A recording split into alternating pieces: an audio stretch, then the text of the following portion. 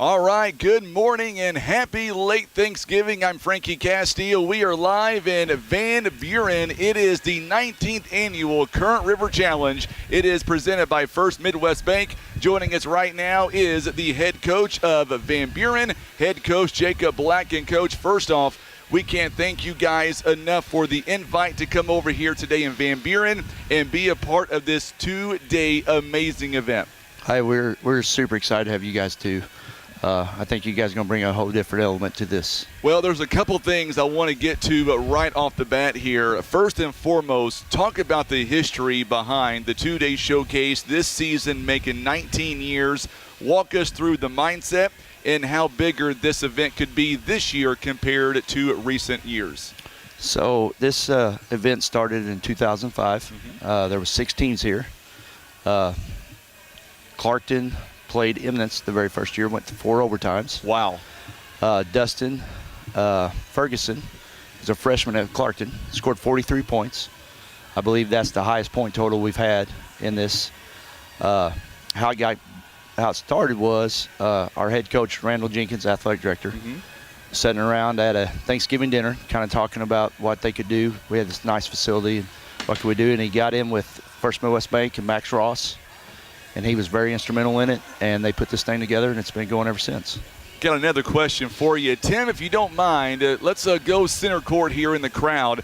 Couple of guys I want you to explain to our audience, because I was told that the 2 guys that we're going to be looking at they're not from around here, and they are from, I believe, the Springfield area, but they have been here to every one of these Current River Challenges just because they love high school basketball. That is correct. I met them about 8 or 9 years ago, and they sat in that same location year in and year out. And so they're up around the Springfield area, and they just come and they'll be there.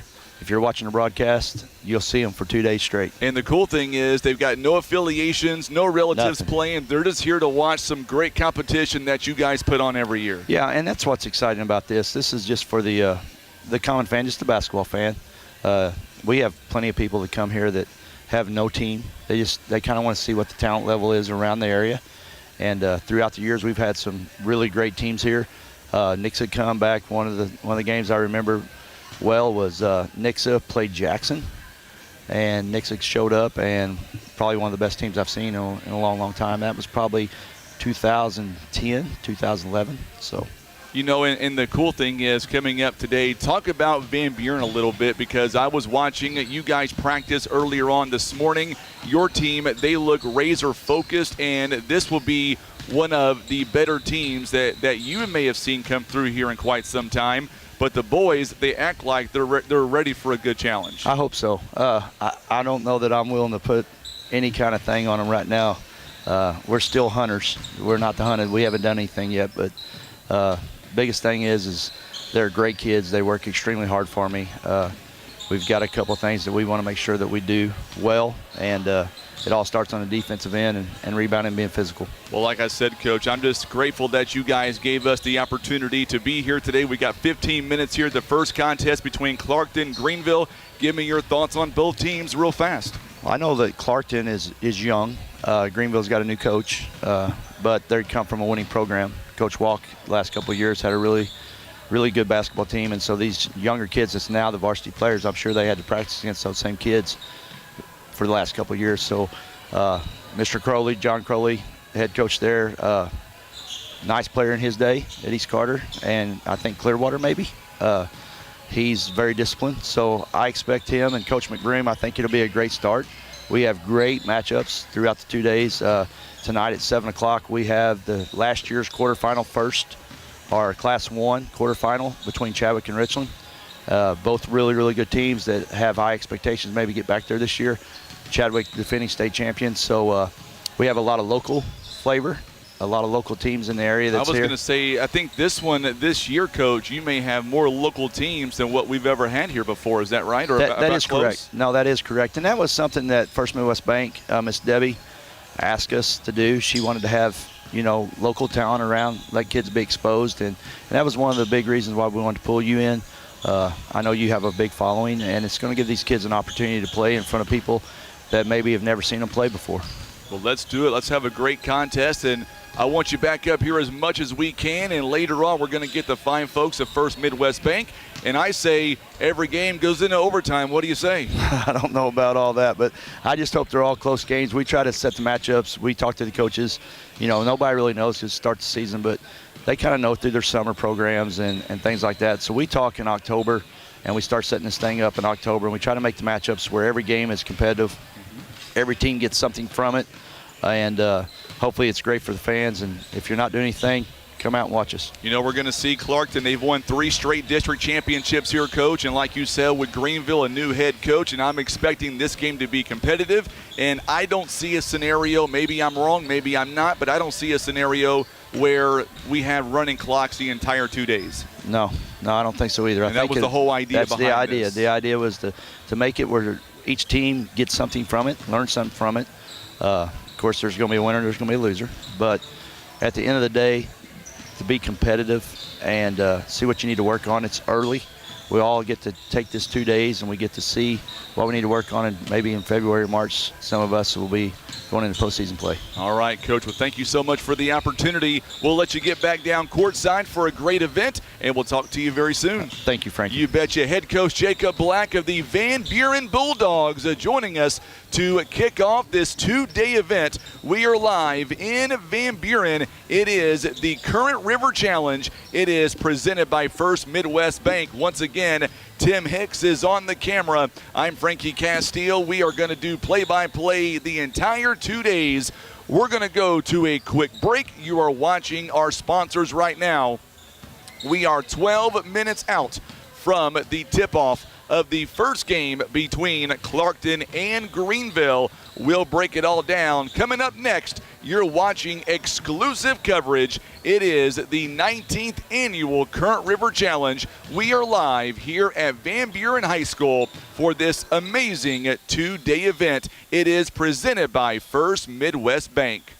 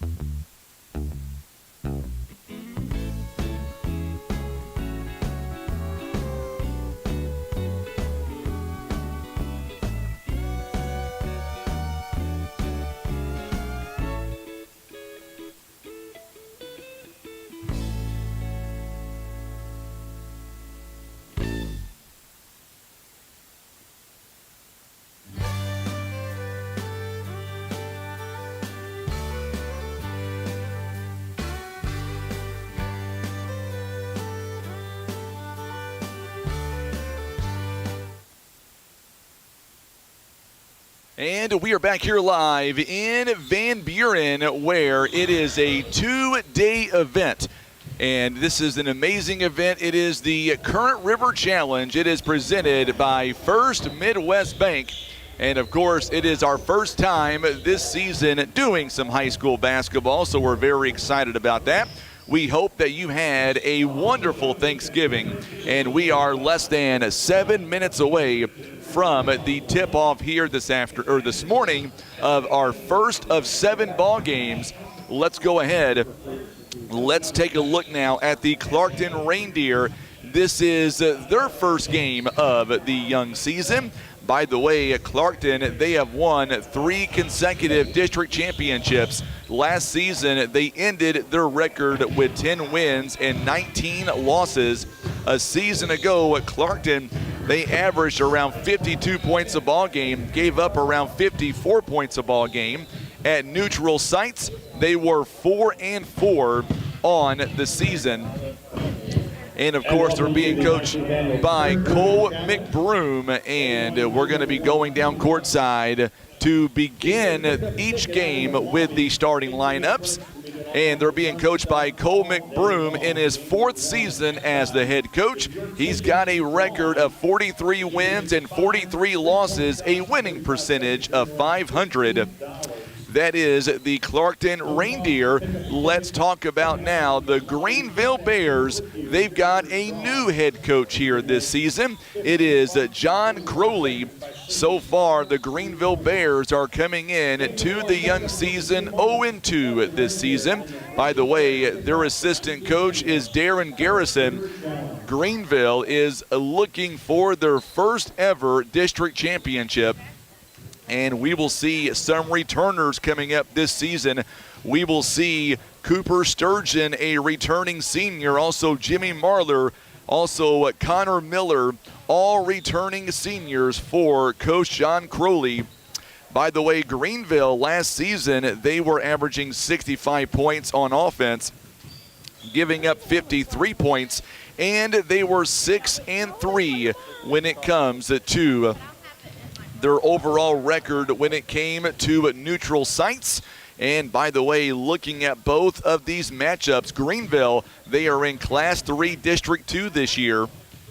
Clarkton in Class 1 District 1. For Greenville, they'll see teams later on this year like Arcadia Valley, also Clearwater, Saxony Lutheran, Scott City, and Woodland. Clarkton, meanwhile, in their district, it is Cooter, Delta out of Deering, also Gideon, North Pemiscot, Risco, and Southland. Those are the teams from Clarkton in what could be and should be a good matchup coming up here this morning to tip off our first of 7 games on the morning. Our broadcast here today, our title sponsor and our tip-off sponsor, it is, of course, our good friends at First Midwest Bank. Also, other sponsors here this year, they include Barker's Towing and Auto Repair. They are our instant replay sponsor. Also, Empower Financial Group, they will give us our keys to the game. Missouri Highlands Healthcare, they're in charge of timeouts here the next 2 days. The Bank of Grandin, they will be with us the next 2 days with our free throws. Our halftime sponsor, it is PB Realty and Legacy Farm and Land Specialist. Our player of the game coming up each ball game, it'll be Senator Jason Bean. Country Road Market is our 3-point sponsors. Other sponsors this year, they are S&T Contracting, Van Buren Tire, Lay It On Me Graphics, Countryside Chevrolet in Donovan. Also being brought to you by Comfort Kings of Southeast Missouri, McSpadden Funeral Home of Van Buren and Elsinore, Turner Excavating LLC. Also being brought to you by Keith Parker, Missouri Farm Bureau Agent, Jumpin' Rentals, and Mizell's Rock and Dirt are proud sponsors this season of the Current River Challenge as we are coming to you live here from the good place of Van Buren. By the way, our officials coming up for Game 1 of this contest, it'll be Pat Sarda, Jason Vandeven, and Bob Godwin. Those are the officials today for Game 1 of 7 coming up this morning live from Van Buren. as we get ready for the Current River Challenge. All right, if you're watching us right now on Facebook, make sure and hit that share button for us. Tag some folks in the video and let them know their team is playing. We're going to step away, our final 30-second timeout. We will come right back with the starting lineups. I believe we will have national anthem, and then tip-off is right around the corner. We're back in 30 seconds here live from the 19th Annual Current River Challenge. It is presented by First Midwest Bank.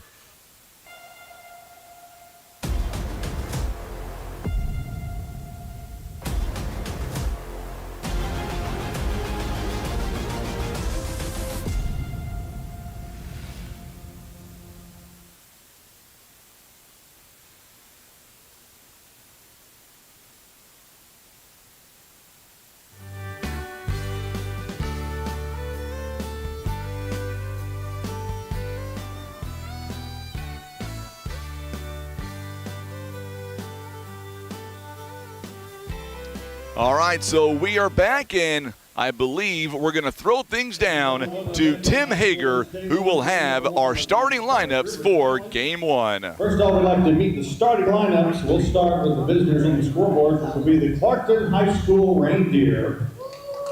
Their starters, number 5, Eli Pavey. Number 20, Alex Juarez. Number 23, James Johnson. Number 30, Caleb Redden. And number 33, Caleb Guyton. The Reindeer are coached by Paul McBroom and Nathan Burnett. Now for the home team on the scoreboard will be the Greenville High School Bears. We'll start with number 5, Eli Evans. Number 10, Jackson Bollinger. Number 22, Cooper Sturgeon. Number 30, Jimmy Marler. And number 41, Logan Rogers. So there you go. Those are the starting lineups here for the first contest. And we will have the opening tip-off. We are coming to you live here from Van Buren High School. Once again, I'm Frankie Castile. Tim Hicks is on the camera. We are coming to you live on Facebook and YouTube. It is now time for the tip-off presented by First Midwest Bank. It'll be controlled by the Greenville Bears. Eli Evans, top of the key. He'll dish it off to Cooper Sturgeon. Sturgeon now back over to Eli Evans, top of the key. The Greenville Bears looking to end a 2-game losing skid here this morning to the Clarkton Reindeer, who have won 3 consecutive district championships. Sturgeon, top of the key, back over to Eli Evans. Greenville, once again, a season ago, 65 points on offense. It goes off the fingertips of the Clarkton Reindeer, and it will stay right here with Greenville. Greenville wearing their home white jerseys with the black and red trim. Clarkton is wearing their purple jerseys with the gold trim. Right now, Alex Juarez talking to Coach Cole McBroom. Cole McBroom in his 4th season as the head coach for the Reindeer. 3-point basket from the inbound is no good by Jimmy Marler. It is rebounded by the Reindeer. Caleb Redden dropping the rebound there. And now James Johnson for the Reindeer getting his first touch of the morning. He'll hand off to Eli Pavey. Pavey now works it around to Juarez. Juarez for the Reindeer, driving inside, gonna go baseline, back out to Pavey. The Clarkton Reindeer, first game of this season, and they have had success the last 3 years winning district championships. We are now underway, and there is a whistle, and we're gonna get our first foul of the contest. It'll go against the Reindeer of Clarkton. It is a foul on James Johnson, so a turnover by the Reindeers. And now Greenville, once again, they are going left to right on your TV screen. 6:30 to play here in the opening first quarter. No score as of right now. Going inside, we're going to get a whistle and a foul coming up. This one will also be on the Reindeer. Caleb Redden is going to be called for his first personal, and that is 2 team fouls off the bat here for the Reindeer. Remember, 5 fouls per quarter. Three-pointer from the inbound is no good by Eli Evans. Good offensive rebound. This time it is money by Eli Evans, a big three-pointer. And now Greenville, they've got the first points of the contest. It is a 3-0 score. Eli Evans draining a three-pointer. Under 6 to play. Eli Pavey, good job getting it away from Eli Evans. Now Johnson top of the key. Johnson gonna go inside, and there is nearly a quick steal. And I believe it's gonna end up being a steal. Good job there by the Greenville Bears, taking it away from Eli Pavey as he tried to go baseline from the top of the key. Taken away by the Greenville Bears. Getting ready to check in for Coach McBroom is going to be Braxton Cowart. Three-pointer is no good by Sturgeon. So Sturgeon three-pointer is no good. Rebounded by Caleb Redden, number 30, for the Clarkton Reindeer. Pavey gets it over to Juarez. Juarez back to Johnson, top of the key. So far, Greenville, they are 1 out of 4.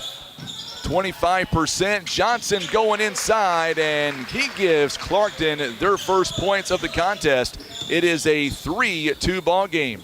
That was a nice move by Johnson as he is able to cut inside and go right through the middle. Eli Evans again from the outside, another three-pointer. He's got 2 of those bad boys here in this game. It is now a 6-2 ball game. Evans, so far here this afternoon, or this morning rather, he is 2 out of 3 from behind the arc, 67%. Juarez near the free throw line, back out to Johnson. Johnson thought about taking a jumper, good block there by Jimmy Marler. Marler able to get a hand on it. Johnson not able to follow through, and this one goes out of bounds. And it'll be last touch by the Clarkton Reindeer. Coming in for the Reindeer, it'll be Braxton Cowart. He will come in for Eli Pavey. As Cowart checks in to the ball game, he is a freshman for Coach McBroom. Coming up on the 4-minute mark. 6-2 Greenville. Good move inside. There's an easy bucket by Cooper Sturgeon getting inside the paint area. It is now an 8-2 score. Greenville looking for their first win on their 3rd game of the season. They'll be here tomorrow as well. We've got 7 games going to get played today. This is just the first of many. There is a whistle and a foul coming up. This one's going to be on the Greenville Bears. 3:32 to play here in the first quarter. Jimmy Marler picks up his first foul. First foul by Greenville. Going inside to Johnson. Johnson off balance shot is no good. Good rebound by Rogers. So now Greenville. Sturgeon has it taken out of midair by Johnson. Johnson, he's going to go coast to coast, and it will fall. Johnson in transition makes it now an 8-4 ball game. Johnson all 4 points for the Reindeer. That was a great defensive play. Defense turned into offense quickly in transition. Sturgeon's shot is no good. Good rebound by Redden. So far in the contest for the Clarkton Reindeer, 3 rebounds. Make sure and let us know where you're watching from this morning. Greenville is going to sub in. Coming up, Logan Hillis, a sophomore. He'll check in momentarily. What a move by Johnson. It's no good. He gets his own offensive rebound. He goes up and scores 2 more. It is now an 8-6 ball game. Boy, James Johnson, all 6 points. Eli Evans back over to Marler, now back to Evans. Bollinger thought about taking a three-pointer. Instead, he's going to go baseline. Good shot, good job there by Juarez on the deflection. Marler now near the free throw line, gets it to Rogers, off balance shot, in and out, no good, and Guyton with the rebound. Boy, that was nice setup by the defense of Clarkton.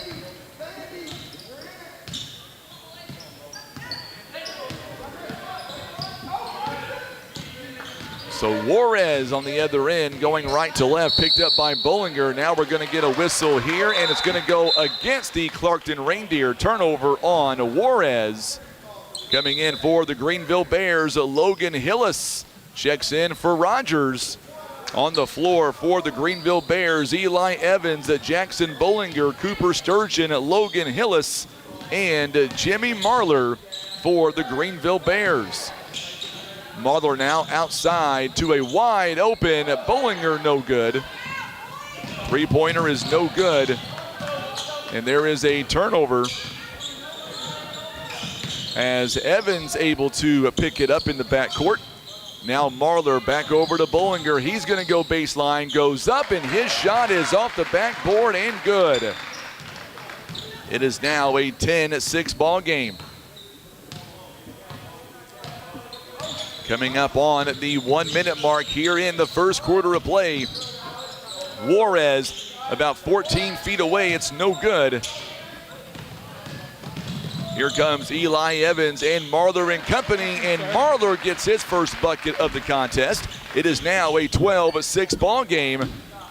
Under a minute to play here in the first quarter. Here comes James Johnson. Johnson, long two-pointer. Oh, he drains it as his foot was just inside the line. It is a 12-8 ball game. Johnson all 8 points so far.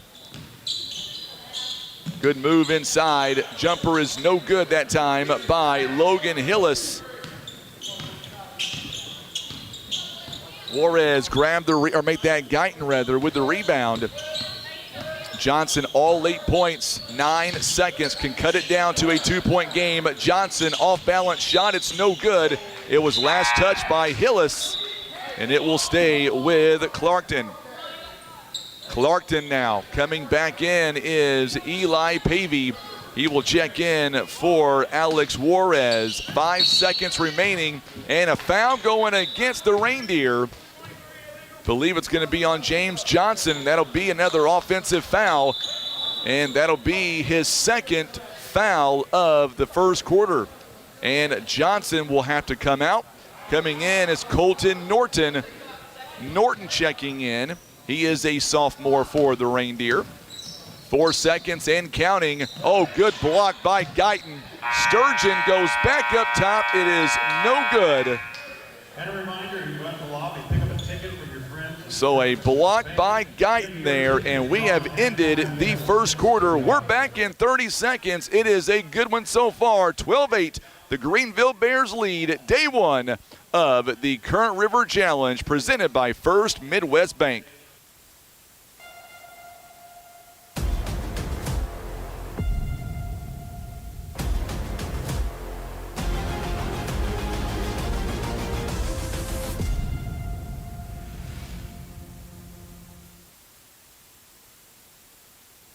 All right, so we are back as we get ready for the second quarter today.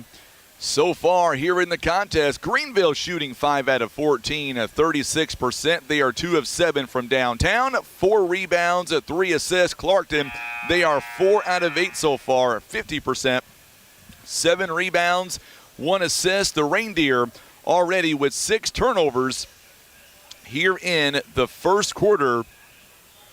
And now as we get ready for the second quarter to begin, it is a 12-8 ball game. We want to say good morning to you as we come to you live here from Van Buren. Let us know where you're watching from.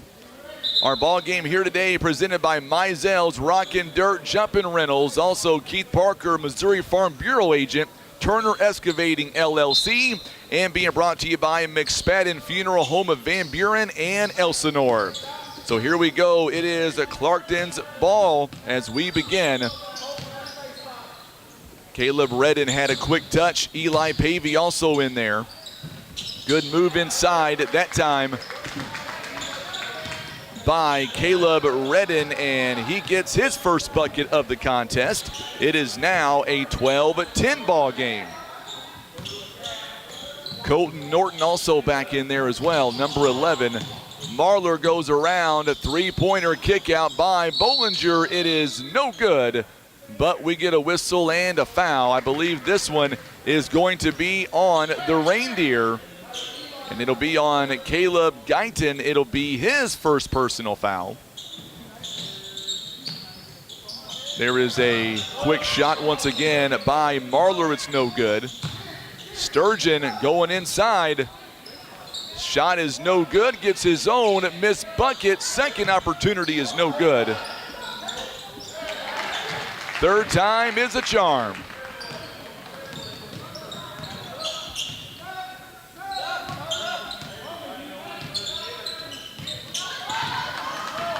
There's a quick steal by Bollinger, who cannot get the shot to go down.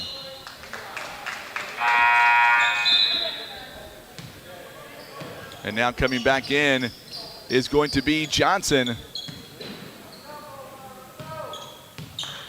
Boy, a moment ago, Ty Burchard a moment ago, after he got the offensive rebound, he was able to drive it up and score. 14-10 the score now.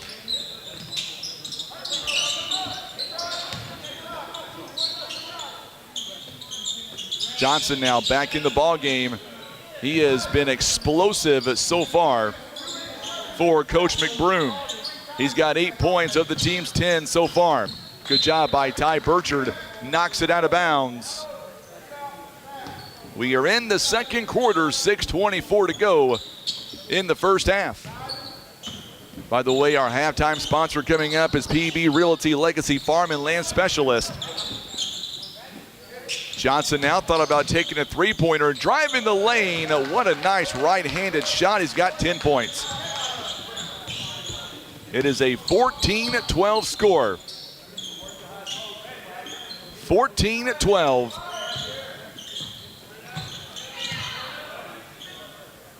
Good move by Logan Hillis. He is able to quickly drive, get into the paint. And now we're going to get a whistle here and a foul coming up. Nope, it's going to be a timeout. Timeout is called on the Clarkton Reindeer. It is a 30-second timeout. It is the first timeout of the ball game issued by either team.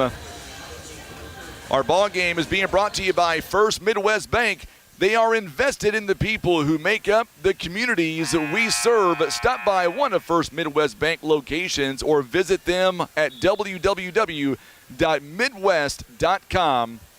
Member FDIC. It is First Midwest Bank, and brought to you by Barker's Towing and Auto Repair for 24/7 towing service, auto repair, maintenance, tires, and alignments. It is Barker's by request at 785-7811. Barker's Towing and Auto Repair also bringing us our instant replay. That shot is no good by the Reindeer, and it goes out of bounds. An air ball on the three-pointer. Oh, they're going to say it was last touched by Greenville. They're going to say Sturgeon maybe touched. No, they're going to say it was deflected on the three-pointer. Good job by the officials. Great officials here all day long. Going to inbound to Redden, who's driving inside, and there's a block by Marler. Bollinger now, he's going to go coast to coast, no good.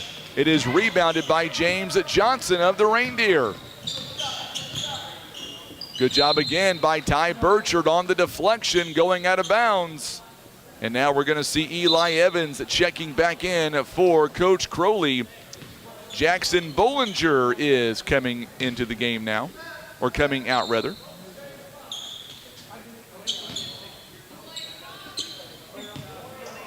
.5:16 to go here in the first half.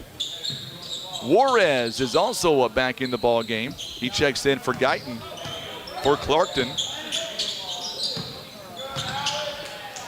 Good move. Speaking of Juarez, right on cue, it is now a 16-14 ball game. Marler going inside to Sturgeon. Sturgeon's shot is up and no good. A couple of deflections Juarez. Big rebound, and now Clarkton can tie the ball game. They trail by 2 points.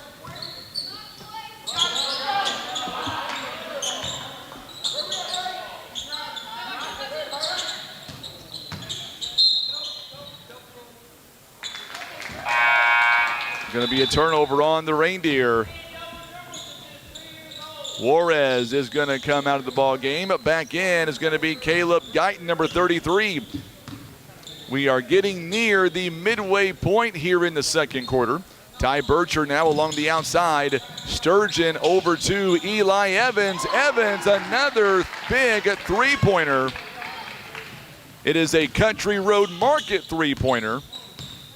And that is his third of the contest.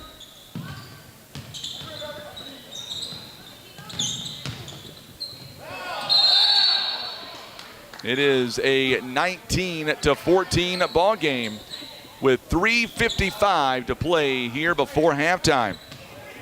It's going to be a foul on Eli Evans of Greenville. That's his first. Each team with one foul apiece. And we're going to get a whistle and a foul. If it's on James Johnson, that is a big one. No, it's going to be on Guyton instead. Another turnover, though. That is the second team foul this quarter by Clarkton. It is 19-14. Greenville out in front rather by 5. Going inside. Big move at that time by Hillis is no good. Offensive rebound by Cooper Sturgeon. He'll grab the loose ball rebound, go back up, and he'll draw the contact. It's going to be on the Reindeer. It's going to be on Caleb Guyton. 2 shots coming. It is a Bank of Grandin free throw opportunity. Sturgeon, first opportunity of the ball game by either team. And coming in for Clarkton, Ray Jones checks out. Caleb Guyton is out.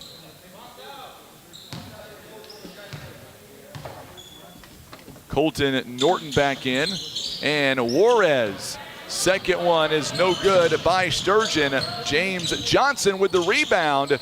Boy, his shot almost went up and in. Johnson's shot and no good that time. Hillis on the rebound.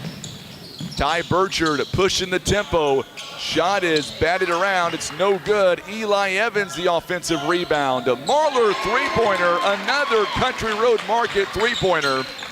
And now Greenville filling it 23-14. That was a great shot, great execution by the Greenville Bears.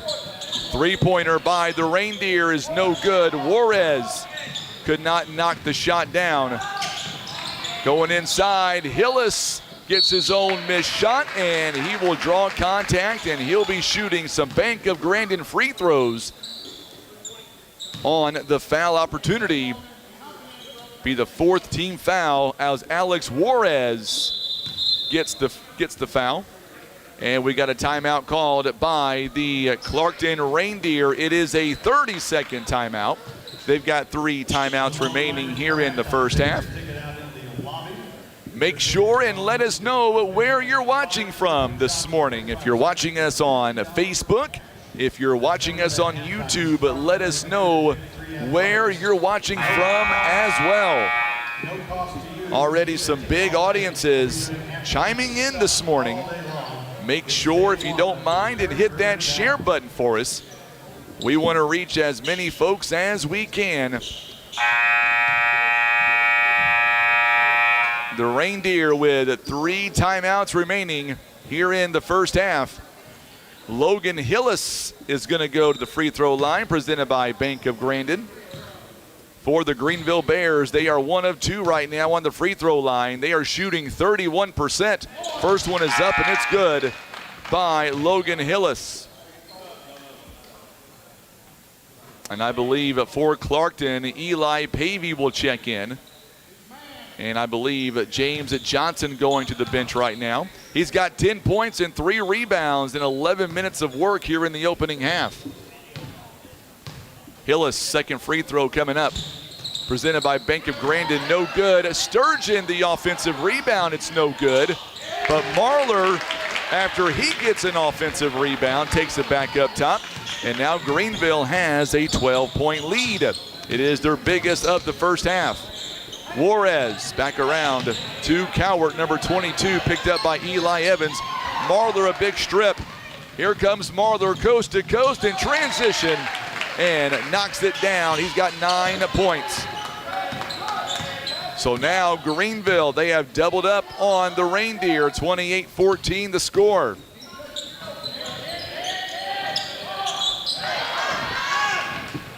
Burchard on a big steal. And Greenville nearly throws it away. It's going to stay with them. Coming back in, Jackson Bollinger, Logan Rogers, Ty Burchard taking a seat, and Logan Hillis. Sturgeon already with 6 rebounds on the inbound. Evans misses the shot, but there is a quick pickup by Cooper Sturgeon. He's got 5. Right place, right time, 7 rebounds, 5 points here by Cooper Sturgeon so far.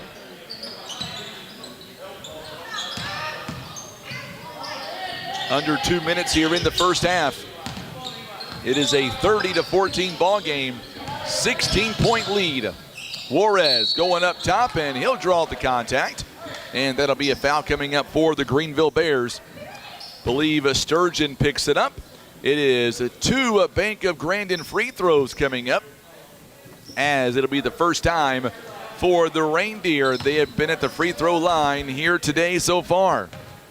First free throw coming up here by Alex Juarez, wearing number 20. It's up and good. It is now a 30-15 ball game. And we're going to see Ty Burchard coming in for Jimmy Marler. Marler 9 points, 2 assists, 1 rebound in 14 minutes. Juarez, he crossed on the free throw opportunity. It wouldn't have counted anyway. 30-15 now the score. 135 and counting. Day 1, game 1 of the Current River Challenge. Presented by First Midwest Bank. Going inside to Rogers, who lost it. Good job by Pavey. Turnover by Greenville. They've got 2 turnovers here in the first half. 11 by Clarkton. Norton going inside. Big shot by Redden, no good. Rebounded by Eli Evans. Here comes Sturgeon and company. Sturgeon jump shot is no good, but he'll draw the contact. That is another Bank of Grandin free throw coming up. This one's going to be on Caleb Redden. There is your Barker's Towing and Auto Repair replay. We'll be showing replays pretty much all ball game. Sturgeon 5 points here in the contest. First one is on the way. It's no good. He is now 1 of 3 on the free throw line. Well, I tell you what, Greenville looks really good here in the first half, leading by 15 points. Second one is up, and it is good. 31-15. Sturgeon now with 6. Under a minute to play in the first half. Redden slipped, and I believe he traveled. He did. Tried to maintain his dribble, could not do so. 50.1 seconds remaining here in the first half. Evans going to slow it down a little bit for the offense. They lead at 31-15. Clarkton already in double bonus. Oh, good move to Cooper Sturgeon. Bollinger picks up a nice assist.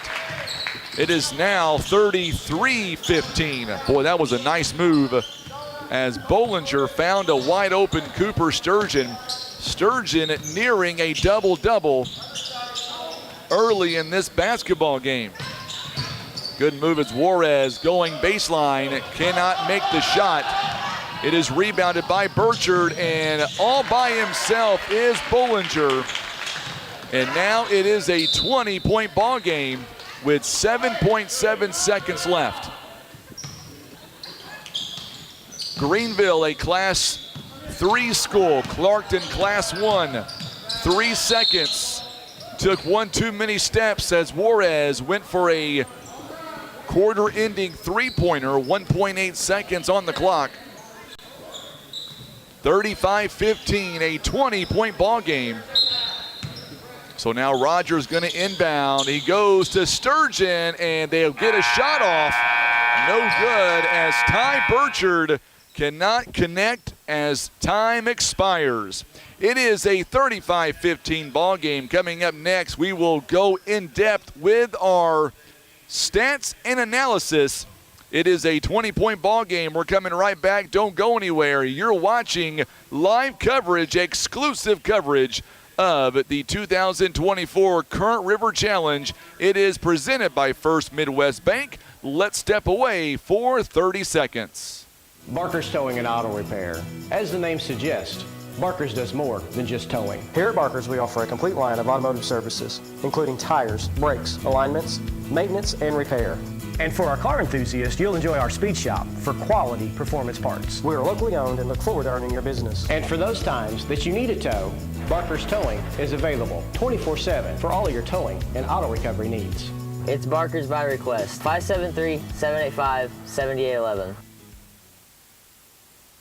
All right, so we are back, and it's time for our PB Realty Legacy Farm and Land Specialist halftime report. So let's get after it, as Greenville has opened up to a 20-point game. So far, Clarkton was outscored at 12-8 in that first quarter by Greenville. Greenville in onslaught, 23-7 overall in the second quarter. Greenville with a 20-point lead so far. Let's talk about Clarkton for just a moment. They are shooting 41% overall, 7 of 17. They are 1 out of 1 on the free throw line, 0 of 2 from behind the arc. They've got 10 rebounds so far in the first half. Also 13 turnovers, 1 assist, 2 block shots, and 2 steals. On the other side, Greenville, they are shooting 39%. They are 4 out of 12 from behind the arc, and they are 3 of 6 on the free throw line. 18 rebounds are the Greenville Bears to go along with 8 assists, or make that 7 assists, 18 rebounds, 5 steals, 2 block shots, and 2 turnovers. Clarkton, they are led by number 23, James Johnson. Of the 15 points, he's got 10 of them.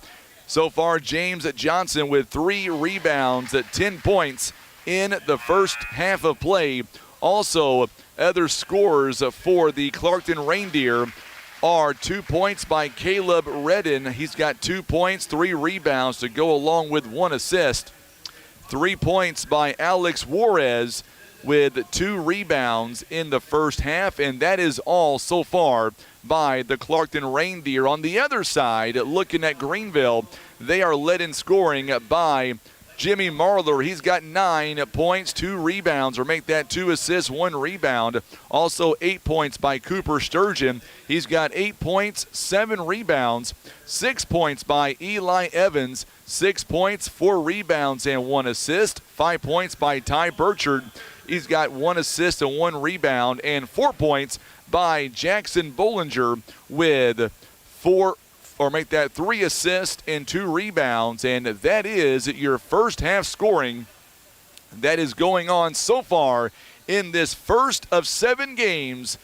And by the way, coming up in our next contest should be a good one. You'll have Billings taking on Winona. Billings, a Class 1 school. Winona is a Class 2 school. Should be a fun one. And then in the third game of the day, it'll be the girls' turn. It'll be Van Buren taking on Kennett. That one should be a dandy. By the way, as a reminder, if you're going to be watching periodically throughout the day, after the 4th game today, we are going to be ending our video stream because we've got to start a new one. That is because the rules put in place by Facebook and YouTube, we cannot exceed so many hours. So we thought we would just do 4 games this morning into the afternoon, and then we'll pause and then go right into the afternoon games. Our broadcast is presented by Country Road Market. They are proud to offer expert deer processing services handled with care and respect for the animal and the hunter. For more information, give them a call, 573-297-3456. It is Country Road Market. They are located off of Highway KK It is County Road 558, just off of KK Highway, and brought to you by PB Realty Legacy Farm and Land Specialist. Whether you're buying or selling residential or commercial, call 785-7600. PB Realty Legacy Farm and Land Specialist have several locations in Poplar Bluff, in Piedmont, Doniphan, and in Branson, and being brought to you by Empower Financial Group.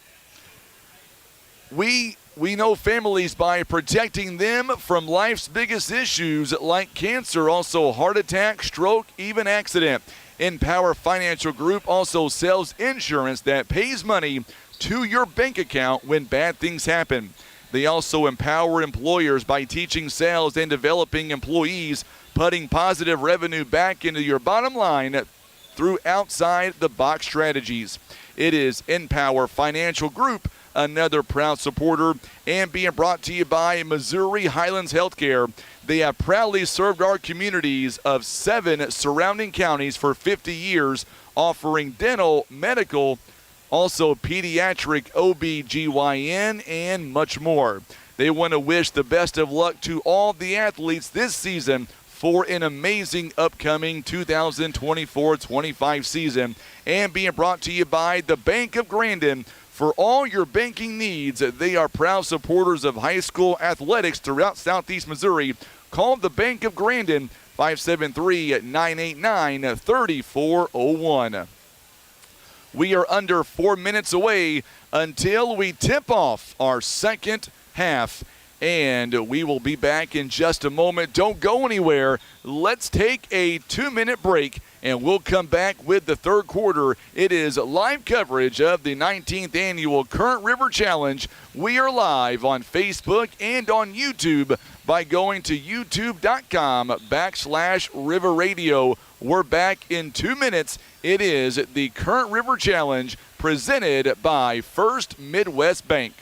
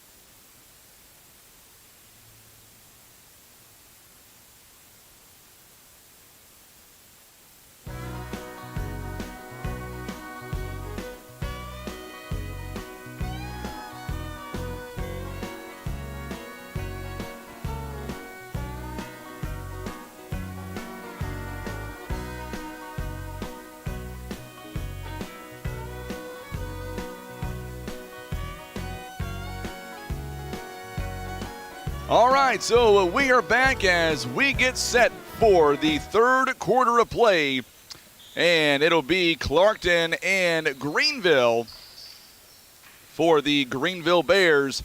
It'll be Greenville's basketball as we begin. Same starting five as we had on the floor to begin with. Greenville now, they switch sides. First shot is no good, rebounded by Johnson. So Johnson with a quick, or I should say a rebound rather. And now Clarkton on the other end. Eli Pavey gets it over to Caleb Guyton. Caleb Redden is down low. Alex Juarez also out there, 5-on-5. Clarkton now going from left to right. Good job by Marler, tries to go in for the ball, but instead it'll be Eli Evans that's going to be called for the personal foul.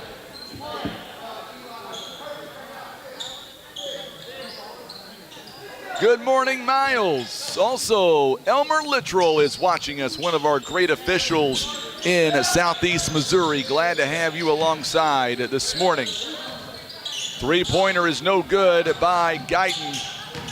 Here comes the Greenville Bears now. Bollinger as he powers his way in, and we're going to get a whistle and a foul coming up.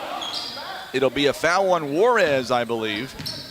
Be his second personal. To Bank of Grandin free throws is on the way.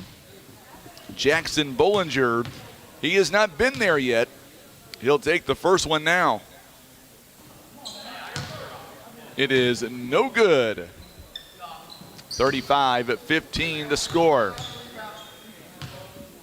Got some other teams starting to walk in. This one is up and good. 5-point lead, or I should say 5 points rather, for Bollinger.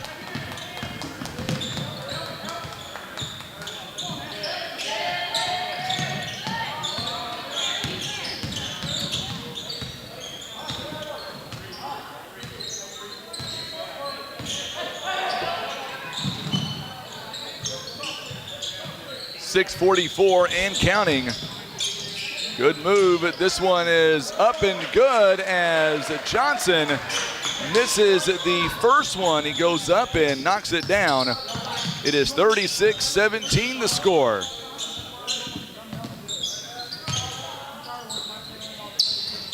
Three-pointer. This one is good. A Country Road Market three-pointer. Eli Evans. Boy, he has had a phenomenal ball game from outside. Third three-pointer, 39-17. Eli Pavey going inside, it's no good. Rebounded by the other number 5, Eli Evans of Greenville. Good bounce pass to make that Marler. Marler, another three-pointer presented by Country Road Market. 2 3-pointers back-to-back. It is a timeout called by Clarkton. It is a full timeout. Let's take a 30-second break. You're watching live coverage. It is the 19th annual Current River Challenge. We're back in 30 seconds, presented by First Midwest Bank. Tired of wondering where your meat comes from? Country Road Market has the answer. We're bringing the farm straight to your table. From fresh cuts to custom processing, we do it all. Bring us your deer, hog, or cattle, and let our expert butchers work their magic. Skip the grocery store and support your local farmers.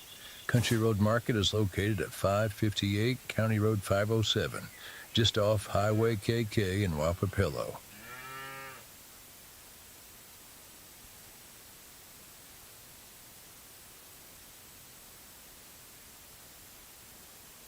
All right, so here we go as Greenville continues to pull away here in the quarter.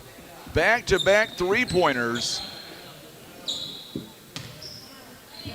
And now Clarkton going to inbound with 5:54 to play in the third. It is a 7-2 run to begin this half as Juarez is going to go downstairs and he will draw the foul, and it'll be a foul on the floor, they're saying. And it'll be a foul on Jackson Bollinger. It is his second personal. Three-pointer by Johnson is no good. Rebounded by Cooper Sturgeon. So now Rogers over to Bollinger. Good move. He tried to get it to Rogers. Nearly taken away. Greenville doing a great job, and offensive foul. Boy, what a great job by Caleb Redden, as Sturgeon is going to be called for the offensive foul. Ty Burchard and Logan Hillis going to come in for Jackson Bollinger. Also, Logan Rogers taking a seat. 5:28 to play. 42-17. Going to be another turnover on James Johnson. Kenneth Wagner tuning in, watching us from Bloomfield, Missouri. Glad to have you alongside, Kenneth. 5:12 to go in the opening quarter. Sturgeon outside the Ty Burchard, and we're going to get a lane violation. Another turnover on Clarkton. Coming in for the Reindeer now is going to be Braxton Cowart. He'll come in for Eli Pavey. On the floor now for the Reindeer, Alex Juarez, Braxton Cowart, James Johnson, Caleb Redden, and Caleb Guyton all on the floor for the Greenville Bears as Juarez goes down the floor. Nice shot by him. He's got 5 points. Ty Burchard, Eli Evans, Cooper Sturgeon, Logan Hillis, and Jimmy Marler are all on the floor for the Greenville Bears. Another foul. This one's going to be on the Clarkton Reindeer. That is number 4 on Caleb Guyton. Coming in is going to be Ray Jones. Guyton 4 fouls here in the ball game so far. There is the lob pass taken away by Cowart. And now we're going to get a foul by Ty Burchard. And that'll be the 4th foul by Greenville. It'll be 2 free throws coming up presented by the Bank of Grandin. Ray Jones going to the free throw line. He's not been there this morning so far. He'll get 2 coming up presented by the Bank of Grandin. First one is on the way. It's no good.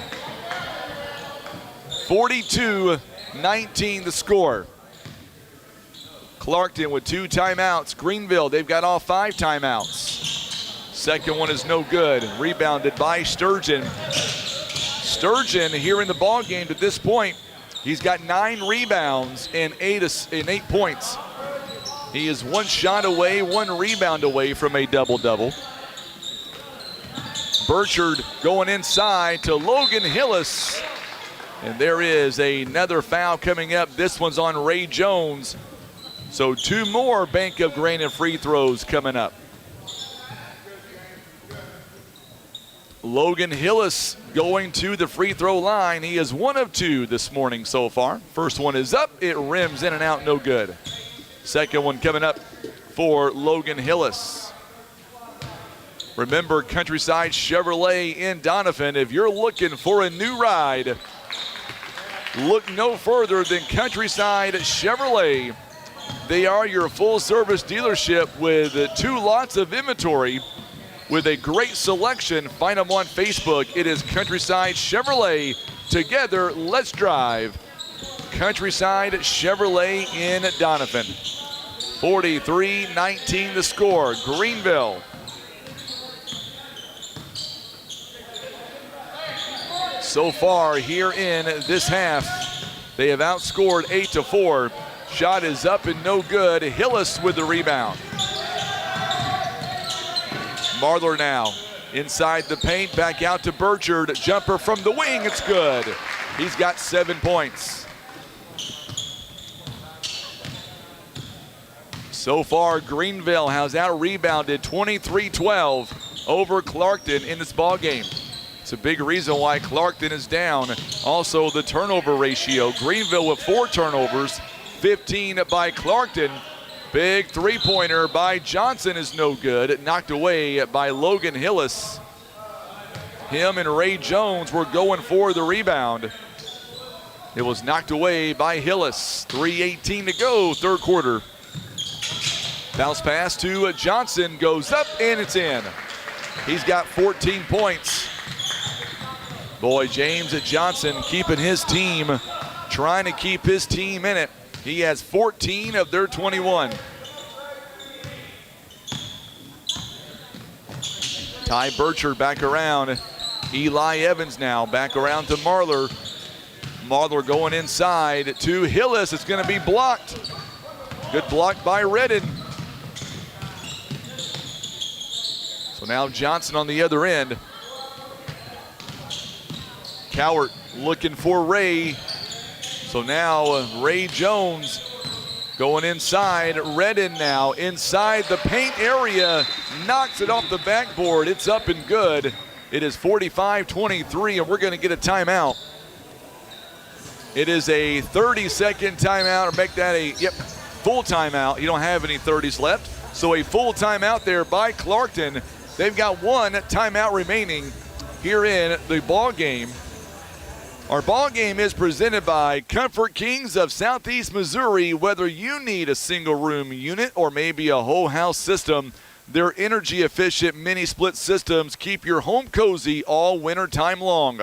573-625-9583. It is Comfort Kings of Southeast Missouri, and being brought to you by McSpadden Funeral Home of Van Buren and Elsinore. They offer compassionate, personalized services to support families during their most difficult times, honoring loved ones with dignity and care.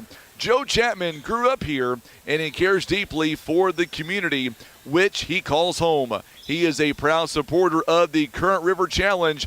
Call his office Monday morning, 573-323-4222.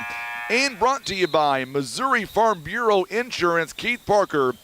Make sure and trust Keith Parker for all your insurance needs. They are located in Poplar Bluff. Call 573-785-4629.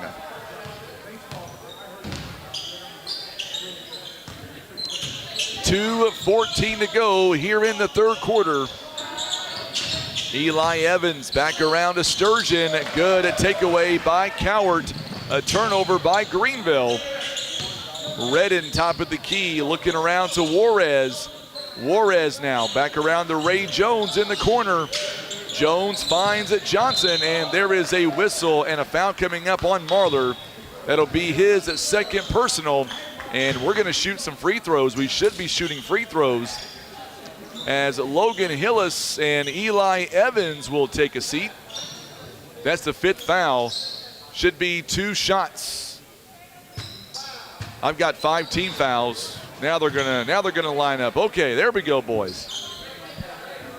So James Johnson is going to shoot some free throws. Tim's giving me that look as if I know more. I don't know more. I'm just taking the right stats there, Tim.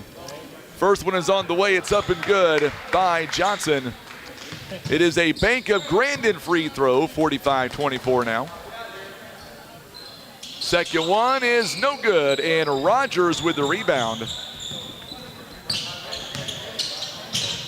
Eli Evans, by the way, checks back in, or make that Bollinger, rather, who checks in. Eli on the bench. Sturgeon, long court pass that time to Bollinger as he's going to go baseline and pick up a foul. Believe Ray Jones will be called for the foul. That is his second team foul, number 4. Van Buren Tire is your trusted partner for all things automotive. From tire services to repairs, we keep you safely on the road. It's Van Buren Tire. They are located at 603 Main Street. Call 573-323-4319. The third foul, by the way, by Caleb Redden. Each team is in double bonus. A Bank of Grandin free throw is no good by Logan Rogers. He'll get one more. Remember, Van Buren Tire is a proud supporter of this year's Current River Challenge. It is a 46-24 ball game.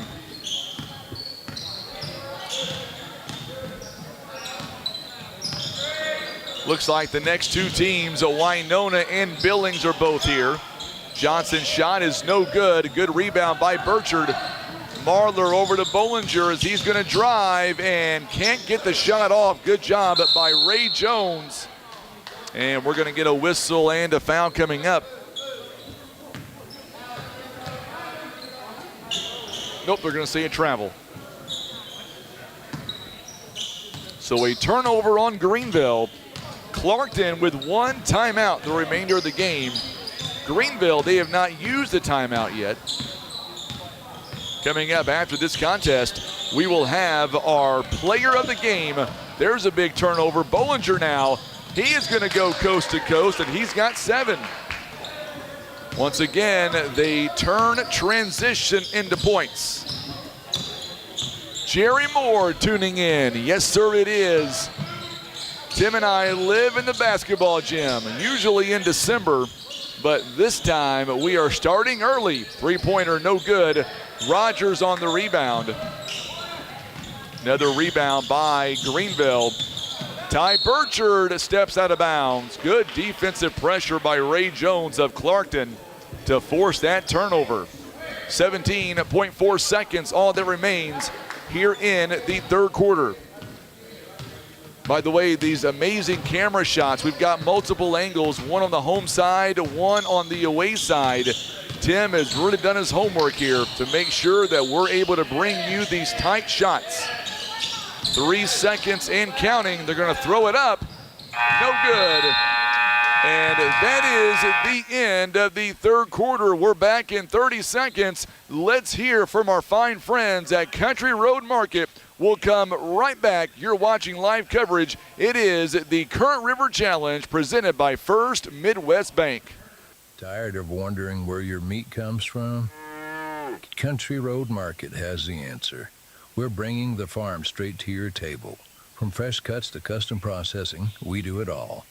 Bring us your deer, hog, or cattle, and let our expert butchers work their magic. Skip the grocery store and support your local farmers. Country Road Market is located at 558 County Road 507, just off Highway KK in Wapapillo.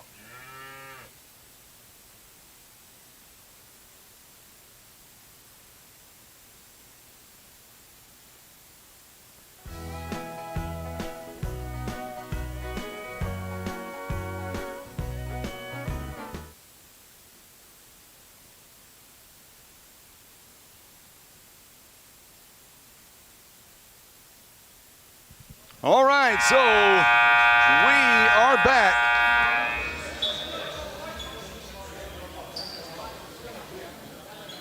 We are back as we get ready for this fourth and final quarter.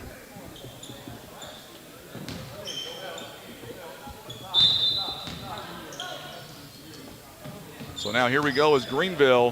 I got it back. Thank you, Tim. Let us know he's got it back. One of our camera angles was going down. Gonna get a whistle here and a foul right off the bat. And that'll be a foul, I believe, on Ray Jones. It is, and that is his third. It is 2 free throws coming up presented by the Bank of Grandin.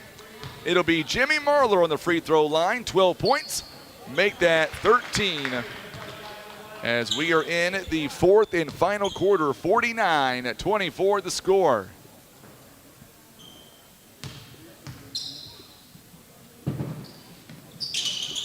And this one is up and good. There we go, Tim. Just so you know, I was able to get into YouTube. I don't know what was going on. I couldn't get into YouTube for a long time. Now I can.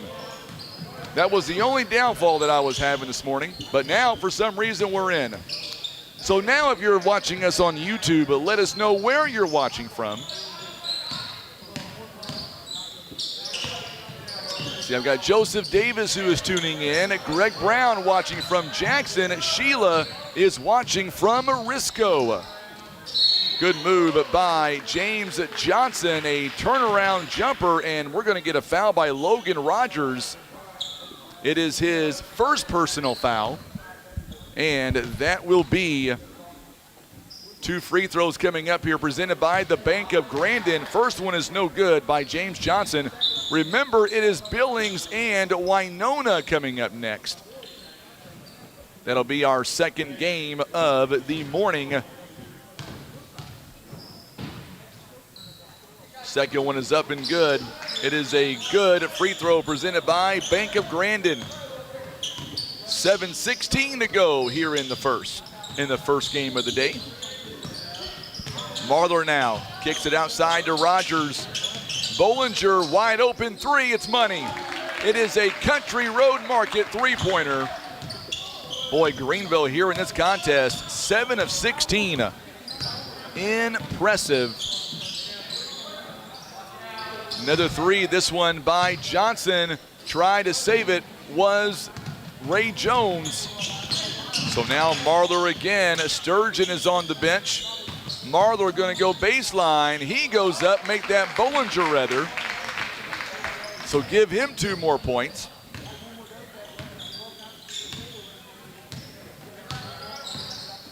Ian Meyer, number 11, checked in a moment ago. Ian Meyer, he is a 6-foot sophomore for the Greenville Bears. Now we're going to get coming in for Clarkton, Colton Norton coming in, and Caleb Redden coming in. Ray Jones taking a seat, as well James Johnson. Caleb Guyton also back in as well.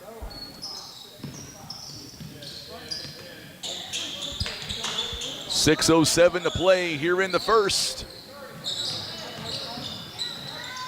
Scramble for the ball on the court. Not many jump balls in this ball game so far. Possession arrow does favor Clarkton.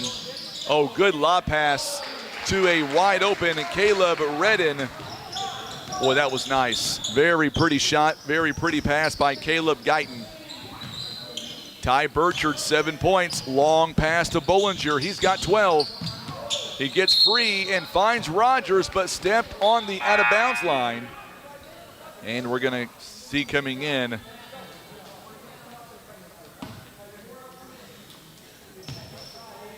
.534 to play here in the first. Jason Stover is watching from the Dominican Republic. That is amazing. That got Tim's attention. I like that.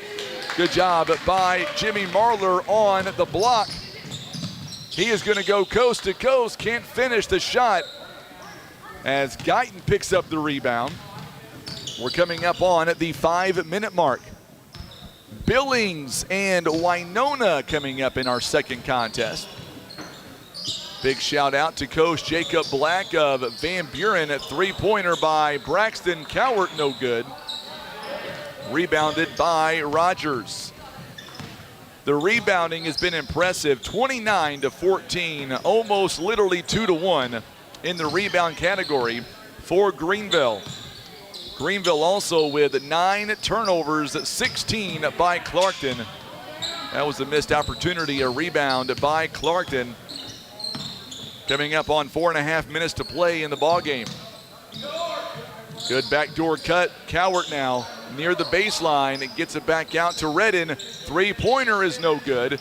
This one goes out of bounds on Greenville, and it will stay. And now we're going to get some fresh jerseys on the floor. Coming out will be Rogers and Jimmy Marler. Coming back in, Cooper Sturgeon and Logan Hillis. Good move by Caleb Guyton, his first points of the contest. Thank you, Jason. Appreciate you so much. Have fun on your vacation. All right, just because I really want to know what is the temperature right now in your area. It is a balmy, 32 right now here in Van Buren. We got a jump ball. It's going to go to Clarkton. Good job by Cowart. And we're going to get a whistle here and a timeout called. I believe it's Clarkton's final timeout. So Clarkton is using their final timeout here at the ball game. Lay It On Me graphics. They've got you covered from boat wraps to custom signage, but they don't stop there. They even wrap monster trucks. If you want to stand out, Lay It On Me graphics is the team for you. Call them today and let them bring your vision to reality. 573-323-8834. And being brought to you by Turner Excavating, LLC. Need excavation services in southeast Missouri or northeast Arkansas? then turn to Turner Excavating, locally owned, operated, and insured. 573-282-2949.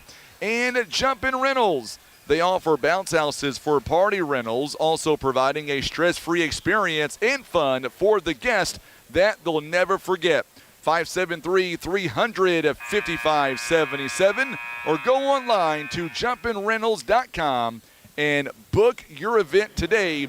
How about Mizell's Rockin' Dirt? They are here for all your rockin' dirt needs. No job is too big or too small.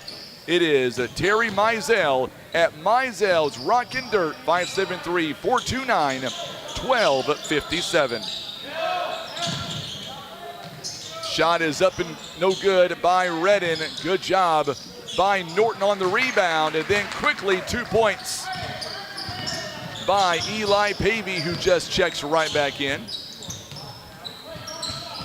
So Pavey makes it 55-31.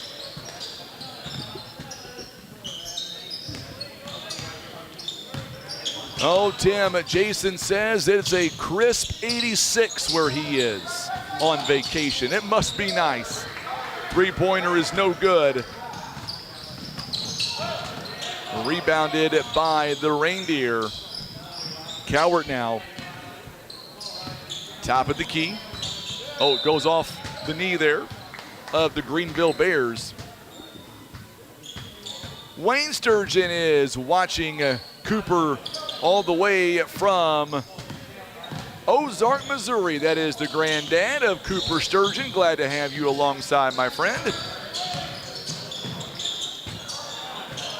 Shot is no good by Guyton. Got two opportunities and draws a foul the third time around. We're going to have the Bank of Grandin free throws coming up. It is just the second foul of the quarter for the Greenville Bears. That'll be a foul on Cooper Sturgeon. You betcha, Krista. How is Jack doing? I haven't seen Jack since he was first born. First one is no good. I sure miss you guys. I was teasing Cole before we got started today. Second one is no good as well. Rebounded by Eli Evans. 55-31 the score.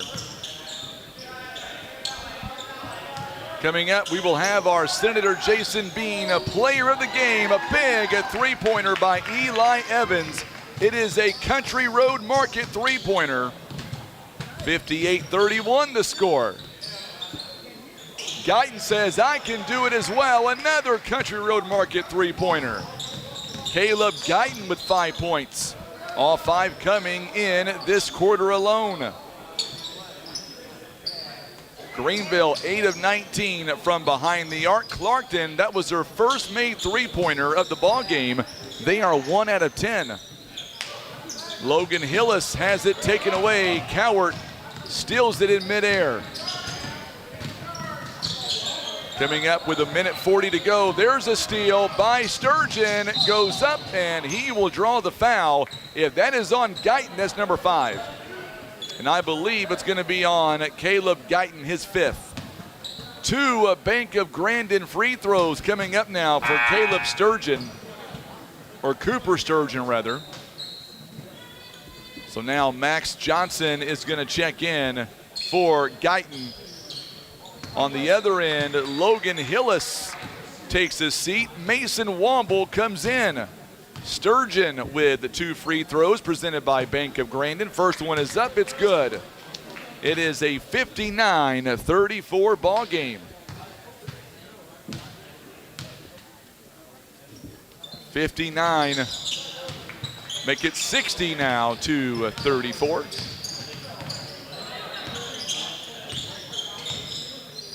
He's got 10 points. Good steal that time by Womble. Coming up on the final minute here of the first ball game. And then we're going to reset and we will get ready for game 2 coming up. In Meyer coming back in the ball game now. Believe we're going to get a timeout first. A timeout called for the Greenville Bears. It is a 30-second timeout for Greenville. Our ball game here today, it's all being brought to you by First Midwest Bank. Also being brought to you by Barker's Towing and Auto Repair, Empower Financial Group. Also being brought to you by Missouri Highlands Healthcare, Bank of Grandin, PB Realty, Legacy Farm and Land Specialist.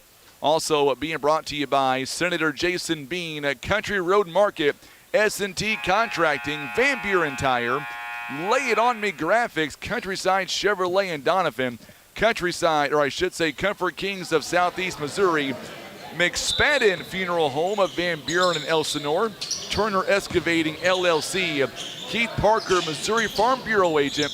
There is a three-pointer, is up and no good by Ian Meyer. Goes out of bounds. The last touch by Clarkton. 1:07 to go. Also being brought to you by Jumpin' Reynolds. Here's a three-pointer. It's no good by Eli Evans. A rare miss by him and by Meisel's Rockin' Dirt. There is a big block by Bollinger. And Wombles is going to draw the contact and the foul.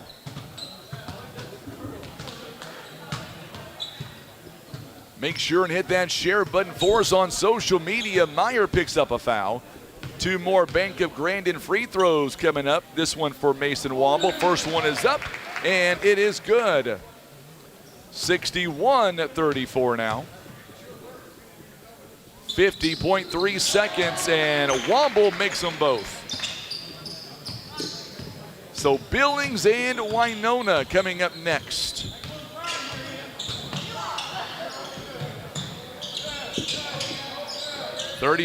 Make that 37 seconds rather. Eli Pavey, game one about to be in the books. I tell you what, good luck to both teams. We're going to see Greenville again coming up when we cover the OFC later on down the road at Clarkton. They've won 3 consecutive district championships, eyeing their 4th one in a row. And I would say they're in great shape to get it done. Three-pointer is off the mark by Ian Meyer, no good. Cowart comes away with it, and we're going to get a whistle and a foul coming up. I believe it's on Eli Evans. 15 seconds in the first game. Evans picks up his 3rd foul. So 62-34, final score as Greenville will get their first win of the season. Big block by Meyer, and that will be the ball game as Clarkton starts their season 0-1, and the Greenville Bears, they are now 1-2 on the season. Congratulations to the Greenville Bears on a big win here in game 1 of the Current River Challenge. Coming up next, we will try to interview our Senator Jason Bean, player of the game. We'll tell you about him. Let's step away for 30 seconds. We'll come right back. You're watching live coverage. It is this year's Current River Challenge. It is presented by First Midwest Bank.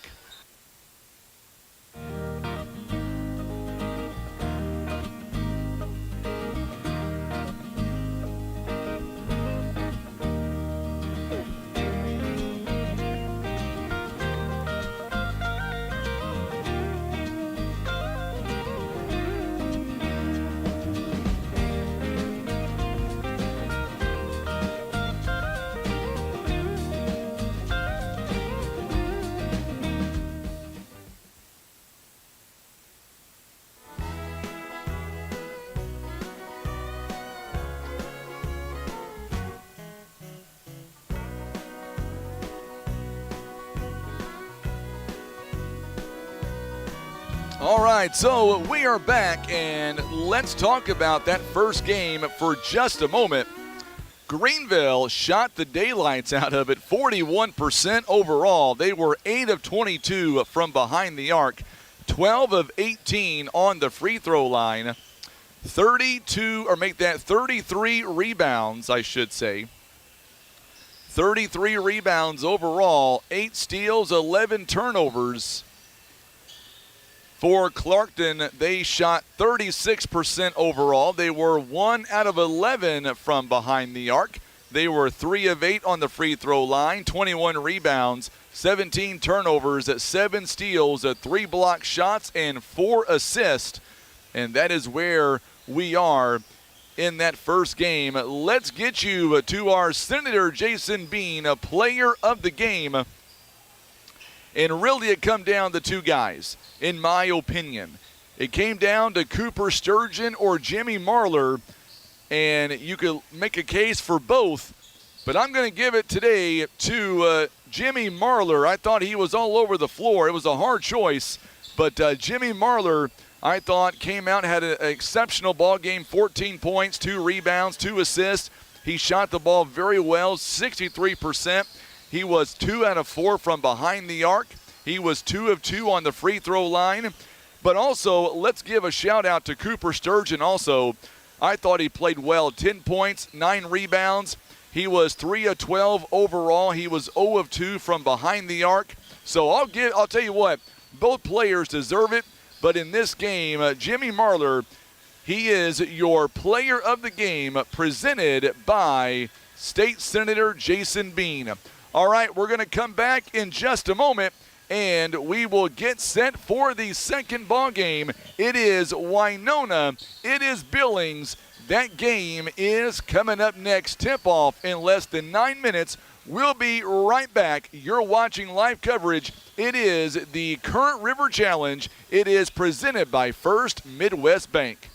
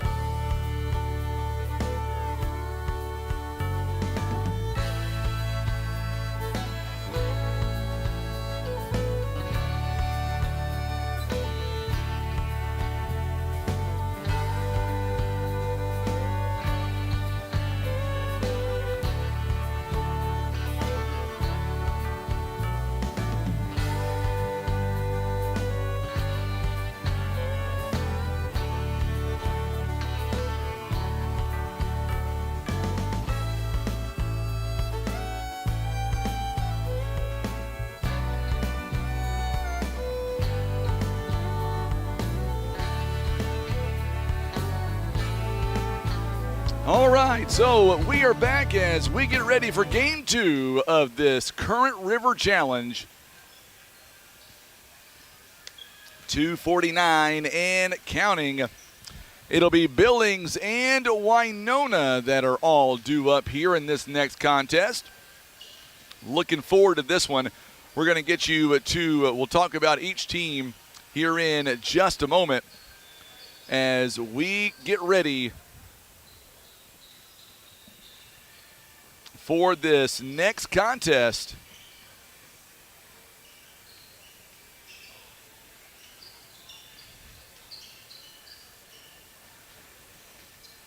So Billings, as they come in to the ball game, let's talk about them. This will be the first game for Billings this season, and it will be the first game for Winona as well. Let's start with the away team on the scoreboard, and they are the Billings Wildcats. The Wildcats coming in, they're being coached by Blaine Armstrong. He is in his second season overall. He is 17-12 in his career coaching at Billings with a winning percentage of .586. By the way, their last district championship a season ago, and they were 17-12 last season. They ended their season last year averaging about 49 points a ball game, giving up 45 points a ball game. Let's look at the Winona Wildcats now.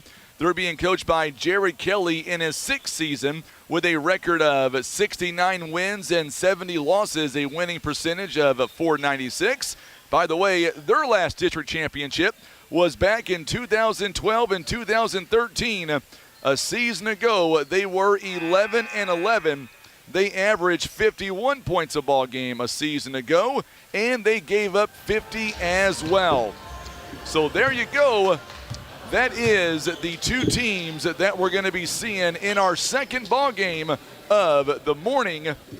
And we're going to go down courtside, and we want to introduce our starting lineups. And to do that, let's welcome in Mr. Tim Hager. Winona. First, let's meet the visiting team on the scoreboard, the Billings High School Wildcats.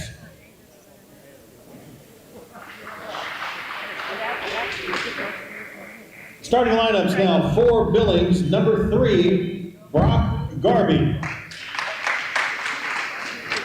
Number 10, Brock Harder. Number 20, Dylan Edwards. Number 22, Logan Woody. And number 24, Justin Boss. The Billings Wildcats are coached by Blaine Armstrong and Kevin Armstrong. Now for the home team on the scoreboard, the Winona High School Wildcats. We'll start with their number 3, Owen Green. Number 5, Channing Byrne. Number 13, Patrick Cox. Number 21, Aiden Sullivan. And number 45, Cash Pasley. So there you go. That is the starting lineups here for both teams. And now it is time for the tip-off. Our tip-off here this morning. It's all being brought to you by our good friends at First Midwest Bank. It is time for the second game of the day. Our officials, once again, are Bob Godwin, Jason Vandeven, and Pat Sarda. So here we go. I'm Frankie Castile, Tim Hicks. He is on the camera. The whistle sounds, and we are underway. It'll be controlled by the Billings Wildcats. They are going from right to left on your TV screen. Once again, for Billings, starting lineup is Brock Garby, Brock Harder, Dylan Edwards, Chance Schaefer, and Justin Bose. Long three-pointer. This one is off the mark by Schaefer. It's no good.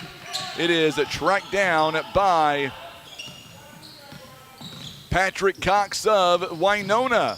For the Winona Wildcats, good dish inside. It's no good, as Aiden Sullivan could not get the shot to go down. It's going to be a travel as they could not maintain it on the way down. Owen Green, Channing Byrne, also Patrick Cox, Aiden Sullivan, and Cash Paisley are all in the starting 5 here for the Winona Wildcats.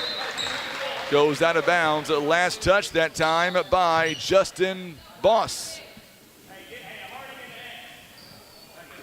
For the Billings Wildcats, won districts a season ago.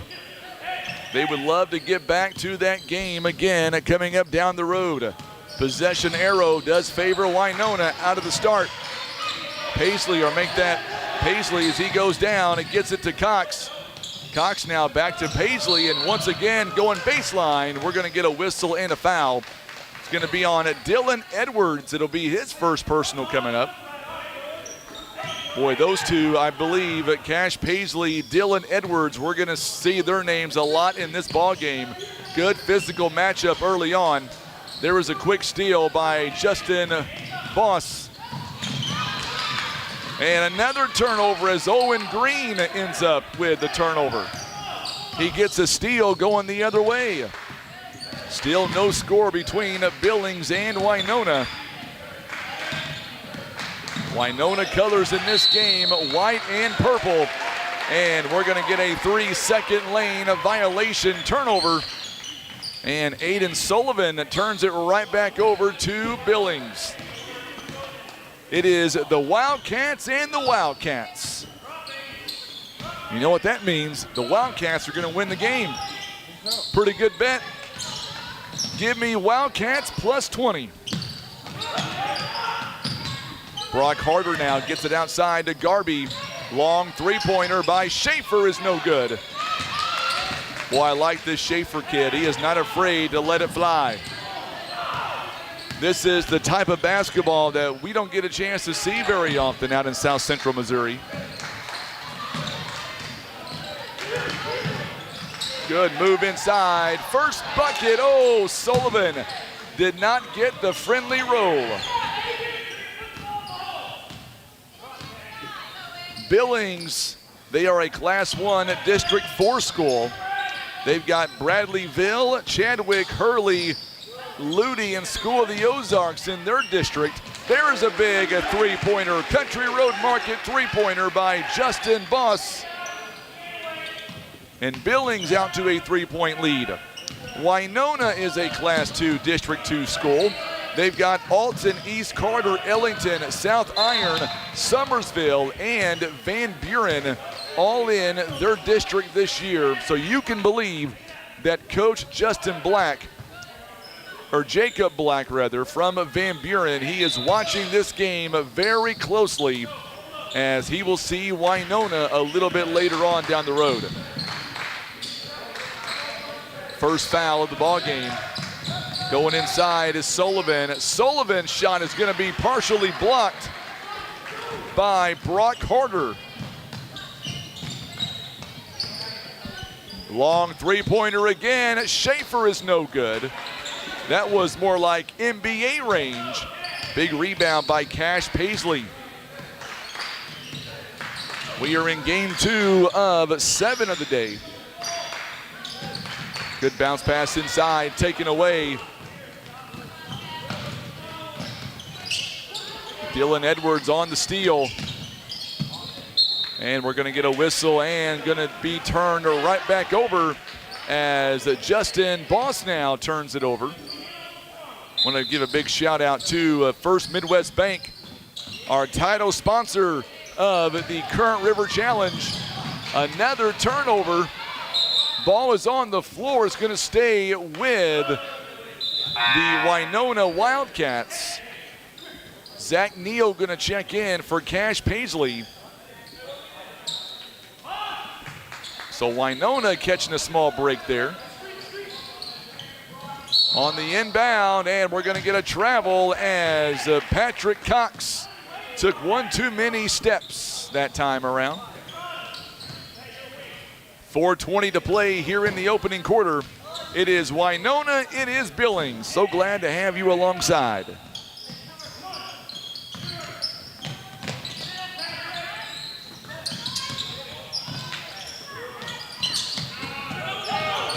Good job by Winona. Pressure defense right now. Zach Neal, top of the key. Long pass over to Justin Boss, and there is a three-pointer. It is presented by Country Road Market. It is his second of the ball game. He's got all 6 points.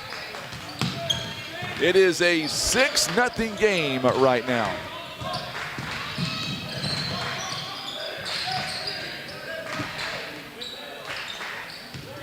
Channing Byrne going over to Patrick Cox. Cox gonna go baseline. Tries to get it in to Aiden Sullivan. He does. And Winona is now on the board. 6-2 is the score now.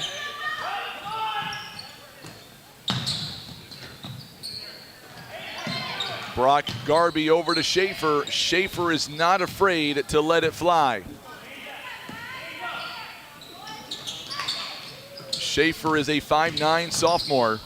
Oh, good move to Edwards. Edwards, his first bucket of the ball game. It's now 8-2.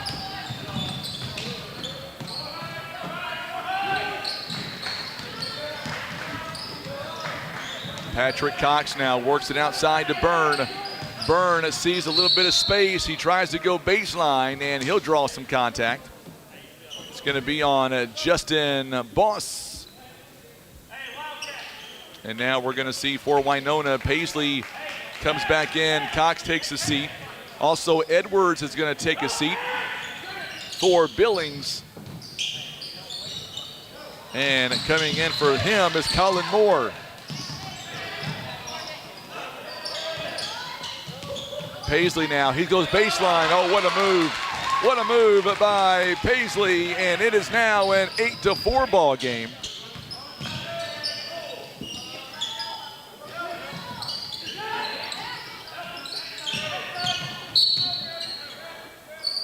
It is 2:06 to play. 2:06 to play here in the opening quarter.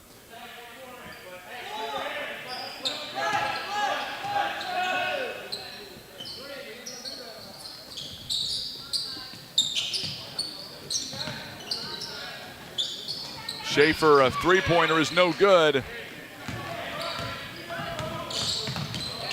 Channing Byrne with the rebound.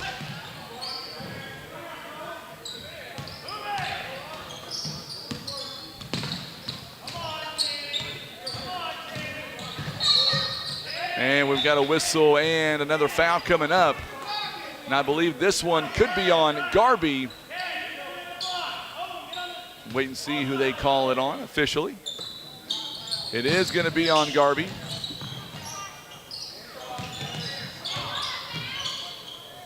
So now Jackson again as he tries to do that same move a moment ago that he did off the backboard. It wouldn't fall. Three-pointer again by Boss, and it is another Country Road Market three-pointer.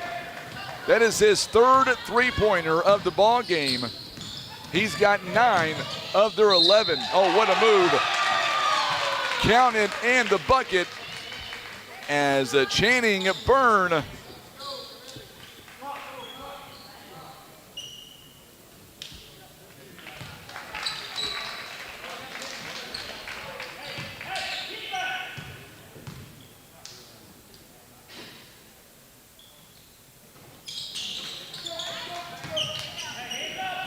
so free throw is no good.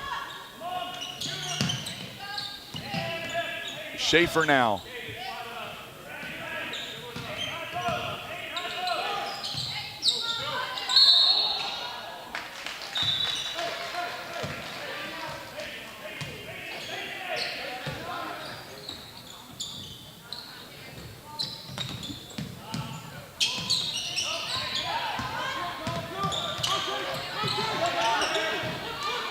Patrick Cox works it around, gets it to Jackson, wide open. Sullivan with his 4th point of the contest. It is now 11-8. All of a sudden, Winona back in the contest now. Long pass out to Schaefer. Schaefer again, and no good on the three. Rebounded by Paisley. The Wildcats here at Billings is 3 out of 8 from behind the arc so far in the ballgame. It is 11-8.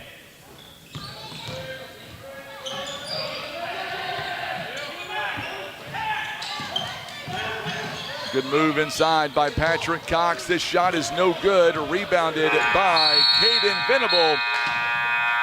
That'll be the end of quarter number 1. Let's step away for 30 seconds. We'll come right back. It is an 11-8 ball game as Billings leads Winona. We are live from the 19th annual Current River Challenge. It is presented by First Midwest Bank.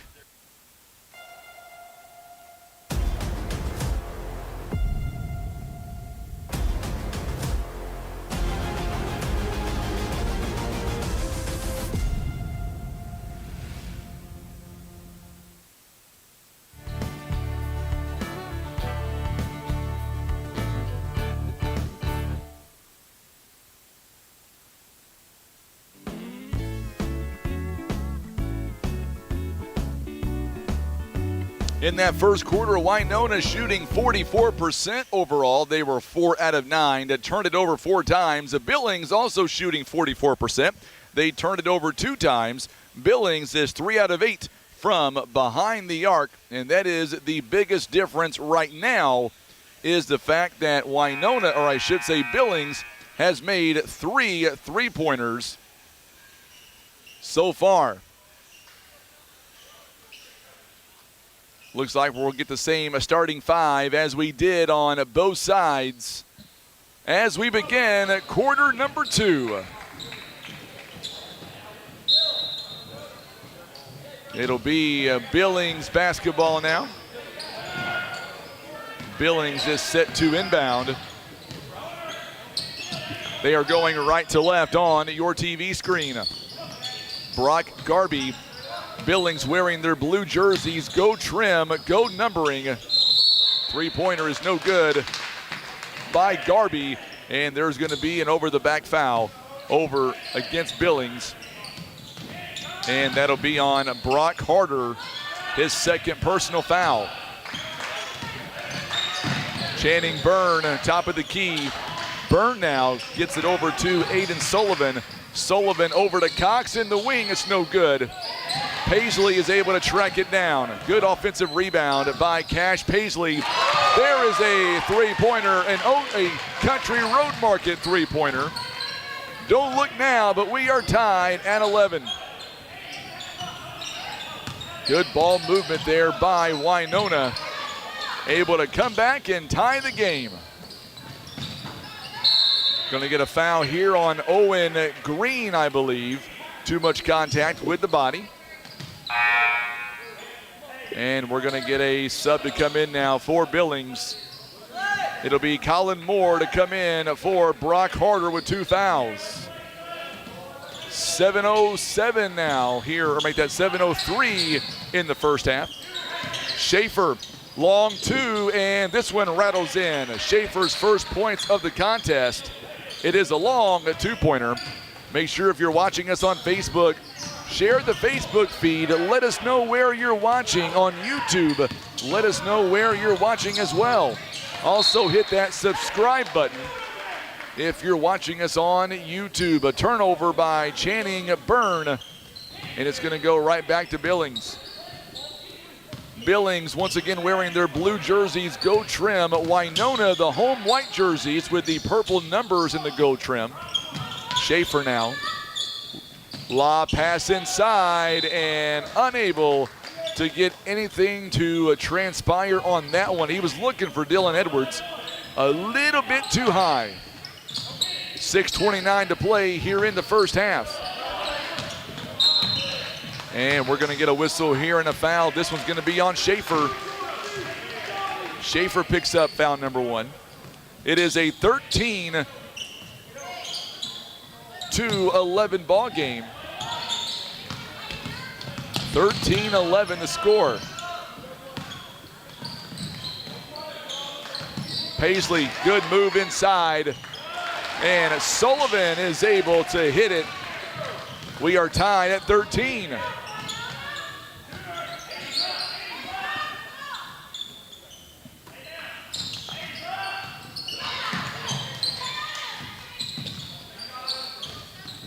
So we are tied at 13. Edwards is going to lose it. Good steal by Green. 5 turnovers for Winona, 4 for Billings. Good job again by Boss as he knocks it away. Stays in front of Billings, but Winona will keep the ball. 5:38 to play, first half. Possession arrow favors Winona. Neither team has used a timeout. We haven't seen many free throws. Only one Bank of Grandin free throw so far in the first half. And we got a travel, so a turnover the other way. Winona picks up a turnover. Nice crowd here this morning for game 2 on the Friday after Thanksgiving. Don't know about you guys, but I overate quite a bit. Knew that was going to happen. Schaefer, corner 3. It's off the backboard. It's no good. Good offensive rebound. Second opportunity for Billings. It is up and good as Justin Boss again, another Country Road Market three-pointer.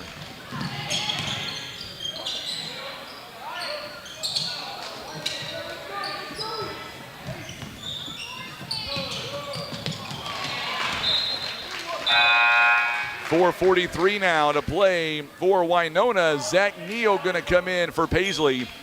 On the other side, Justin Boss with 12 points. He will take a seat. Mason Gearing, wearing number 13, steps in. It is now 16-13 again. Billings out in front by 3. Good move inside by Aiden Sullivan. It's no, or I should say he knocks it down.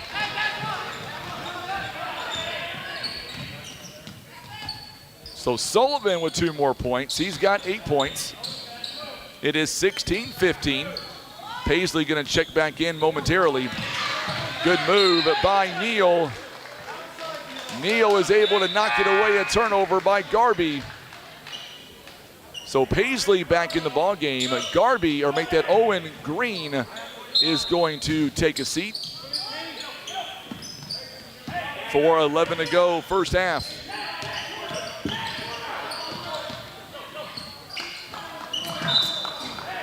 Well, I'll tell you what, good job by Schaefer as he slid all the way on that out-of-bounds line into the stands.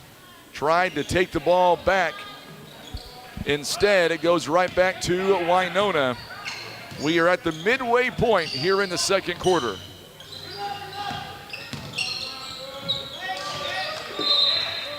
Paisley goes inside. It's tipped away by Edwards and by Gearing, and it's going to stay with Winona. Both teams are looking for their first win on their opening game of this season. Sullivan tried to go baseline. Good defensive stands by Billings. And now Paisley says, give me a try. Aiden Sullivan is going to be partially blocked. Garby with the rebound. Garby top of the key. Very lengthy, 5'10".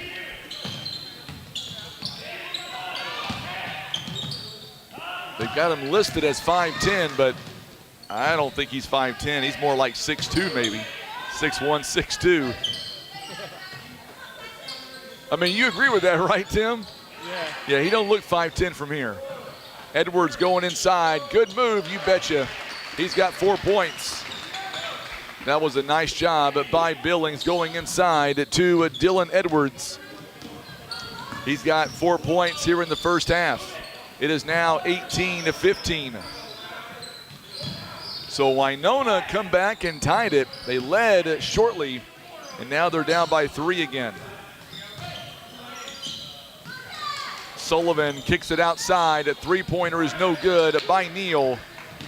Good job by Edwards on the rebound. Winona with 6 rebounds, 7 by Billings. The ball was deflected. Garby now top of the key. Garby looking around for Schaefer. He finds him top of the key once again. It's Schaefer now. Looks like Green is going to check back in for Winona on the next stoppage. There's a steal. Good job by Sullivan. Paisley now back to Sullivan. Thought about taking a three, backed away from it. He'll reset. Paisley going to go down, and he is not going to be able to knock it down. Be rebounded by Moore. Another steal. And what a move as Sullivan, as he's able to go coast to coast. We've got a 30-second timeout on the floor by Billings. It is their first timeout. And with that being said, our ball game here today is proudly presented by our good friends over at Meisel's Rock and Dirt. They are here for all your rock and dirt needs. No job is too big or too small. Call Terry Meisel at Meisel's Rock and Dirt, 573-429-1257. Being brought to you by Jumpin' Reynolds. They don't just offer bounce houses and party rentals. They also provide a stress-free experience and fun for your guests that will never forget. Call 573-300-5577 or go online to jumpinreynolds.com and book your next event. How about Missouri Farm Bureau agent Keith Parker? For all your insurance needs and protections, call Keith Parker, 573-785-4629. They are located off of Canal Boulevard in Poplar Bluff. Schaefer with his first Country Road Market three-pointer of the ball game. And now it is a 21-17 score. Here comes Channing Byrne outside to Aiden Sullivan. He was wide open, but he took one too many. Nope, it's going to be a foul rather on the floor. It's going to be against Billings. It'll be on Schaefer, and that'll be his second. Team foul number 3. Going inside again, Sullivan using his frame. Misses the shot. Schaefer with the rebound. Schaefer 5 points here in this first half. His team up by 4. Oh, good job getting it inside. Three-pointer again, and this one is no good by Schaefer. It is rebounded by Paisley.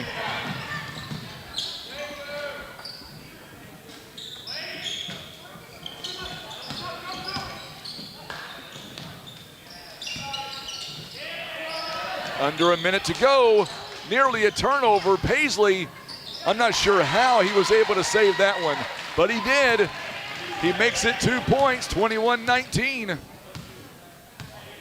21-19 your score.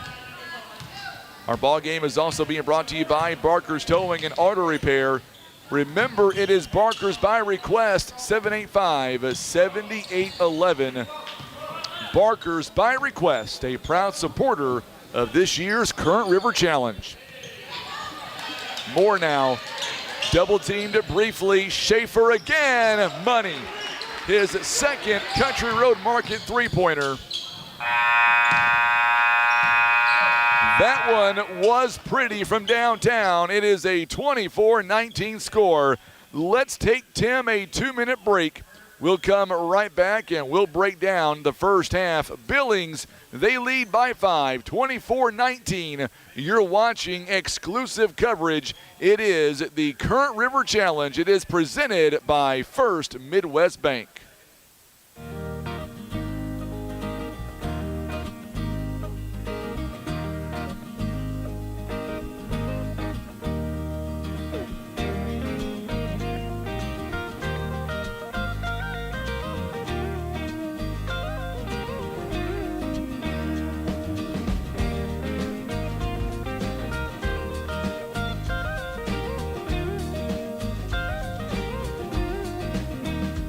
Tired of wondering where your meat comes from? Country Road Market has the answer. We're bringing the farm straight to your table. From fresh cuts to custom processing, we do it all. Bring us your deer, hog, or cattle, and let our expert butchers work their magic. Skip the grocery store and support your local farmers. Country Road Market is located at 558 County Road 507, just off Highway KK in Wapapillo. Barker's Towing and Auto Repair. As the name suggests, Barker's does more than just towing. Here at Barker's, we offer a complete line of automotive services, including tires, brakes, alignments, maintenance, and repair. And for our car enthusiasts, you'll enjoy our speed shop for quality performance parts. We are locally owned and look forward to earning your business. And for those times that you need a tow, Barker's Towing is available 24/7 for all of your towing and auto recovery needs. It's Barker's by request. 573-785-7811.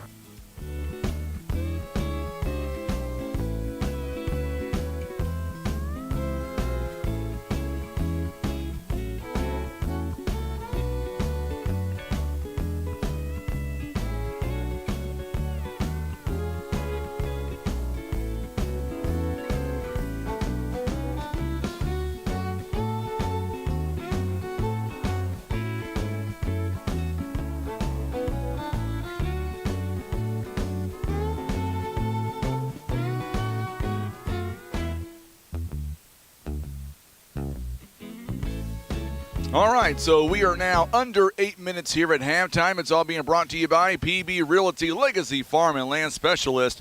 Let's get with it. Let's go right to our stats here. Billings outscoring Winona 11-8 in the first quarter.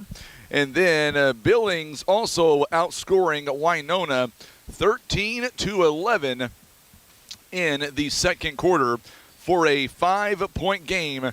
It is a 24-19 score.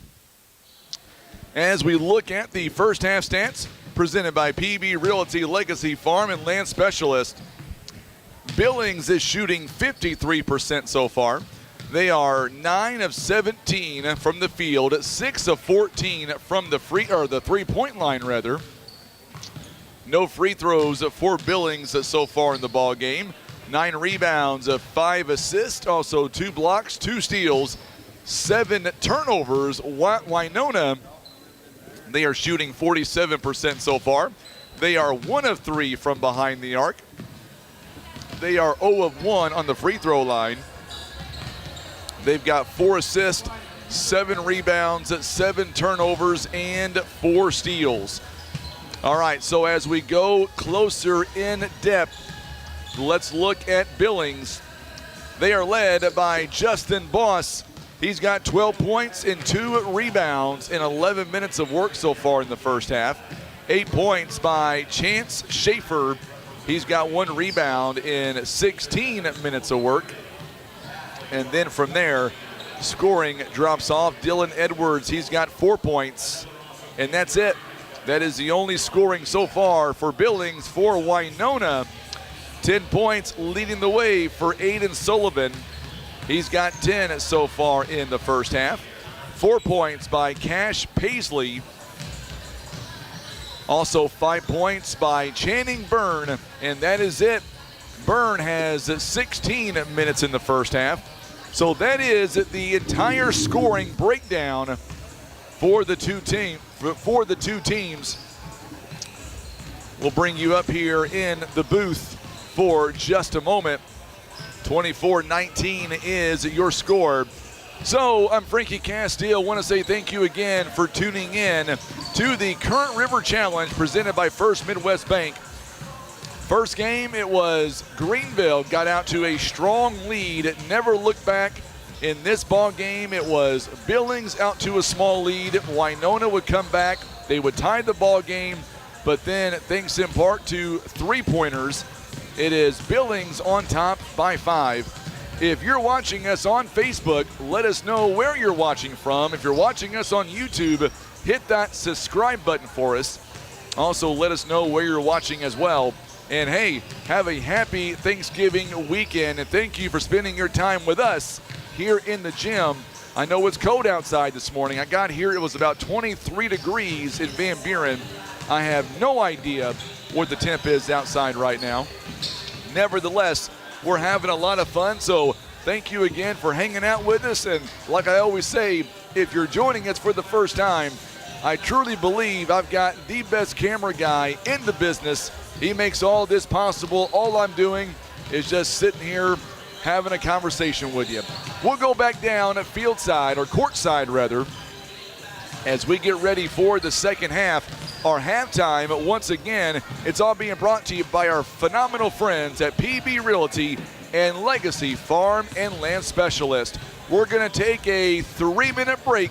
We'll come right back with more, and the third quarter is about to begin. You're watching exclusive coverage. It is the Current River Challenge. It is presented by First Midwest Bank. We're back in 3 minutes.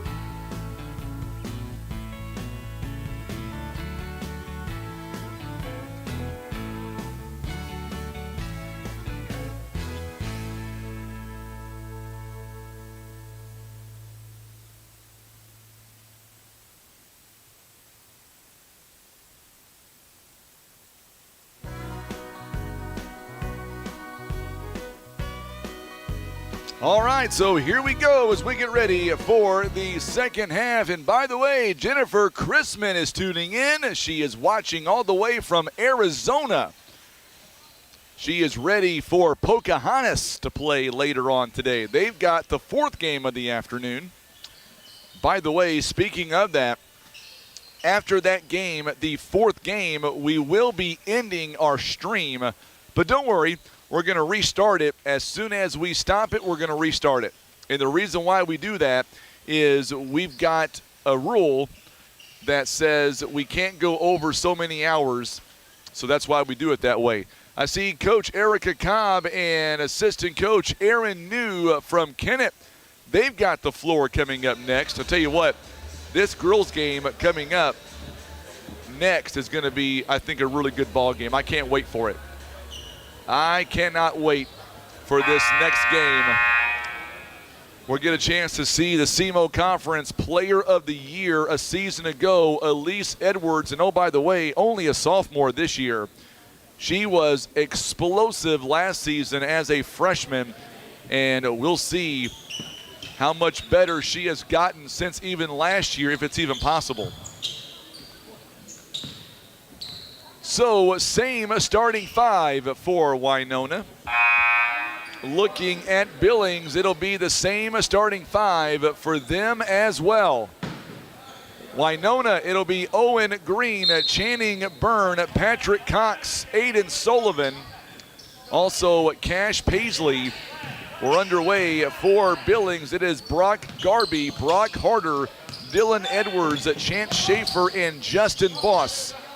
We are underway here in the third quarter. Green, good backdoor cut to a Sullivan, and Sullivan's got 12. Boy, that was a pretty move. That was a pretty move at that time. Zach Roach, he is watching from Essex. Ural's team later on. Can't wait for that game. A good shot by Dylan Edwards.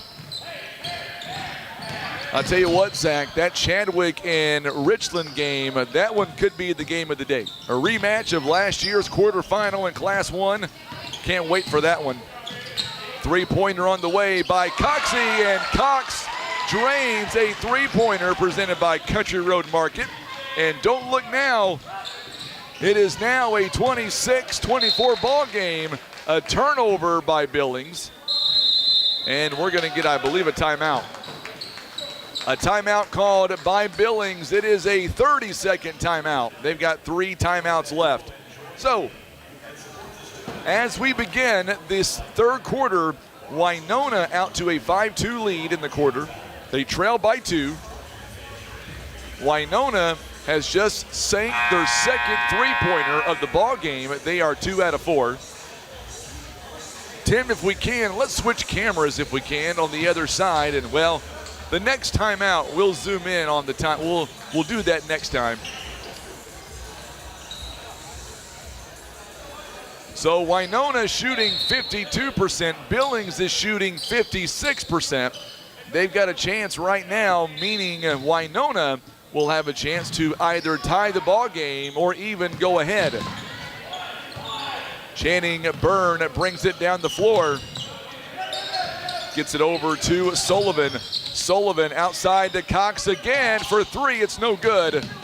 Good job by, oh my, what a great job by Cox as he is able to come away with the rebound. Or make that Edwards rather on the rebound. Gonna get a foul on Paisley.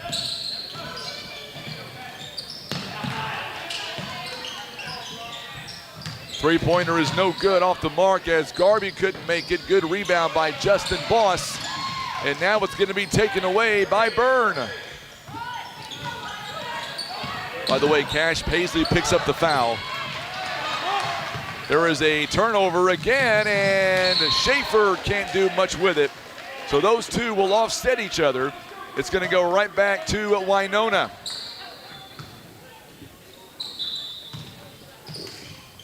6:12 to go here in the third quarter of play. It is game 2 of the Current River Challenge here live in Van Buren. It is nice to be in the gym. We just wrapped up football season earlier this month. Tim and I had about a 3-week break, I think it was. We had 3 weeks. There is another turnover, this one by Green. It is the 8th turnover of the ball game for Winona. Billings has 9. We had about a 3-week break in, and now here we are, ready to go for basketball season. Schaefer thought about taking a three-pointer instead. A long 2 by Harder is no good. Good job by Sullivan on the rebound. Billings has 11 rebounds. Winona has 9. Byrne, a long 2-pointer, buries it. We are tied at 26. Second tie of the ball game for these two teams. Oh, good job by Cash. What a steal by Cash. Intercept Schaefer's pass. And now Winona can take the lead on this possession. Good job by Paisley. Lost it for a moment, double dribble, and there is a turnover. And we're gonna see coming in for Billings, we'll see Colin Moore come in. He'll check in for Brock Harder. Under 5 to play in the third quarter. It is a 26-26 ball game. Edwards now, long pass out to Boss. He's got 4 three-pointers. Schaefer, he's got a couple himself. Three-pointer, make that a long 2-pointer rather, is up and good for Schaefer. He's got 10. 28-26 now the score. Now each team has really settled in, going back and forth. I like it. 4:17 to go, third quarter of play. 2-point score.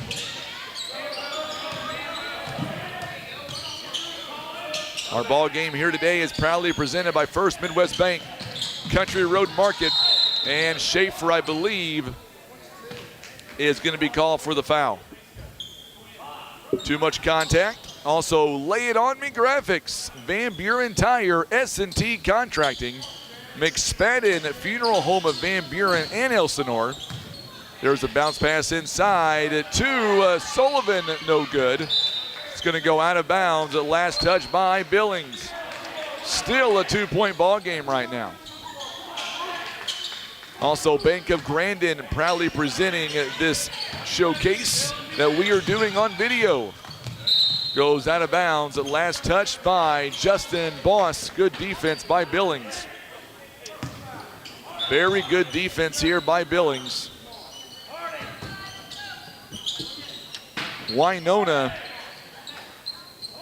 their last district championship was back in 2012 and 2013. Winona will have to deal with East Carter.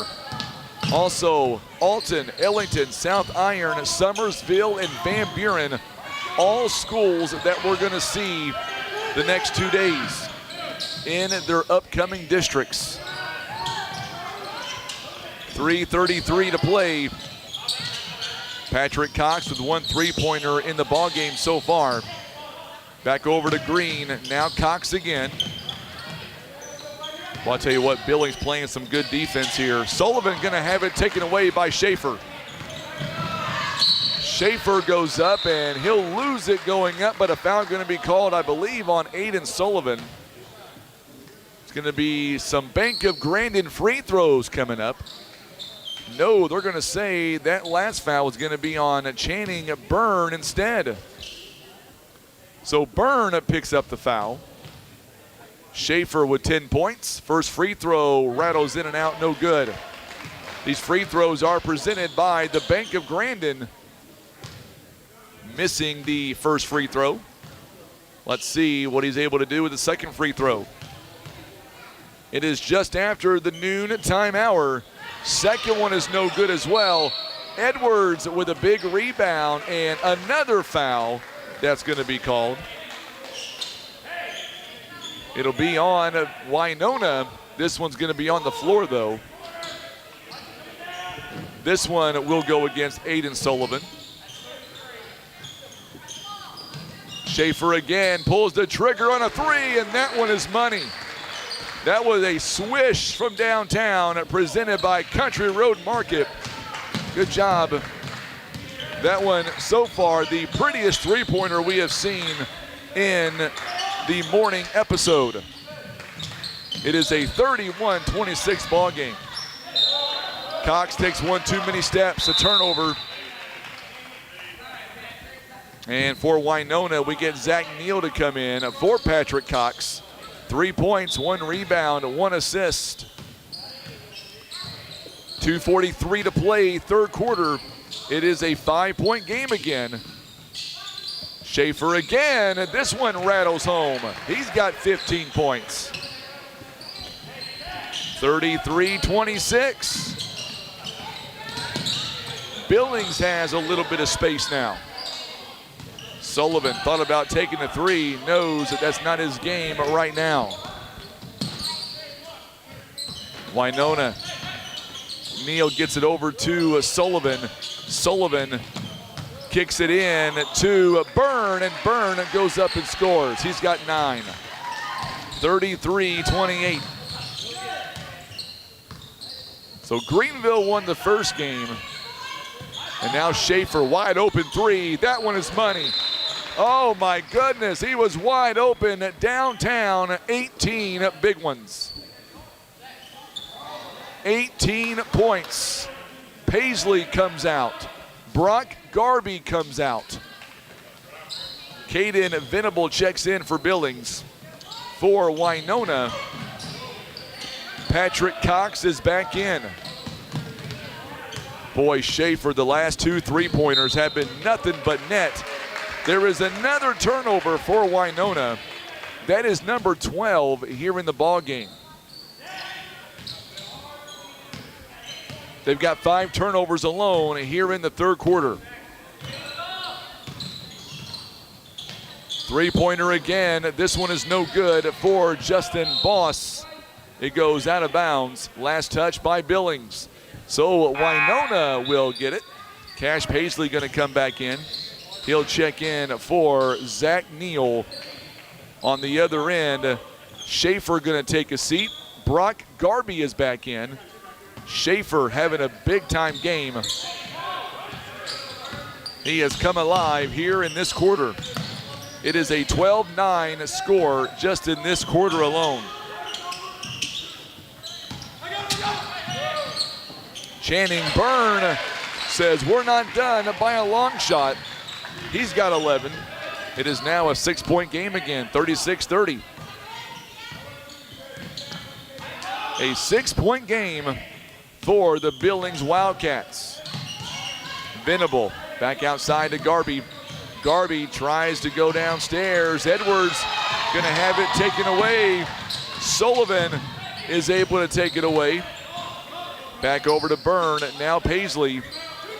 Cox looking around. Top of the key to Green. Paisley goes inside to Sullivan. He is triple teamed, and he'll shoot some free throws presented by the Bank of Grandin. Winona is 0 of 1 in the ball game. Billings is 0 for 2 on the free throw line. Together they are 0 of 3. Sullivan can even trim this lead down even more so as Schaefer gets ready to check in. First one is up and good for Winona. So Schaefer comes back in the ball game with 18 points. Venable takes a seat. Schaefer 18 points, 1 rebound. Sullivan 13 points. Second one is up, it's good. Presented by the Bank of Grandin. It is now a 4-point game. 32 seconds. And now Schaefer says we'll back it out to midcourt and we'll take some time off the clock. 2-3 zone by Winona, 36-32. Schaefer 18 points. Justin Boss has 12. Dylan Edwards has 6.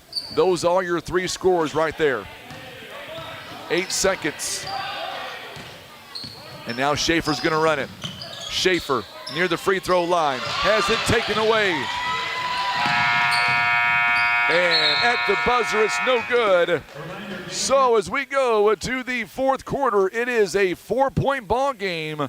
Winona outscores Billings at 13-12 in the quarter. We're back in 30 seconds live from Van Buren.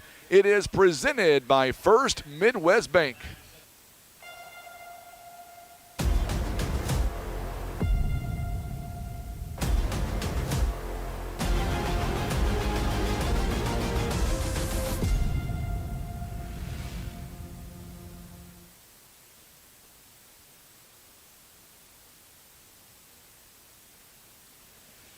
All right, so we are back as we get ready for the fourth and final quarter.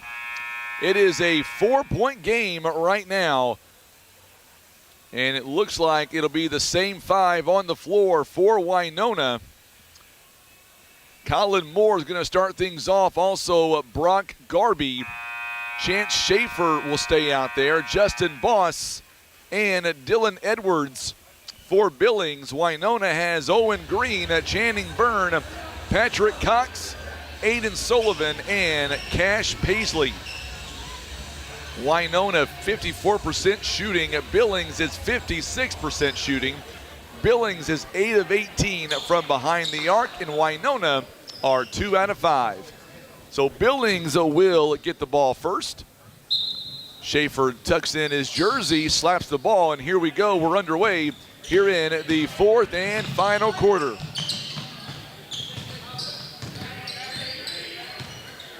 $7:50 now to play in the ball game. 36-32 as Schaefer double teamed briefly. Garby top of the key. Good job by Byrne. Schaefer pulls the trigger again. Boy, he is lethal. 20 points in the ball game. 38-32 now. One thing about Schaefer, you can't leave him open no matter where he is. Schaefer went for a steal. Still a 6-point game again. Owen Green outside to Byrne.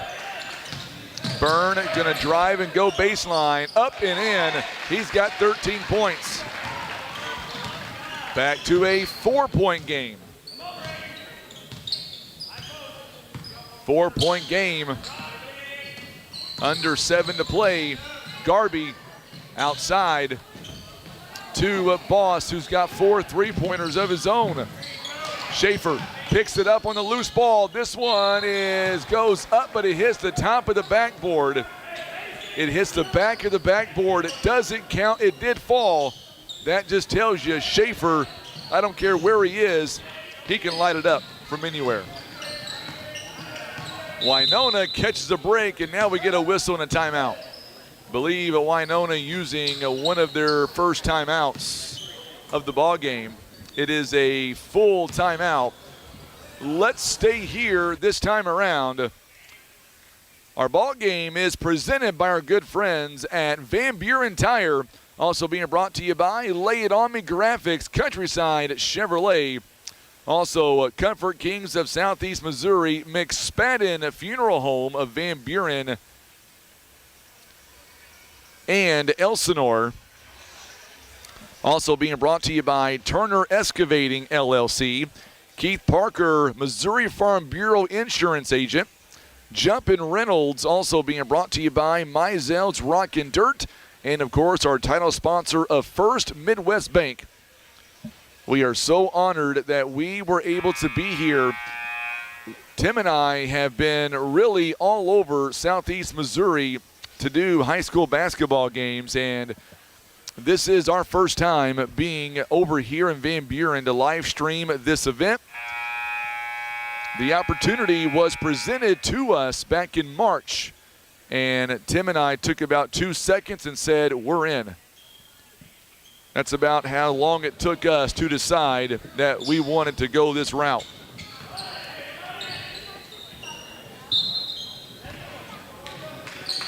So now Billings will make that Winona going to inbound. 38-34 score, 4-point game. Byrne going to have it taken out of bounds, and he'll lose it as he tried to shovel it back in to Sullivan. Winona now 13 turnovers at 12 by Billings. Winona shooting 15 of 27, 56%. Billings is 15 of 26. They are shooting 58%. Very low rebounds as well, as we have an injury on the floor as well for Winona. You know what, not an injury. He's fixing, thankfully, he's fixing his brace on his right knee. It is a 12-8 rebound game. Billings has 12 rebounds. Winona has 8. Very low rebounds by each team so far. Oh, good job by Byrne as he punches one out. Sullivan goes coast to coast. He's got 16. Once again, defense turns into offense in transition pretty quick. It is all of a sudden a 2-point game. Venable going to check back in momentarily for the Billings Wildcats. Schaefer back outside to Garby. Garby now. Byrne, it goes again. Another turnover. Sullivan, how did he maintain the dribble?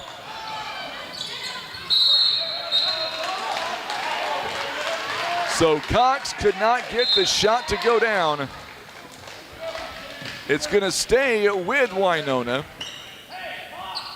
Venable comes in. Garby takes a seat. Boy, Byrne using his body on the floor to cause that turnover, and we've got a timeout called by Winona. Winona now with 3 timeouts left. This one's going to be a 30-second timeout. So here is our timeout situation. Billings has 3 full timeouts. Winona has 2 full timeouts and a 30-second timeout as well. 5:41 to play here in the fourth quarter. It is a 2-point game between Billings and Winona. I'll tell you what else happens this weekend, Tim. I know what a lot of people's going to be doing. A lot of folks are going to be putting up those Christmas trees this weekend. We usually do on Friday. I told my wife we'll do it Sunday. She agreed I would be here this weekend, and we'll do that on Sunday. 5:41 to play. Just gets it in. Owen Green now. It is a 2-point game. Winona can tie or take the lead on this possession. Winona works it around. Sullivan now to Byrne. Byrne's got 13 points. 38-36 coming up on the 5-minute mark. Oh, good job there by Boss. Nearly had a steal. Byrne able to reset. Cox now works it over to Paisley, and now Byrne. And it's going to be off of Byrne's knee, and there is a turnover. 5:01 to play here in the ball game. Still a 2-point game. Still anybody's ball game at this point. Low free throw attempts and low rebounds. What a move by Schaefer to Colin Moore. Gives Schaefer the assist. 8 assists by Billings, 7 by Winona so far. The Kennett Lady Indians are coming up next. They will take on the Van Buren Lady Bulldogs. The only girls game of the 2 days. It comes up next. Sullivan misses that jumper. Schaefer out in transition to Venable. And Venable gets his first points of the ball game. Boy, Schaefer is doing it all right now. Schaefer with 20 points. It is now a 6-point game. Coming up on the 4-minute mark here in the ball game. It is a 6-point game. Good move. Green could not get it to go down. We've got a tie-up, and I believe it's going to be over to Billings. It is. So Billings will get the possession arrow as Green could not make the shot. 3:51 to go. Another good move. Colin Moore, he's got 4 points in this ball game. And all of a sudden, a 2-point advantage has now went to an 8-point game. It is a 6-0 run. Green could not make the jumper off the backboard. It goes out of bounds, and it will be last touch by Billings. So Paisley comes out, and Zach Neal comes back in. 3:31 to go in the ball game. And we got a whistle here. 3-second lane violation. Another turnover on Winona. That is 15 in the ball game. Paisley is back in. Patrick Cox will take a seat.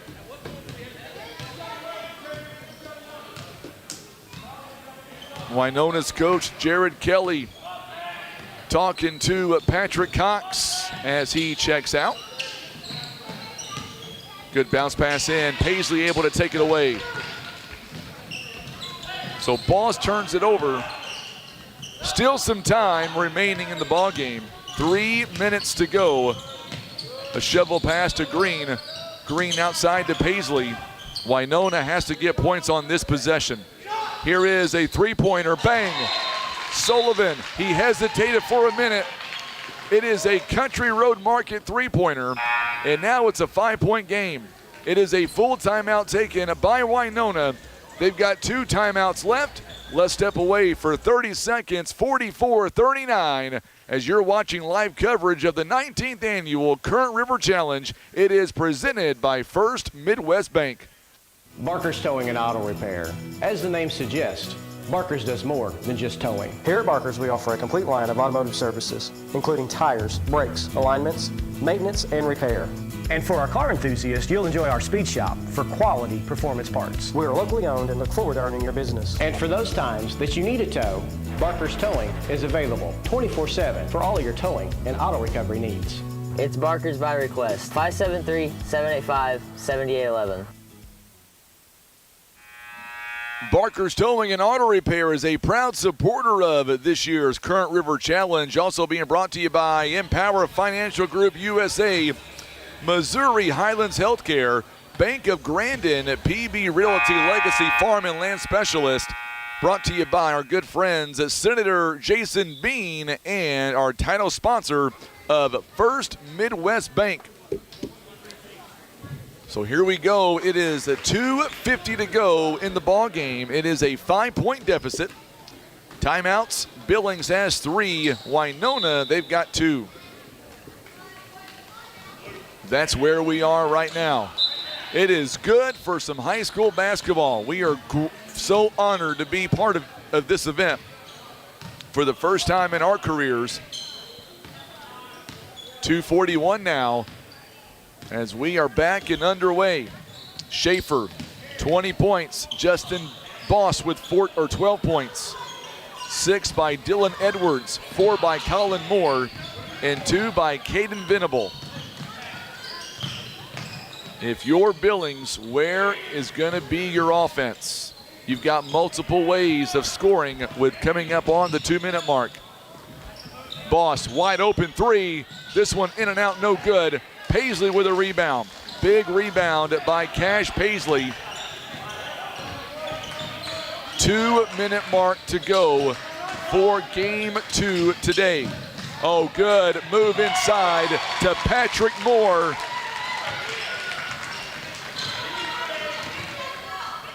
Patrick Moore with 5 points in the ball game, and now it's a 3-point game. It is a 1 possession. That's a kickball there as Channing Byrne tried to take the ball, but it hit his leg instead, or hit his foot rather. 1:42 and counting. Schaefer, 20 points. He has been quiet the last couple of minutes. Oh, good job by Green, and I believe a foul committed right there on the baseline, or was it a timeout? Timeout called. It is a 30-second timeout. 2 timeouts remaining for Billings. It's a full timeout. Don't have any 30-second timeouts. Third game of the morning, well, I guess now be the afternoon, is going to be between Van Buren, the host team. They will take on the Kennett Lady Indians. What was that, Tim? You're ready to go? We have a long day, my friend. He's already ready to pull the plug. He's like, I'm tired. I will give him credit, and I feel guilty because I do have, and I want to say thank you to Coach Nicholson of Van Buren, Coach Black of Van Buren. Not only do I have a few chairs up here, they also gave me, Tim, a chair with wheels. And you can hear him say he knows. I'm going to rub it in as much as I can. All right, 135. Winona shooting 53%. Billings, if you can believe that or not, shooting 60%. It is a 1-possession game. 44-41. Schaefer inbounds to Boss in the backfield. In the backcourt, rather, not backfield. Schaefer wide open 3. Oh, no good. But he is the one you want taking that shot. Schaefer has been on all game. Sullivan goes in the paint. Shovels it out to Green, and now back to Sullivan. Again, wide open 3, it's short. Goes out of bounds. Sullivan just made a 3-pointer a moment ago. They are going to say that, they say Billings touched it last. So Winona gets another crack at it. Coming up on the minute mark.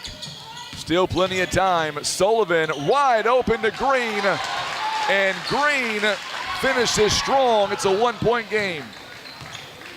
Now that was an amazing play, and Byrne tried to punch it out but gets called for the foul. 4th foul this quarter.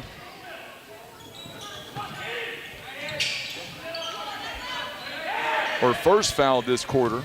My apologies. And another foul by Byrne. And that'll be number 3 on him. 45 seconds is all that remains. And we've got ourselves a 1-point game. 44-43. Schaefer guarded by Byrne. And he reaches around, and that's number 4 on him. So he's picked up 3 quick fouls in less than 1 minute. 36 seconds. Byrne doesn't want to foul now. He's got 4. Schaefer leaned into him, trying to draw a foul. 25 seconds. I'll tell you what, Winona's in a pickle right now. They've got to commit 2 fouls. And no, a double dribble instead. Schaefer turns it over with 17 seconds. And now coming in is going to be Brock Garby for Caden Venable. Here you go, folks. Our first close finish of the day. Paisley. And we're going to get a timeout here by Winona. Good use of his 2 timeouts. He's got 1 timeout left. It's a full timeout. He's got 1 30-second timeout remaining.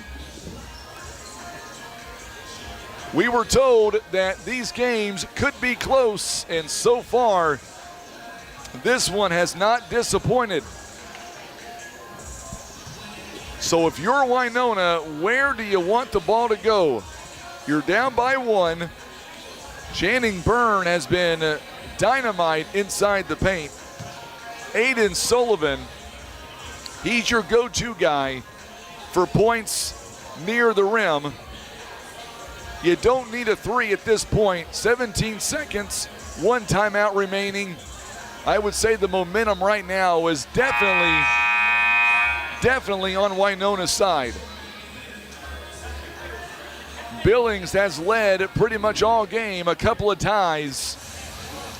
Winona is making a strong comeback. Can they finish with 17 seconds? All right, Paisley now going to inbound. 17.1 seconds. Byrne. He's the go-to right now. 12 seconds and counting. Paisley don't need a 3. They throw it away. Good job by Edwards. And now Sullivan's going to be called for the foul. If they played football, that would be a football move. They've got 1 timeout left, or make that 1 free throw or 1 foul left to give with still 3.6 seconds. And timeout called by Billings. They've got 1 timeout left. So not the play Winona wanted to do as they turn it over. Boy, a big crowd watching us, well over 100 right now on YouTube. That's awesome. Glad to have you folks alongside. Make sure and hit that subscribe button for us. Let us know where you're watching from. Love to hear from you. If you're watching us on Facebook, do us a favor and hit that share button for us. We would love to know where you're watching as well on Facebook.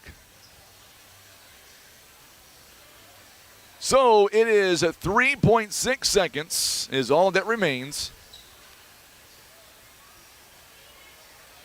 It is a 1-point game. Billings with the ball. The next foul by Winona will put Billings on the line.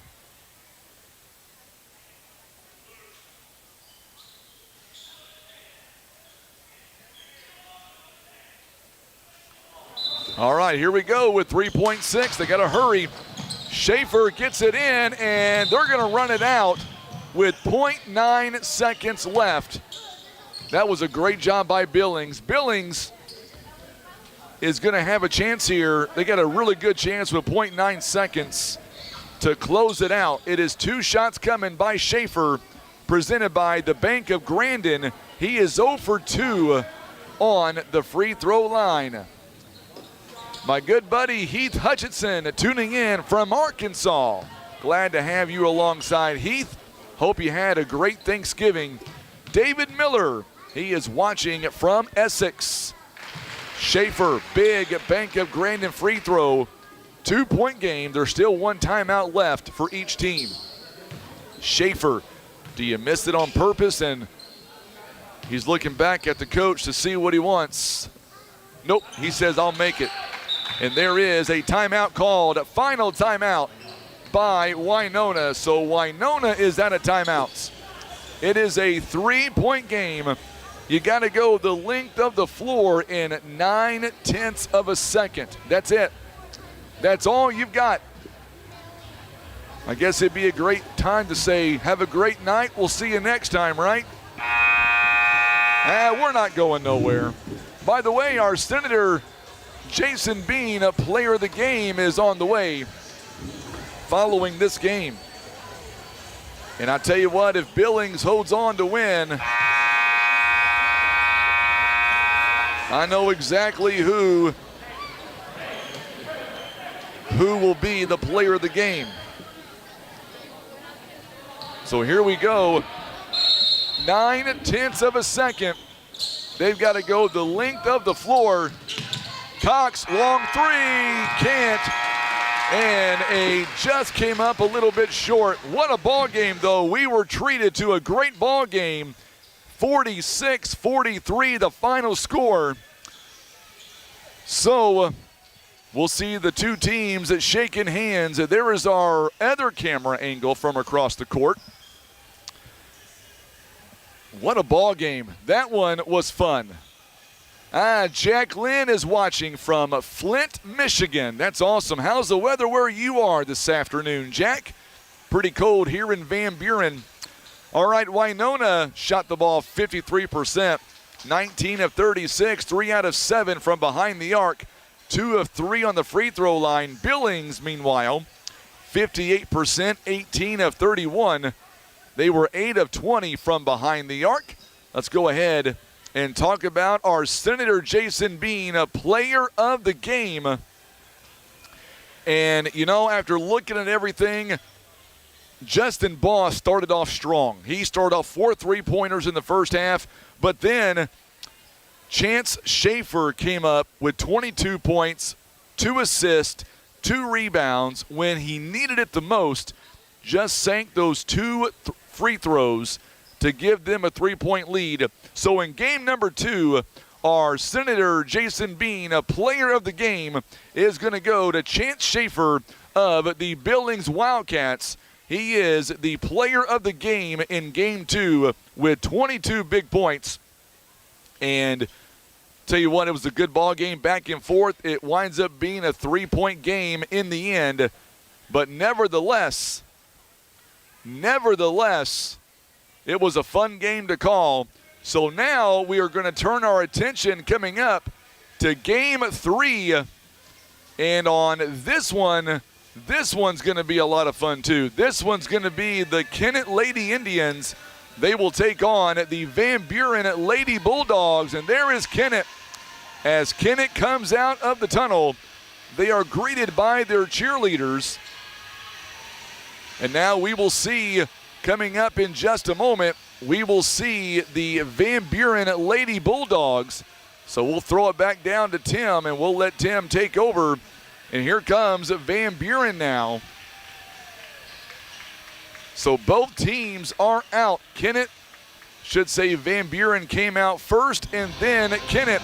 So let's take a break real fast. We'll come right back. In the meantime, we will throw on our ad sponsorships, and we want to say a big thank you to all of our amazing sponsors that have stepped up in a big way to make sure that we were here today for the Current River Challenge. It is presented by First Midwest Bank. We're going to be back in about 4 minutes.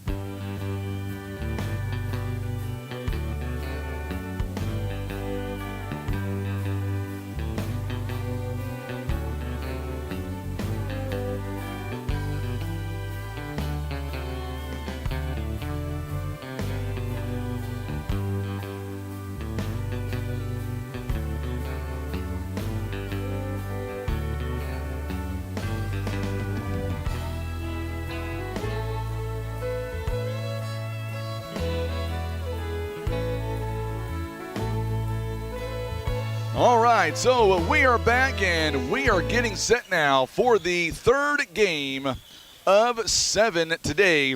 We want to say thank you again to our great sponsors of First Midwest Bank, also being brought to you by Barker's Towing and Auto Repair, Empower Financial Group, also Missouri Highlands Healthcare, Bank of Grandin, also PB Realty Legacy Farm and Land Specialist, Senator Jason Bean at Country Road Market, also being brought to you by S&T Contracting, Van Buren Tire, Lay It On Me Graphics, Countryside Chevrolet, also Comfort Kings of Southeast Missouri, McSpadden Funeral Home of Van Buren and Elsinore, also being brought to you by Turner Excavating LLC, Keith Parker, Missouri Farm Bureau, Jumpin' Reynolds, and Mizell Rock and Dirt.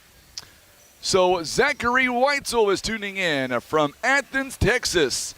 Glad to have you alongside, my friend. So we're going to switch gears, and we're gearing up now for a girls' game between Van Buren and Kennett. Let's talk about these two teams real quickly. Van Buren last season, they were 5-18 overall. They're being coached by Laura Chilton in her second season, and the assistant coach is Hannah Zimmer. The Lady Bulldogs coming into this ball game last season averaging 45 points, giving up nearly 60. On the other end, you've got the Kennett Lady Indians being coached by Erica Cobb. She is in her second season as well. Erica Cobb, by the way, had a phenomenal first season at 21-5. Their last district championship, by the way, was back in 2016-2017. 21-5 last season. Oh, by the way, their SEMO Conference Player of the Year is out there tonight or today. Her name is Elise Edwards. I'm just saying, that is your Lady Indians from Kennett. We're going to say number one's name a lot coming up in this ball game. I can promise you that. It'll be interesting to see kind of how she has evolved since last season. Already a SEMO Conference Player of the Year. She loves the game. Her IQ is very, very smart. There are both teams. You had Van Buren, you had Kennett. We're going to go down courtside. I believe Mr. Tim Hager is going to have our starting lineups in this game. We also have amazing officials for Game 3 as well. Our referees for this ball game is going to be Brian Chilton, also Darren Garrison, and Frank Killian is going to be the three officials for today for this Game 3. Both of them, or all three of these officials, I know very, very well. Frank Killian, an amazing guy. Also Darren Garrison, known him for a long time. Same as Brian Chilton. And looks like Pocahontas is rolling in now. So making sure that they're all making sure that everybody's name is correct on the roster there. All right, so here we go. Let's go down courtside. Here is Tim Hager for the starting lineups between Kennett and Van Buren. 3 of the Current River Challenge. This game features the Lady Dogs hosting Kennett High School. We will meet the visiting team, which is Kennett High School. They are the Lady Indians. Here is the starting lineup for Kennett. Number 1, Elise Edwards. Number 10, Brooklyn Edwards. Number 15, Annika Farmer. Number 23, Jayla Ellis. And number 24, Elena Edwards. The Indians are coached by Erica Cobb and Aaron New. Now for the home team on the scoreboard, the Van Buren High School Lady Dogs. We begin with number 12, Kylan Cleaver. Number 21, Kaylina Flowers. Number 23, Mallory Huff. Number 34, Hannah Allen. And number 35, Lauren Poole. The Lady Dogs are coached by Laura Chilton and Hannah Zimmer.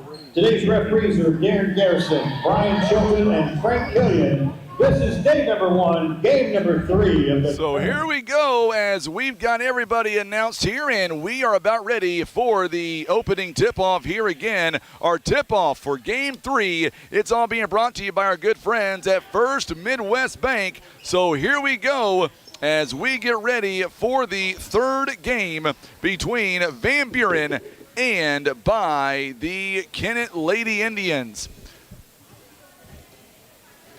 Now Darren Garrison had to go get a girls' ball. It'll be Brooklyn Edwards in the middle. Kylan Cleaver for the Indians. He's Tim Hicks on the camera. I'm Frankie Castile. We are off and running. It'll be controlled. Well, we got a jump ball right off the bat. And I believe they're going to re-jump. Nope, they're going to say it's going to be Kennett basketball. All right, so there you go. Good job, Darren Garrison. All right, let us know where you're watching from. Make sure and hit that subscribe button for us. Thank you, Coach Nicholson, making sure that we get our mic back after every starting lineup. We appreciate him. Elise Edwards wearing the black jerseys with the gold trim. Boy, she is so dynamic. She gets inside the paint, no good on the shot. Jayla Ellis could not put the shot in as well. And now they're triple teamed down low. We get a jump ball. It's going to stay. It's going to go with Van Buren. Should be Van Buren ball. Yep. There's a little bit of confusion there on the scorer's table. And now we're good to go. It's going to stay with Van Buren. Oh, they're going to give it. Wait a minute. Wait a minute. It should be Van Buren ball. Remember when they had the jump ball originally, they gave it to Kennett, so it should belong to Van Buren. Yep, they got it right. That's why I love these officials. They will get together and they get it right. That's all that matters. They just want to get it right. 7:37, Van Buren to inbound. Game 3. Oh, good job that time by Alana Edwards as she is able to come around and steal it away. And now we get a travel. So it's going to go right back. It'll go right back to the Van Buren Lady Bulldogs. Sammy Broderick is tuning in. Glad to have you alongside. Well, I'll tell you what, Kennett is in a dynamic district. We'll talk about them coming up. We got a whistle and a foul coming up. This one's going to be on Anika Farmer, number 15. What I was going to say is, as Van Buren inbounds the ball, you look at Kennett, they are designed to be successful. The only problem is, as we see a three-pointer, this one is off the mark, it's no good. Hannah Allen cannot get the shot to go down. Here comes Elise Edwards. Number 1, folks, Elise Edwards, step-back jumper, dynamite. That's about a 14 or a 16-foot jumper, knocks it down. Her first points of the contest. I was going to say Kennett girls in Class 4, District 1. Oh, good move by Kylan Cleaver. She goes up and scores off the backboard. Kennett's got Dexter, Donovan, Fredericktown, Saxony Lutheran. That is the gauntlet, is what they call that. 21-5 record a season ago. And you've got multiple top 10 schools, or schools from the top 10 in your district. You know. And good job there by Hoff. We get a whistle and a jump ball, and it's going to go to Kennett. Coach Laura Chilton.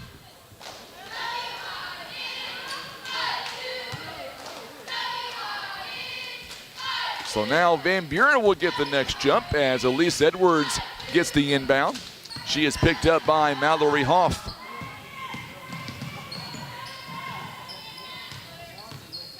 Top of the key now. Anika Edwards just shy of the free throw line. Her shot is no good. What a good move by Edwards, and the Missed shot is no good, and this time she is able to clean it up. Elena Edwards could not get the shot to go down, but don't worry, because Brooklyn Edwards is able to get it off, and we get a whistle and a travel as Van Buren will turn it right back over to Kennett. By the way, Van Buren entering the contest, they are 0-1 on the season so far. This will be the first game of the year for Kennett. Van Buren played Dora on the 25th of this month and lost 49-43. So Kennett getting their first game experience of the season. They did have a jamboree last week, on Thursday of last week. Three-pointer is no good by Brooklyn Edwards, and now Elise Edwards, she'll take a three, it's no good. Elena Edwards on the rebound. And now back to Elise Edwards. A lot of Edwards out there. Elise Edwards on a big Country Road Market three-pointer. That's a big one there. 7-2 now the score. There's a steal by Elise Edwards. Her shot is no good, but somehow gets her own rebound from the tip, and she goes in, sidesteps, and she's already got 7 points. It is now a 9-2 ball game. Timeout called by Van Buren. It is a full timeout. I told you this number one is somebody that we're going to be talking about a lot today, and really a lot coming up over this next few seasons. Let's step away for 30 seconds, Tim. Let's hear from our good friends at Barker's Towing and Auto Repair. You're watching live coverage. It is the Current River Challenge presented by First Midwest Bank. Barker's Towing and Auto Repair. As the name suggests, Barker's does more than just towing. Here at Barker's, we offer a complete line of automotive services, including tires, brakes, alignments, maintenance, and repair. And for our car enthusiast, you'll enjoy our speed shop for quality performance parts. We are locally owned and look forward to earning your business. And for those times that you need a tow, Barker's Towing is available 24/7 for all of your towing and auto recovery needs. It's Barker's by request. 573-785-7811. Remember, it's Barker's by request at 785-7811, a proud supporter of this year's Current River Challenge. Boy, one thing about Kennett, they are all over the floor right now. A foul going to be called on Elena Edwards, I believe. I was going to say, yep, Elena Edwards picks up her foul. It is her first team foul, number 2. On the free throw line, Mallory Hoff. So Mallory Hoff now at the free throw line for Van Buren. It is presented by the Bank of Grandin, and she knocks down the first free throw. It is now a 9-3 ball game. Our timeouts. This one doesn't touch rim, so it'll go right back to Kennett.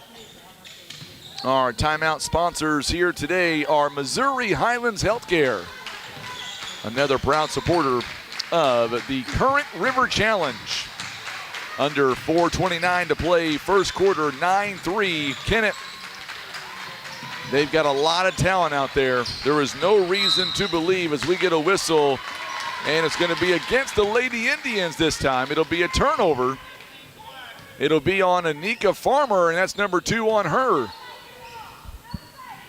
So we're going to get a sub right off the bat here for Anika Farmer. Jasmine Perry coming in now. Anika Farmer will sit down with 2 fouls. More than likely, she'll be out the remainder of the quarter, I would imagine.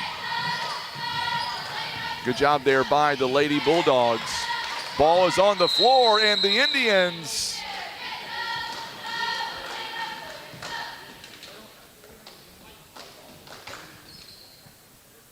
Caston Cleaver for the Lady Bulldogs, number 15, it checks in. It was a jump ball for Van Buren. She checked in following the timeout. And now Kennett will get the possession arrow. Flowers now with it. Back over to Caston Cleaver, and we get a whistle and a foul. I believe it's going to be on Brooklyn Edwards. If it is, it's her first. Nope, they're going to call that one on Jayla Ellis, and that'll be her first, number 23. That is team foul number 4. Next one, they'll be in the bonus. Mallory Hoff now inside to Kylan Cleaver, and Cleaver buries the shot. It is now a 9-5 ball game. Van Buren making a small run here. Anika Farmer is on the bench right now with 2 fouls. Elise Edwards, dynamite. SEMO Conference Player of the Year. Look at that shot. This one no good. Good rebound. Here comes Hannah Allen and company, and it'll be taken away by Edwards. Allen turns it over. Here comes Elise Edwards. Again, Edwards getting to the paint. We get a whistle and a foul going to be called on Van Buren. 9-5 is your score. It'll be a foul, I believe, on Hannah Allen. Or is it going to be, yep, Hannah Allen picks up the foul. First foul by Van Buren here at the ball game. 3:14 to play. Edwards, and we're going to get a screen away from the ball. It'll be a foul against the Lady Indians. It'll be on Jasmine Perry, and the next foul will put the Lady Bulldogs on the free throw line, as that is number 5 in the quarter already for Kennett. Coming back in for the Lady Bulldogs. Good move. This one is no good by Cleaver. Shot is no good by Flowers, but they're able to still get a third crack at it. And this time it's going to be out of bounds. Caston Cleaver throws it away. Bella Wilson going to check in. She'll check in for Elise Edwards, already 7 points and 2 rebounds of the team's 9. Remember, Anika Farmer is on the bench right now with 2 fouls in the first quarter. So Wilson brings it down the floor. Brooklyn Edwards wears number 10 at top of the key. Works it around. Edwards, Elena Edwards. Bella Wilson. Tell you what, one thing about Kennett, they'll find out really quickly where the scoring comes from when Elise Edwards is on the bench. There is a turnover by Bella Wilson. Little issue at the scorer's table right now. They're probably complaining about Tim and his camera work. No, I'm kidding. Tim's like, I would do the same. We hope you're enjoying today's broadcast. I will tell you, as it pretty much shows, Tim and I have been studying, I've been studying these kids' names since the first part of November. Once football season came to an end, it was just strictly all these kids, all these 25 teams in rosters. Little issue at the scores table. Now they're going to have Coach Cobb come over and the assistant as well, or their bookkeeper's going to come over. Not sure what the issue is. Everything that I've got is on point, but we'll see. I don't know exactly what the issue is, but it's obviously an issue on the Kennett scorebook. Let's remind you that our sponsors for today, they include Mizell's Rockin' Dirt, Jumpin' Reynolds, also being brought to you by Keith Parker Insurance, Missouri Farm Bureau, Turner Excavating LLC, also McSpadden Funeral Home of Van Buren and Elsinore, Comfort Kings of Southeast Missouri, Countryside Chevrolet, Lay It On Me Graphics, Van Buren Tire, and S&T Contracting. Make sure if you're watching on Facebook, hit that share button for us. Let us know where you're watching and tag some folks in it, and let them know that we're live streaming all day today and again tomorrow. Hope you and your family had a great Thanksgiving. It's going to get pretty cold. It's already been pretty cold. So now let's see what they're saying. I don't know what the issue was. We're all the way up top on the crow's nest. Believe we got a technical foul.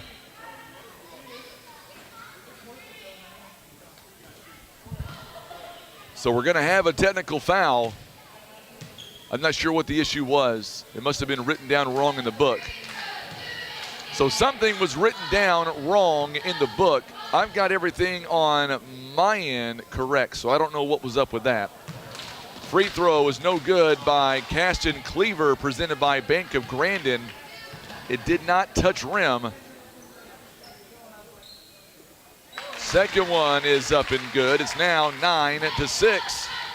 So we're going to see Elise Edwards coming in. Jasmine Perry will take a seat, as will Bella Wilson. So now we're back to live programming, or live. And we got a travel called. This one is going to be on Hoff. Turnover on Mallory Hoff. Took one too many steps.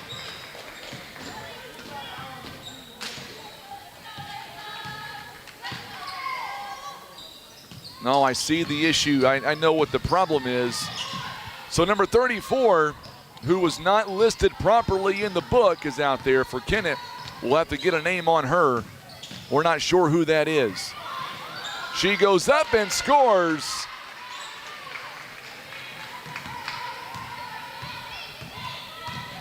So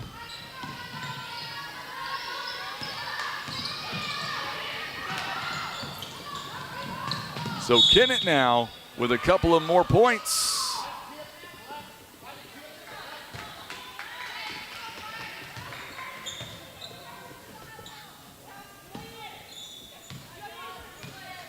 It is an 11-6 ball game.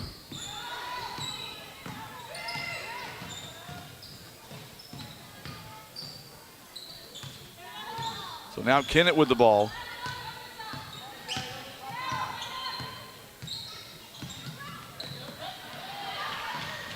This one goes out of bounds. And I believe it's going to stay with the Lady Indians, with 1:17 to play here before the end of the first quarter. So Elise Edwards now. She brings it up. Gives it to Elena Edwards. Also Brooklyn Edwards also out there. Oh, took one too many steps that time. A travel called on Brooklyn Edwards. 58 seconds remaining here before the end of the quarter. We'll find out at the end of the quarter who 34 is for Kennett. There's a turnover. Turnover on Caston Cleaver. Tried to get it to Hannah Allen a little bit too high there. Could not come down with it. 50 seconds and counting here in the first quarter of play. There goes Coach Nichols right now. He's going to find out for me. He's not even sure who he said they're not even sure who she is. They're working on it. We are working on it, I promise. We'll try to find out who that is. I may send Tim over to their bookkeeper following the quarter to find out who that is. 50, or make that 36 seconds remaining. Edwards now. She is so quick, driving outside. There's a pass to Elena Edwards. Back over to Brooklyn Edwards, and there's a three. It's no good. Good rebound. And this one's going to go out of bounds. The last touched by the Lady Indians. It'll stay. Coach New's going to find, or I should say Coach Nichols is going to find out for me who the player is, and this one's a foul going to be on number, I believe it's going to be on Caston Cleaver. It's going to be away from the ball. Adelina Shear is who that is. Thank you so much, Coach.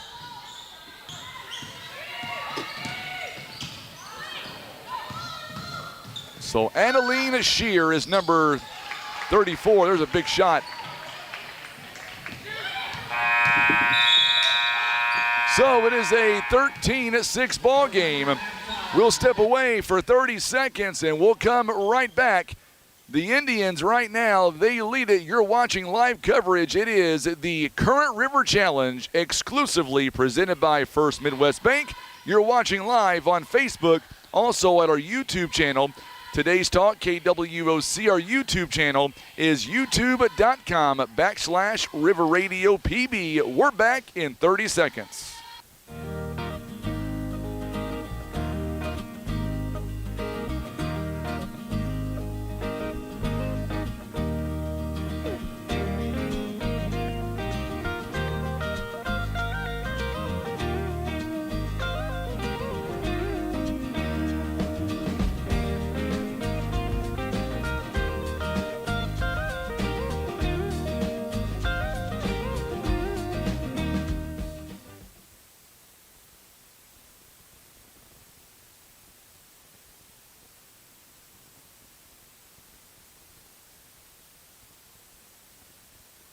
All right, so here we go as we get ready for the second quarter to begin. 13-6, and by the way, that last shot by Elise Edwards, it gives her 9 points already here in the ball game. Elise Edwards, Anika Farmer is back out there, also Brooklyn Edwards as well. There's a three-pointer. This one is off the backboard. It's no good by Elena Edwards. I thought that one was going to go down, honestly. It looked really good from here. Mallory Hoff with the rebound for Van Buren, and now we're going to get a whistle here. 3-second lane, a violation. It'll be a turnover on the Lady Bulldogs.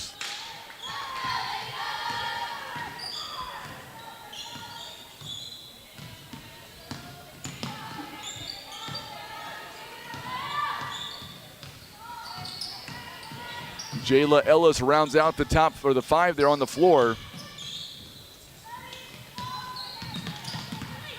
Oh, good job that time by Caston Cleaver on the steal. Cleaver is going to be fouled by Elise Edwards.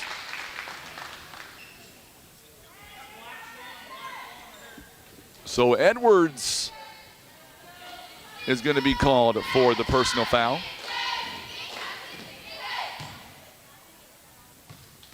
So Cleaver now on the free throw line, presented by the Bank of Grandin, and misses that free throw. And now coming in for Van Buren is number 25, Aspen Travis. She will check in for Hannah Allen. Second free throw, doesn't even touch rim. It's no good.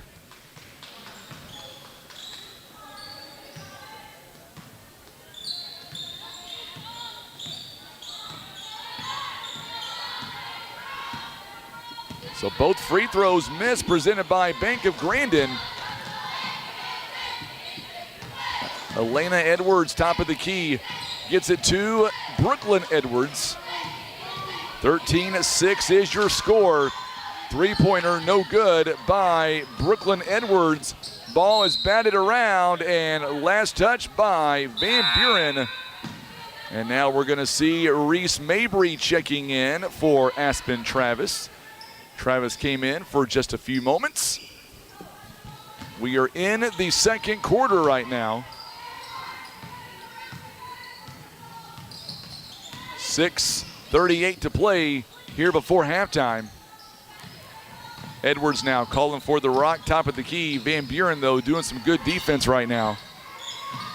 Shot is up. Well, I guess it was a pass. Anika Farmer gets it inside. Good shot by Jayla Ellis. 2 points for the Lady Indians. It's now 15-6. There's a steal by Anika Farmer, and Farmer is able to take it in and score in transition. Quick 4-point swing, or make that 6-point swing. It was 11-6, and all of a sudden now it's 17-6. One thing about Kennett, they are going to be a tough out all year round. Lauren Poole now near the free throw line. Kicks it outside to Reese Mabry. Three-pointer is no good. There's the offensive rebound by Kylan Cleaver, and she will draw the contact. She'll shoot 2 Bank of Grandin free throws coming up. There's a call by Frank Killian, and it'll be on Elena Edwards. It is her second foul of the contest. 2 team fouls here in the quarter. Bank of Grandin free throw is no good by Kylan Cleaver. Coming in for Van Buren, Cora Chadwell comes in for Mallory Hoff. On the other end, Elena Edwards is going to take a seat. Anna Blaylock will check in. Second free throw is no good by Cleaver again. Edwards nearly had it taken away. Anika Farmer sees a little bit of space, goes up and scores. She's got 4. It is now a 19-6 ball game. Tell you what, this Kennett team, we talk about it. We're going to see, for Van Buren, we're going to see back in Aspen Travis. She will replace Cora Chadwell.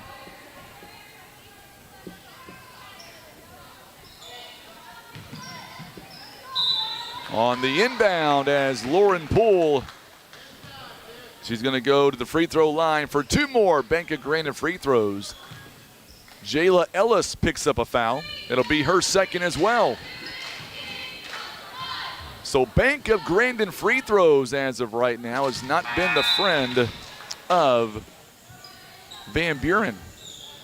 First one is no good. Ellis going to take a seat. Coming in at Jasmine Perry. Second one is up and it's good. Bank of Grandin free throw. 5:15 to go. Van Buren is just 3 out of 10 so far on the charity stripe. Kennett has yet to be there yet. Good pass by Elise Edwards. Running floater by Anika Farmer is no good, and we get a whistle and a jump ball. And it'll go to Van Buren. Kylan Cleaver was able to tangle the ball up. Coach Chilton wanted a foul. They said, nope, no foul on the play.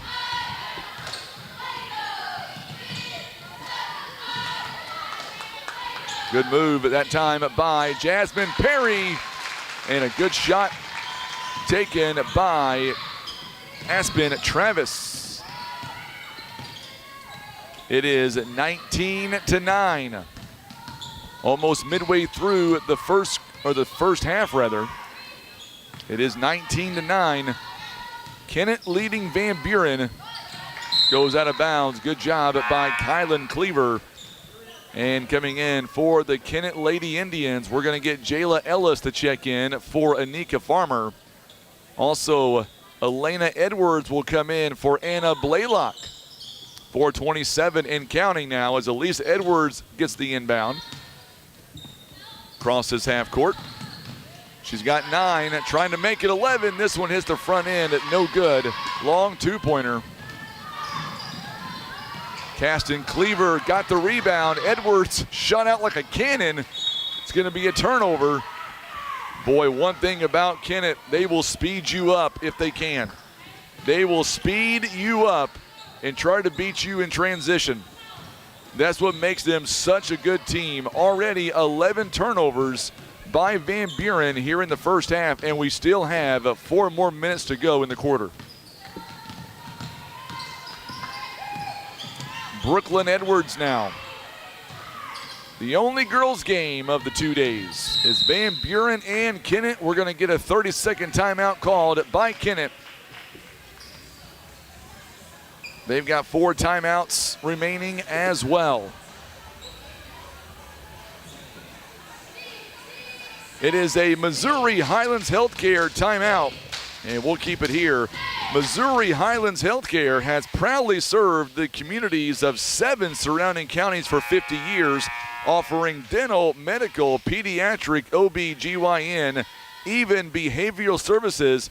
They're honored to support our local schools and wish all the athletes the best of luck for the 2024-2025 season. We are live on Facebook, Today's Talk KWOC. We're also live on YouTube by going to youtube.com/River Radio PB.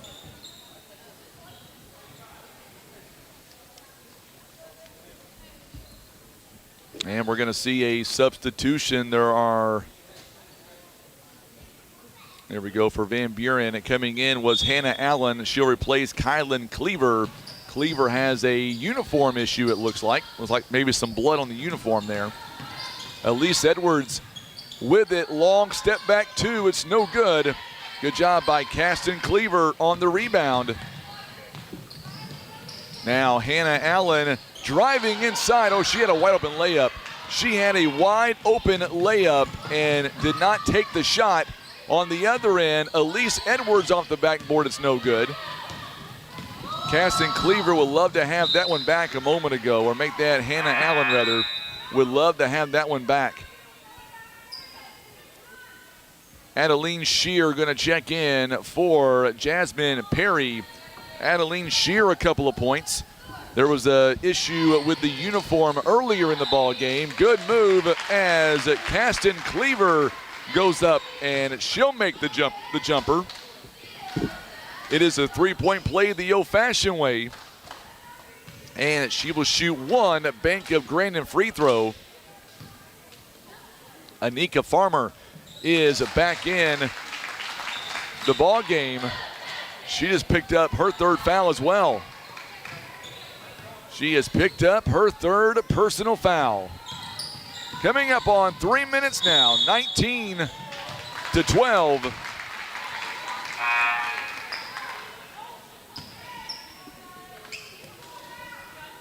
Going to the locker room now for the Lady Bulldogs is going to be Kylan Cleaver. She had a blood on her uniform, so she has to go to the locker room now. We have an offensive foul, it looks like, that was called against the Lady Indians. The two officials there at midcourt are talking about it.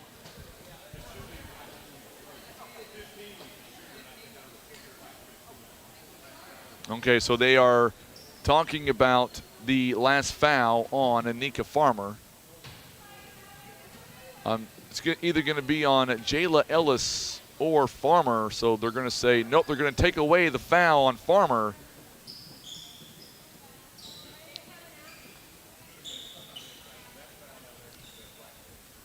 So it would have been Jayla Ellis who picked up the foul. We can hear that all the way up here. So she's got 3 fouls. So Anika only has 2 fouls. So there we go. Got that straight. So Jayla Ellis has 3. Anika Farmer has 2. Oh, good move to a wide open Lauren Poole. And she's got 2 more points. And now it is a 19-14 ball game.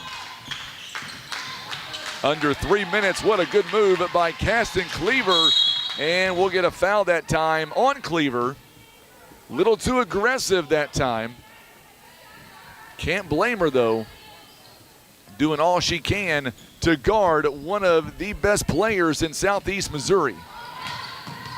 Elise Edwards, only a sophomore. Elena Edwards banks it in. The bank is open. It is a Country Road Market three-pointer. It is now a 22-14 ball game. The bank is open on Black Friday.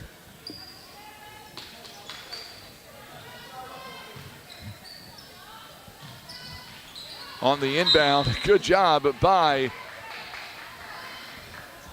Brooklyn Edwards rather. She just went up and did not let anybody come down with it. There's a nice shot by the Lady Bulldogs. 2 more points. It is now 22-16. A 6-point game. Good job by Lauren Poole. It goes out of bounds. 2:06 to play.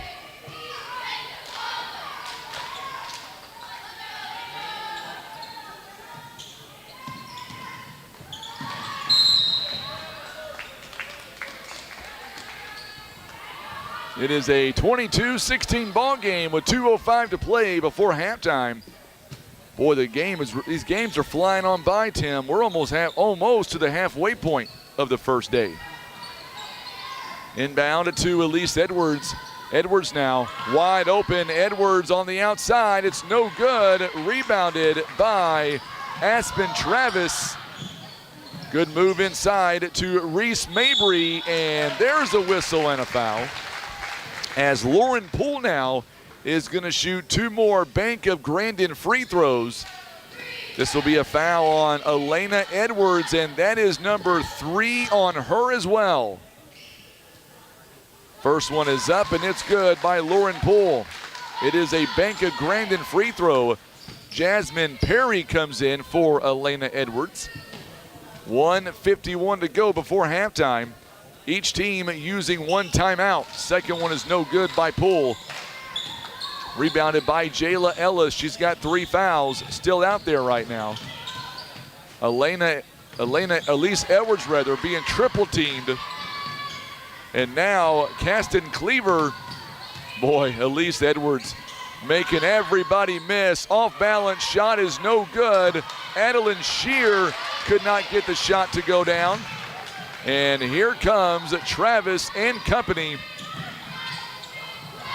as Caston Cleaver is going to have it blocked going out of bounds. Mackenzie Ricker going to check in for Van Buren. She'll come in for Lauren Poole. Poole has 4 points. It is a 22-17 ball game. 5-point deficit. Nice steal by Adeline Shear. Allen turns it over. Elise Edwards, the shot is no good. As Ricker got the rebound, but then a steal by Edwards and misses the shot again. Ricker got the rebound. Now we get a whistle and a foul. It'll be on Kennett. Should be 2 shots coming up now for Van Buren. They are whistling, and here comes one of the officials here. I believe it's going to be on Jasmine Perry. Well, could have been on, yep, it's going to be on Perry. I thought it was. So now back at the free throw line is Mackenzie Ricker, presented by the Bank of Grandin.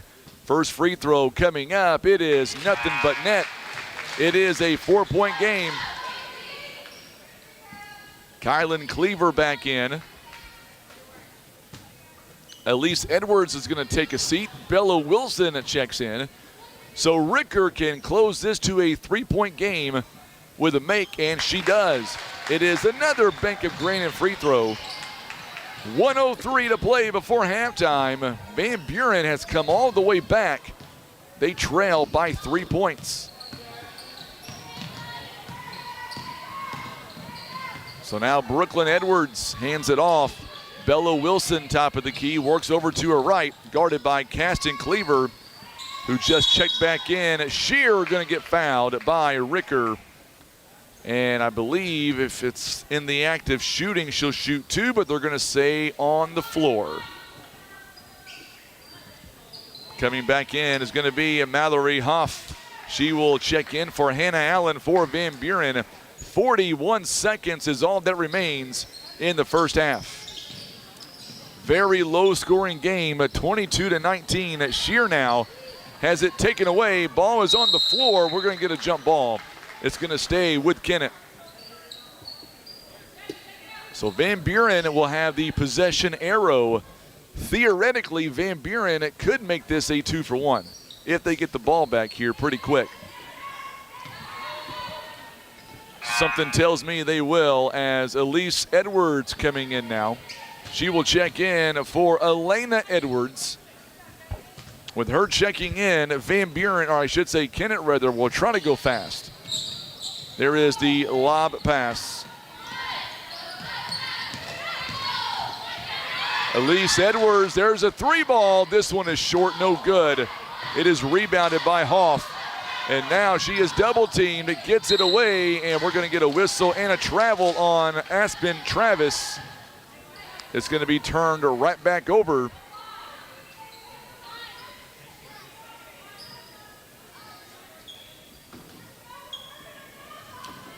.4 seconds. Kennett will get one more opportunity here. Elise Edwards, step back 3. This one is short. Rebounded again by Travis. Long pass to Reese Mabry, and it's going to go out of bounds. And last touch by Van Buren. That is turnover number 16 in the ball game for the Lady Bulldogs. 4.4 seconds.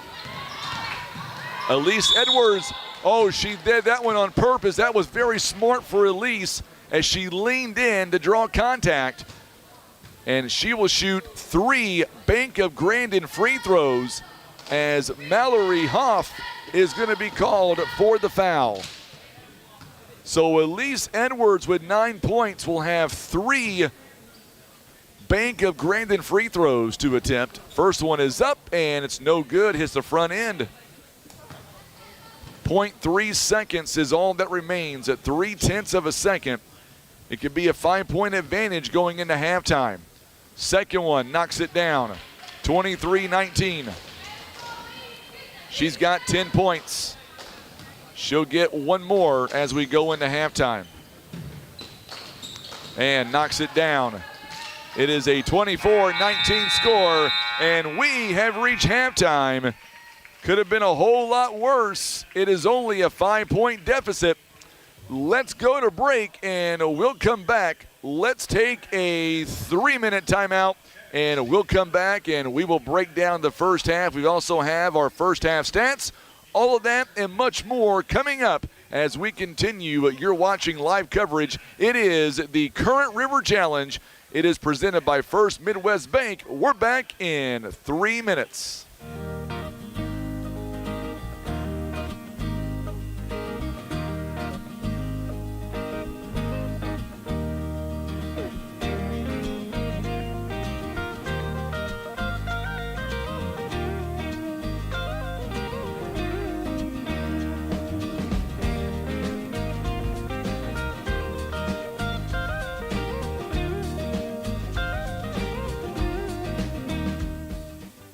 Tired of wondering where your meat comes from? Country Road Market has the answer. We're bringing the farm straight to your table. From fresh cuts to custom processing, we do it all. Bring us your deer, hog, or cattle, and let our expert butchers work their magic. Skip the grocery store and support your local farmers. Country Road Market is located at 558 County Road 507, just off Highway KK in Wapapillo. Barker's Towing and Auto Repair. As the name suggests, Barker's does more than just towing. Here at Barker's, we offer a complete line of automotive services, including tires, brakes, alignments, maintenance, and repair. And for our car enthusiasts, you'll enjoy our speed shop for quality performance parts. We are locally owned and look forward to earning your business. And for those times that you need a tow, Barker's Towing is available 24/7 for all of your towing and auto recovery needs. It's Barker's by request. 573-785-7811.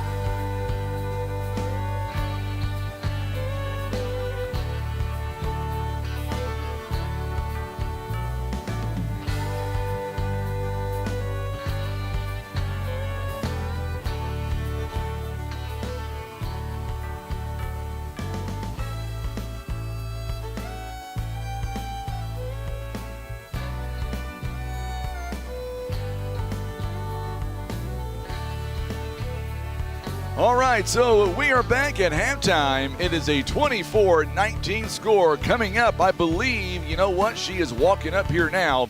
We're going to have the president of First Midwest Bank, Miss Debbie Gibbs, will be joining us. Let's take another break. Tim, if you don't mind, let's hear from our good friends at Country Road Market. We'll come right back with more as we continue. You're watching live coverage. It is the Current River Challenge. It is presented by First Midwest Bank. We're coming right back here at halftime. Tired of wondering where your meat comes from? Country Road Market has the answer. We're bringing the farm straight to your table. From fresh cuts to custom processing, we do it all. Bring us your deer, hog, or cattle, and let our expert butchers work their magic. Skip the grocery store and support your local farmers. Country Road Market is located at 558 County Road 507, just off Highway KK in Wapapillo.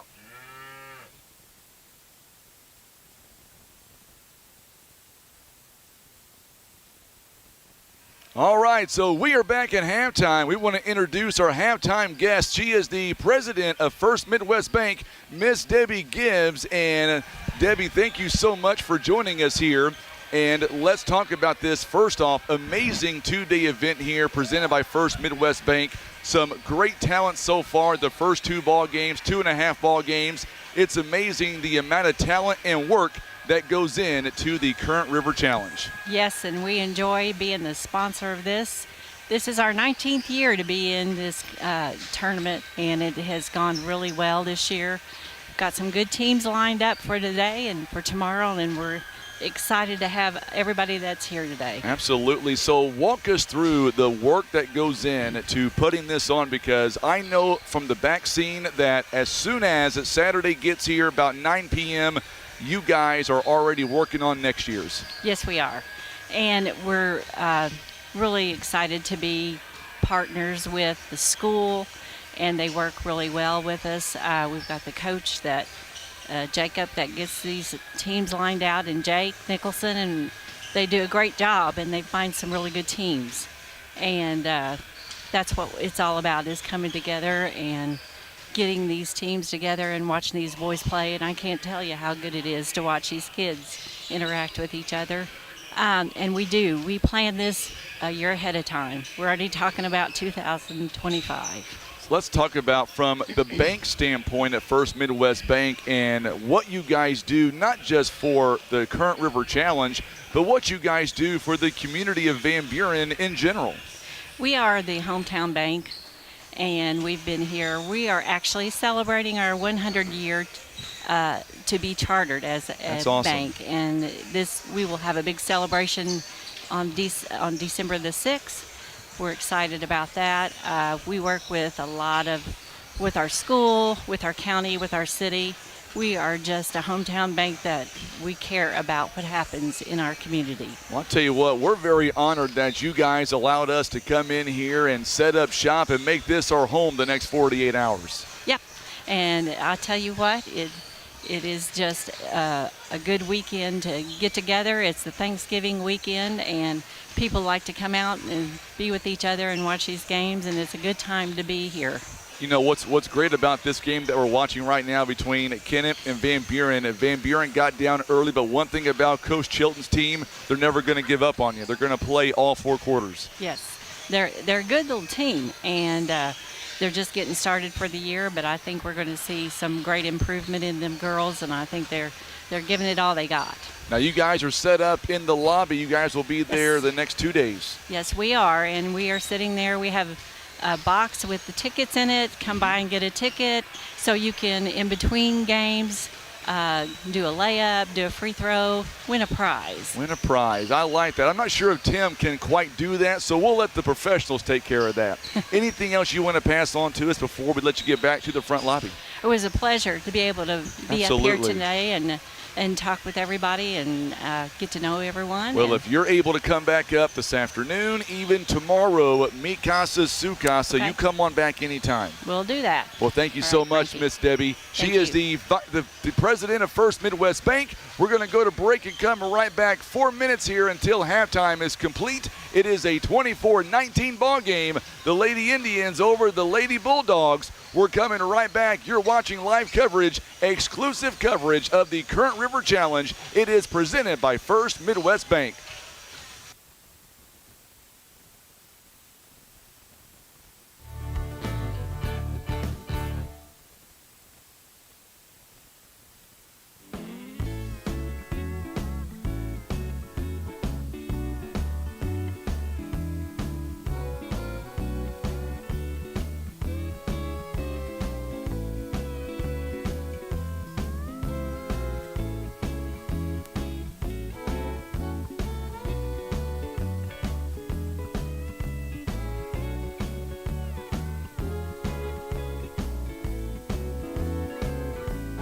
All right, so we are back, and a big shout out there to Miss Debbie. She is Debbie Gibbs, the president of First Midwest Bank. We appreciate all she does.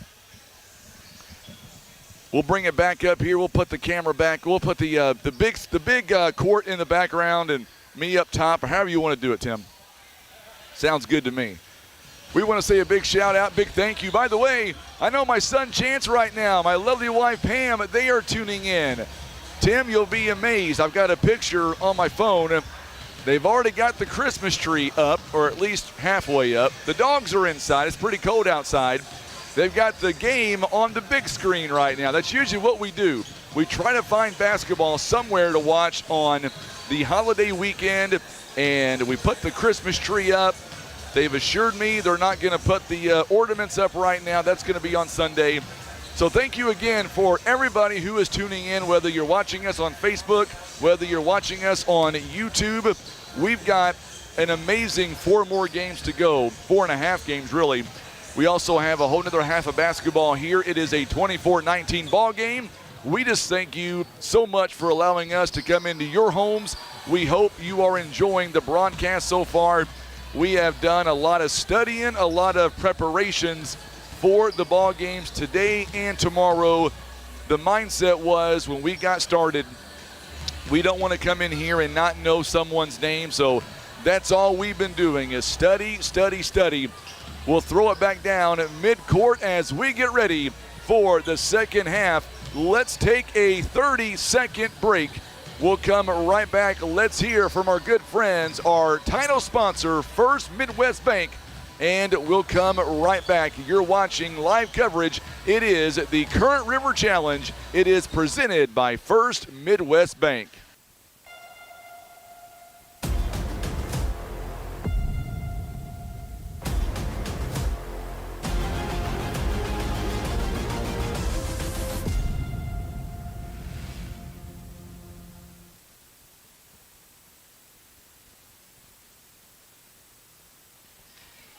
Also, Coach Dave Crockett is tuning in from Neelyville, as we'll see Neelyville later on in this Current River Challenge as well. As we get ready for the third quarter, it is a 5-point ball game.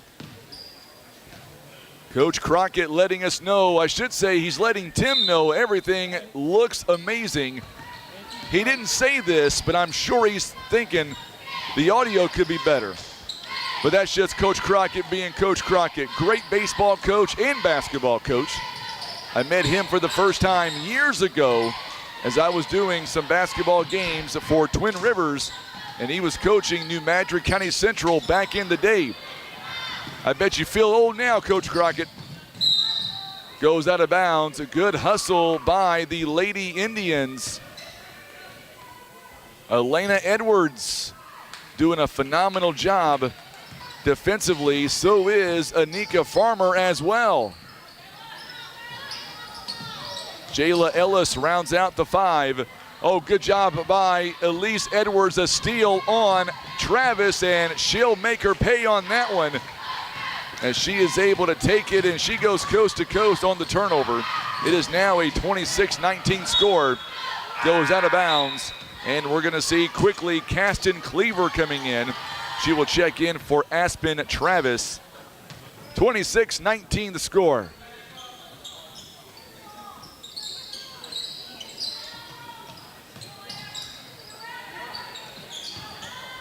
Long two-pointer by Mallory Hoff is no good. Rebounded by Kylan Cleaver. Now Hoff again double-teamed by Edwards and Farmer, and we're going to get a whistle jump ball, and it's going to go to the Lady Indians. And coming in for Kennett, Jasmine Perry will come in for Jayla Ellis.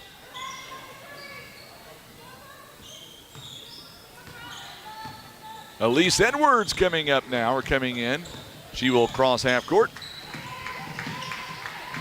Nice dish by Elise Edwards. We're going to get a whistle and a foul coming up, as Elena Edwards was going in for the shot. It'll be a foul on Kylan Cleaver. That'll be her first team foul number 1 here in the half.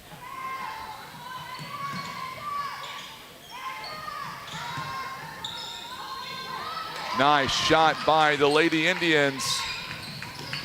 It is now 28-19. There is a turnover. A steal by Edwards. Here comes Elise Edwards, coast to coast. Give her 15 for the game. It is now a 30-19 game quickly. Now again, Elise Edwards. She's got 17.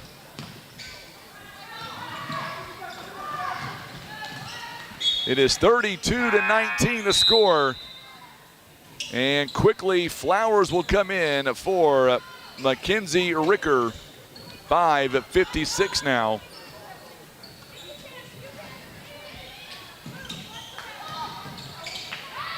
Here comes Elise Edwards. Edwards now near the free throw line. She'll back it out, reset the offense. Checking back in for the Lady Bulldogs is going to be Hannah Allen.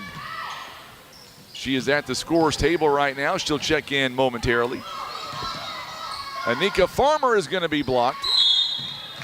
She was blocked by Flowers. And Jasmine Perry is called for the foul. It's going to be her third. So Hannah Allen comes in for Mabry on the other end. Brooklyn Edwards will take a seat. And back in is going to be Blaylock, number 14 for the Lady Indians. Shot is no good. Edwards out in front to Anika Farmer. Farmer cannot finish, but somehow got her own rebound. And now it's going to be taken away, and we're going to get a whistle and a foul coming up. That one is going to be on Anika Farmer, and that is number 3 for her. Lauren Poole's going to come in for Flowers. Also coming back in for Anika Farmer is Jayla Ellis. 5 minutes to go here in the third. Good defensive pressure by the Lady Indians. They just continue to harass.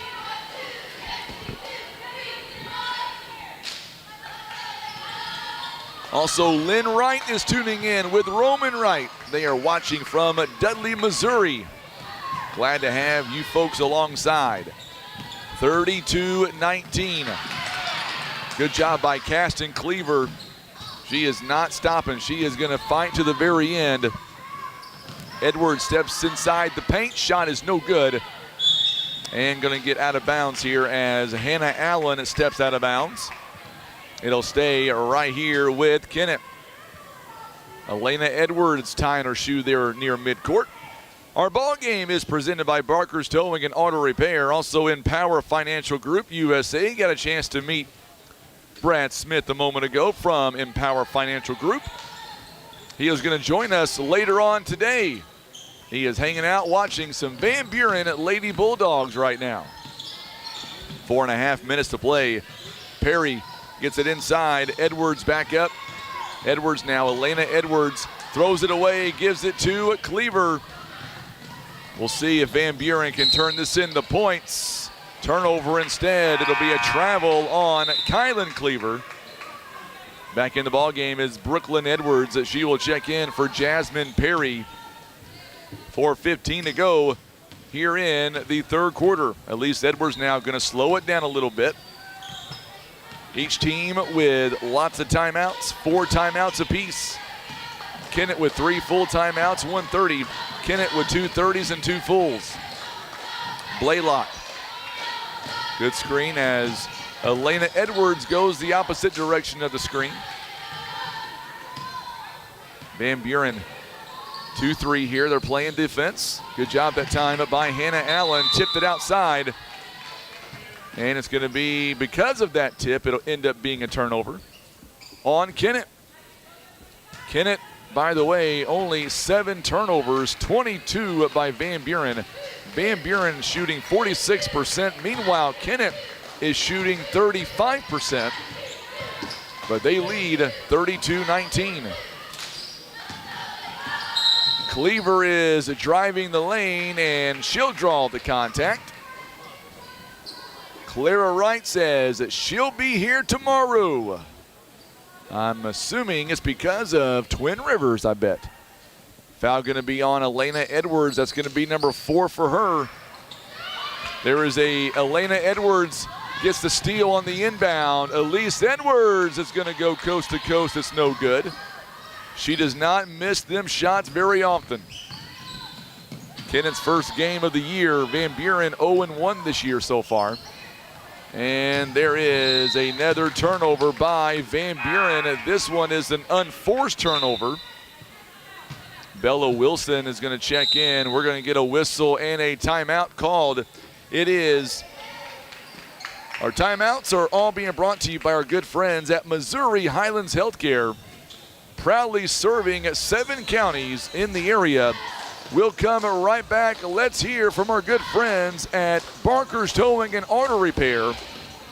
We'll be right back in 30 seconds from the Current River Challenge presented by First Midwest Bank. Barker's Towing and Auto Repair. As the name suggests, Barker's does more than just towing. Here at Barker's, we offer a complete line of automotive services, including tires, brakes, alignments, maintenance, and repair. And for our car enthusiasts, you'll enjoy our speed shop for quality performance parts. We are locally owned and look forward to earning your business. And for those times that you need a tow, Barker's Towing is available 24/7 for all of your towing and auto recovery needs. It's Barker's by request. 573-785-7811. All right, so we are back. 3:13 to go here in the third quarter.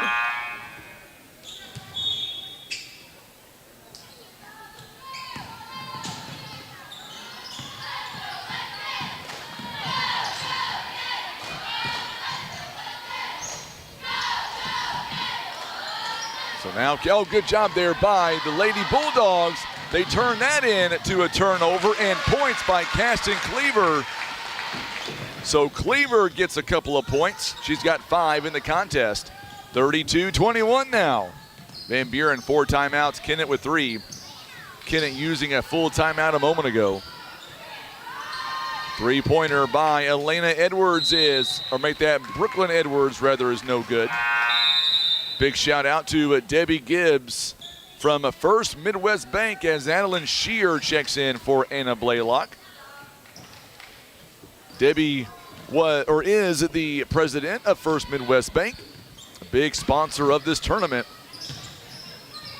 Big reason why they're able to do this for 19 straight years. Already planning for next year, they said.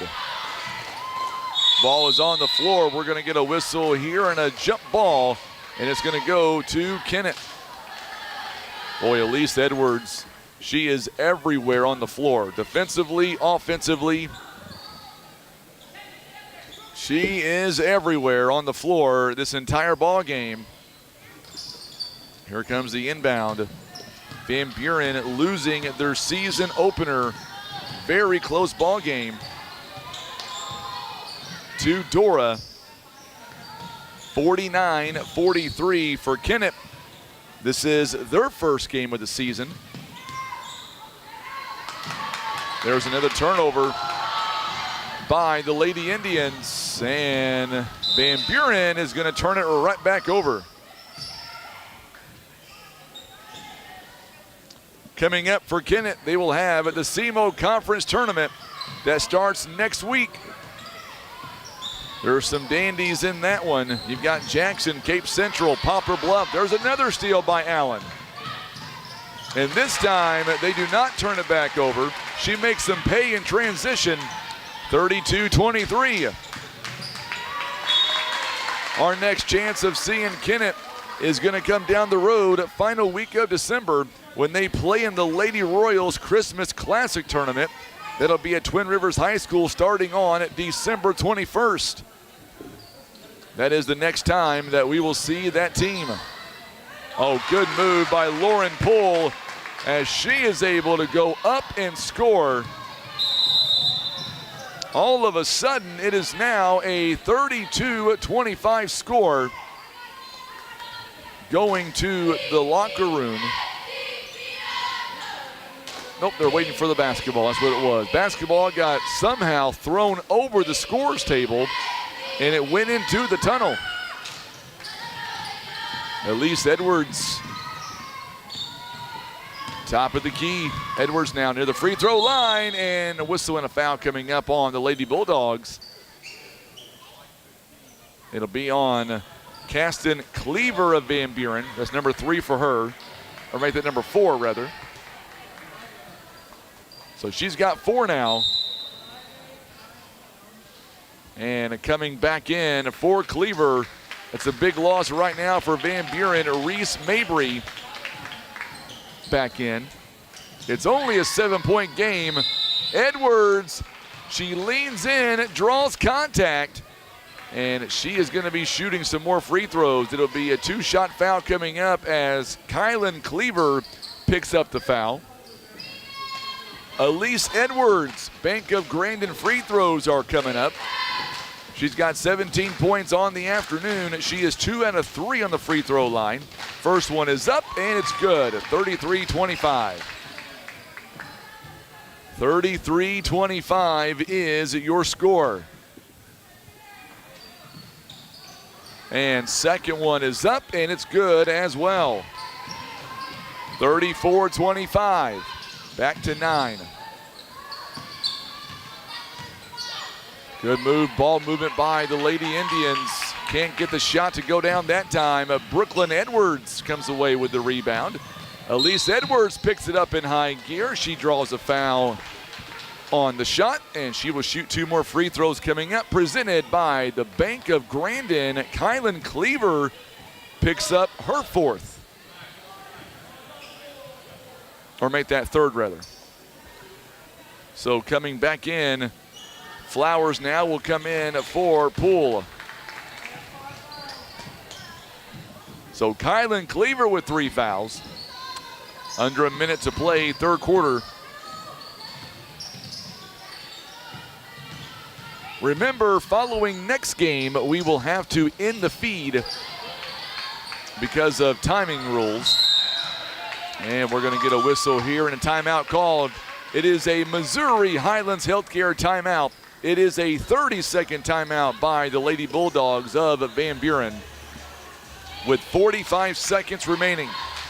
Our ball game is presented by S&T Contracting, Van Buren Tire, Lay It On Me Graphics, also being brought to you by Countryside Chevrolet in Donovan, Comfort Kings of Southeast Missouri, McSpadden Funeral Home of Van Buren and Elsinore, also being brought to you by Turner Excavating LLC, Missouri Farm Bureau Insurance Agent Keith Parker, Jumpin' Reynolds, and being brought to you by Mizell's Rock and Dirt. 45 seconds remains in quarter number 3. It is a 9-point ball game. Pocahontas, Arkansas, they've got next. They are next up. Foul coming up on Adeline Shear. It'll be her 1st personal foul.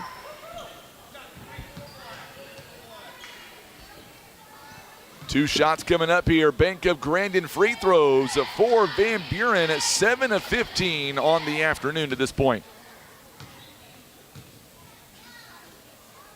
First one is on the way. Flowers is up and good.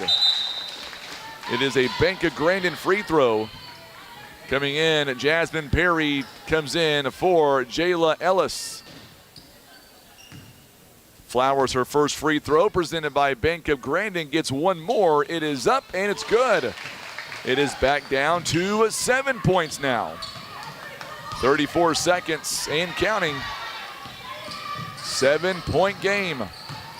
Elise Edwards, love that side jump step there. Misses the shot. We get a whistle and a jump ball, and it's going to go to the Lady Bulldogs.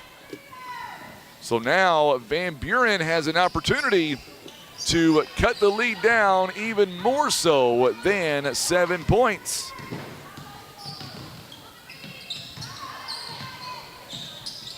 Flowers now inside the paint, all over her. Shot is no good, but she does draw contact. And she's going to shoot 2 more free throws coming up, presented by the Bank of Grandin. Brooklyn Edwards picks up the foul. And that'll be her first. So Edwards on the foul. First one is on the way by Flowers, and this one is no good.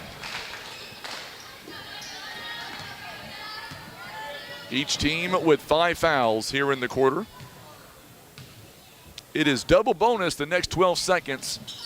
Missing both this time. She made 2 a moment ago and missed 2.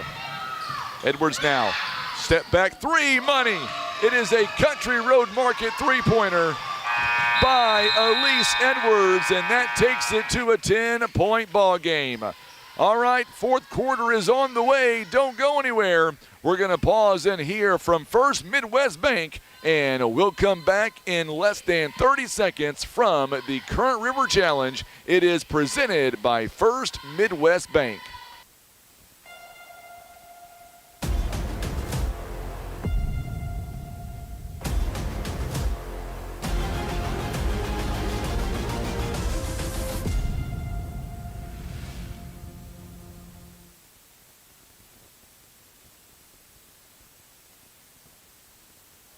All right, so Kennett with a 10-point lead. Elise Edwards, 22 points in the ball game.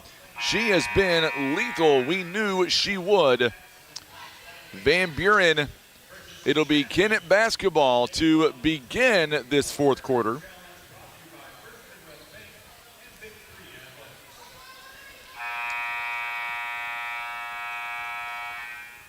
So Kennett now will come out with the ball. They are up by 10 points as we get ready for the 4th and final quarter.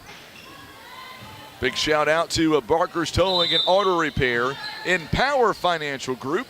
Also being brought to you by our good friends at Missouri Highlands Healthcare, Bank of Grandin, PB Realty, Legacy Farm and Land Specialist, and Senator Jason Bean. Elise Edwards, good jump ball there as Van Buren reaches in and causes a turnover. And now Van Buren gets it down by 10 points. 7:44 in counting here in the ball game. Flowers inside the paint. Nice shot by her, and now it's a 37-29 ball game. Coming up in our next contest, it'll be Bakersfield. Oh, nice shot there as Kennett extends their lead again. Bakersfield takes on Pocahontas, Arkansas. The Lions against the Redskins are coming up. So Ricker comes in. Flowers will take a seat. 39-29 is your score.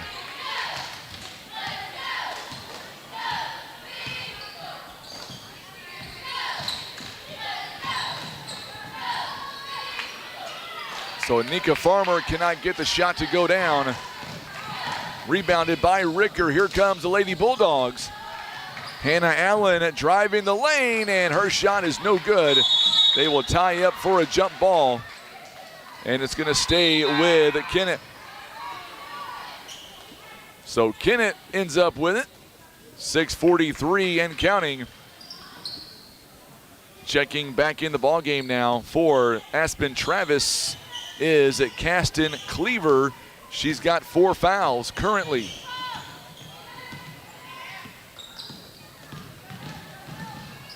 Elise Edwards now pulls up just outside the paint. She's got 24. 24 points of the team's 41.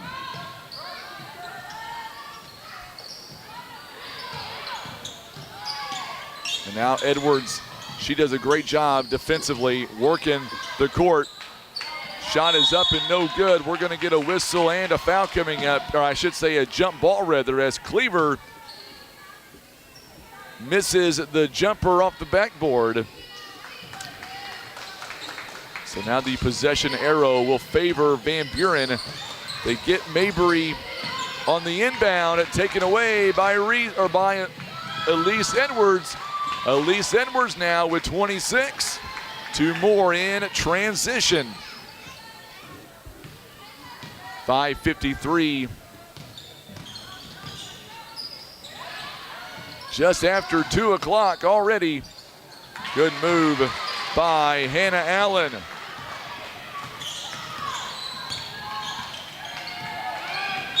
And we get a whistle and a foul coming up. I believe this one is on Jayla Ellis. If it is number 4 on her. Bakersfield now walking to the locker room area. It is going to be on Jayla Ellis. And that is her 4th. 5:34 to go here in the ball game. 43-31. There's a turnover as Farmer takes it away. Farmer now back over to Edwards. Elise Edwards. She's got 26. Brooklyn Edwards along 3. It's no good. Be tracked down in the corner as Ellis tried to get possession. It's going to go out of bounds.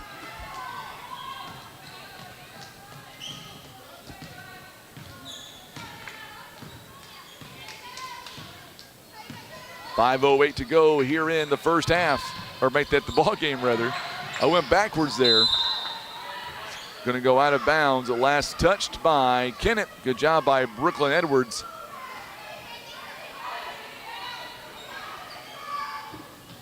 A little bit about Van Buren as they look for a good run coming up. We get a whistle and a foul coming up on Kennett.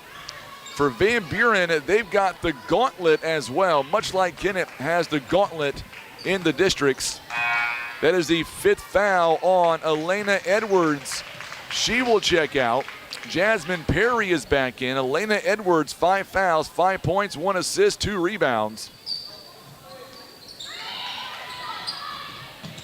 On the inbound as Kylan Cleaver, a long 2-pointer, banks it in from the elbow. It is a 10-point game again. I was going to say Van Buren, they are in Class 2, District 2. And there's a steal by Cleaver. Caston Cleaver cannot get the shot to go down, but there is an offensive rebound by Hannah Allen. She will shoot some free throws presented by Bank of Grandin. It'll be a foul on Elise Edwards. I was going to say for Van Buren, they've got Alton, Clearwater, East Carter, Ellington, Greenville, Neelyville in their district. That is the gauntlet, I like to call that. For the Lady Indians, Adeline Shear coming in for Ellis. On the other end, Mabry and Ricker taking a seat. Lauren Poole jumps back in the fray, so does Mallory Hoff. Free throw is no good. Elise Edwards, what an off-balance shot, high off the backboard.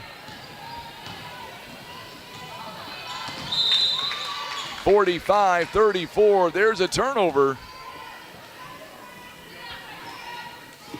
Last season, we were here in this gym during districts where Neelyville capped off an impressive run in the districts. There is a turnover, a steal by Cleaver.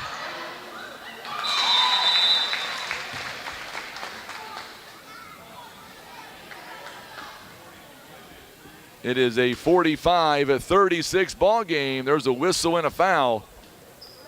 It'll be on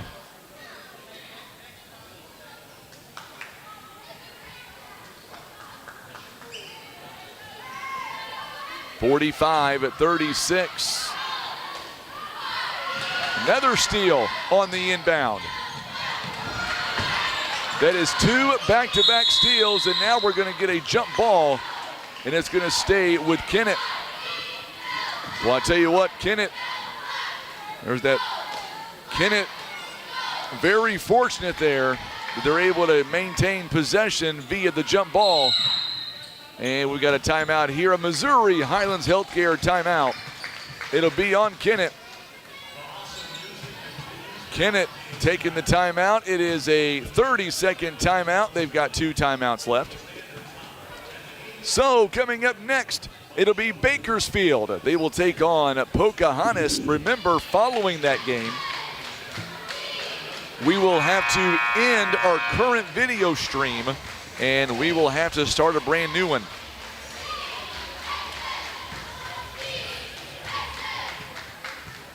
So the next game is our 4th of the afternoon. These games so far have gone pretty quickly. We still have a 4:08 to play here in this one. So now Kennett inbounds the ball. Get it to Elise Edwards. She's got 28 points. Trying to make it 30. Pull-up jumper. Wine. Oh, she misses that one. Thought that was going to go in as Poole gets the rebound. It's going to be a foul on Jasmine Perry, I presume. That is number 4 on her.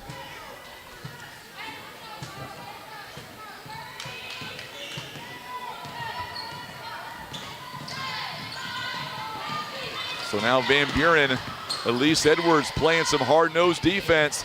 Allen dumps it off inside to a wide open Kylan Cleaver. And it's 45-38 now.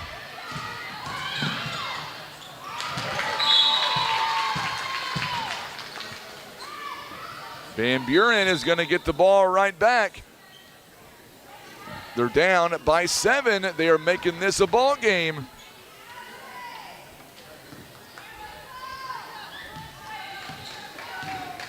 Next foul by Kennett, barring offensive foul. Van Buren's on the free throw line. The rest of the ball game, there is a jump ball. It's going to stay with, it's going to go to Kennett.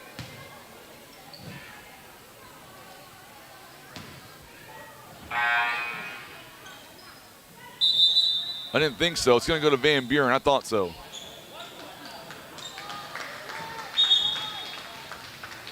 So Van Buren will keep it on the jump ball. And we may get a substitution coming in for Kennett. Jayla Ellis. They timed that out just right as the official was about to place that ball into Cleaver's hand. That's when they blew the horn. On the inbound as Kylan Cleaver does it again. It is now a 5-point game. A skirmish on the court. And there is a steal. Hannah Allen. I tell you what, this Van Buren team, they have come to play. There is still a lot of time left. Brooklyn Edwards picks up a foul. Hannah Allen will now shoot 2 free throws presented by Bank of Grandin. She is 1 of 1 on the afternoon. She's got 3 rebounds, 2 assists, 5 points. First one is up and too strong, no good. I may have jinxed her that time. Boy, she needs these. Try to lower this lead as much as possible. Second free throw coming up. Shovel pass, it seemed like, no good. And another offensive rebound. This one by Lauren Poole. And she will draw contact. That's a foul on Anika Farmer, and that's big. That is number 4. Nope, they called that one on Blaylock instead.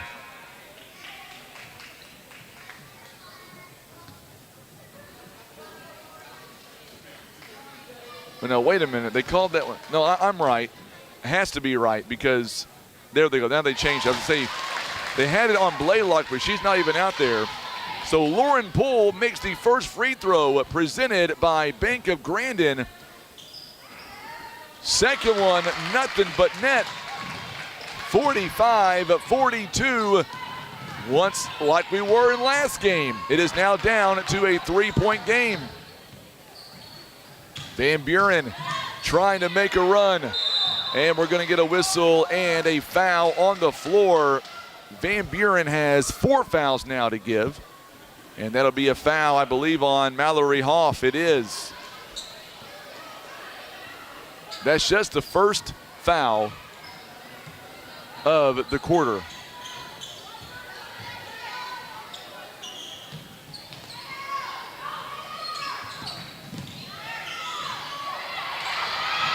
So now Elise Edwards trying to take over this game. She goes up, it's no good. And coming away is Cleaver. Caston Cleaver comes away with it. Here is Kylan Cleaver. She goes coast to coast. It is now a 1-point game. Here we go. And we get a whistle. Oh, and that is the 5th foul on Caston Cleaver. She has just fouled out. That is number 5 on number 15, Caston Cleaver. Cleaver is not about the points she has scored. She scored 5 of them. It's about the defense. 4 rebounds, 3 assists. It is a 1-point game. And now Aspen Travis will come in for Cleaver. Cleaver played 20 minutes and 33 seconds in this contest. It is a 1-point game. Still have over 2 minutes to play, 2:25 to be exact.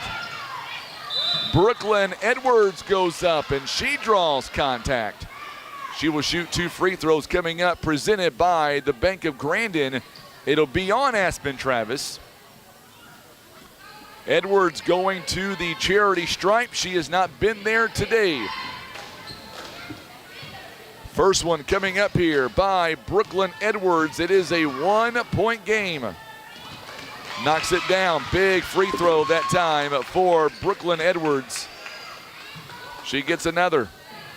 46-44. 2-point game. Knocks it down. Those are big time free throws. There is a cut to Hoff. Long corner shot. It's off the rim. It's no good. Here comes Elise Edwards. It's a 2-on-1, and she is going to draw contact and shoot some more free throws coming up. 2:10 to play. Everything has changed with Cleaver rather, out of the ball game. Allen picks up the foul. That's her second. Edwards, 28 points, 4 out of 5 on the free throw line. She knocks down another one, presented by the Bank of Grandin. Reese Mabry coming in for Aspen Travis. Elise Edwards to make it 30 points to start off her sophomore career, and she does. 2:08. It is now back up to 5. It was a 1-point game a moment ago. 3-pointer from the wing. It is no good. Mabry missing the shot, but Kylan Cleaver fights for the loose ball rebound, and now we get a whistle and a foul coming up on Adeline Shear. So Shear with the foul at the free throw line. Kylan Cleaver, 2 Bank of Grandin free throws. She is now 2 out of 5 on the free throw line.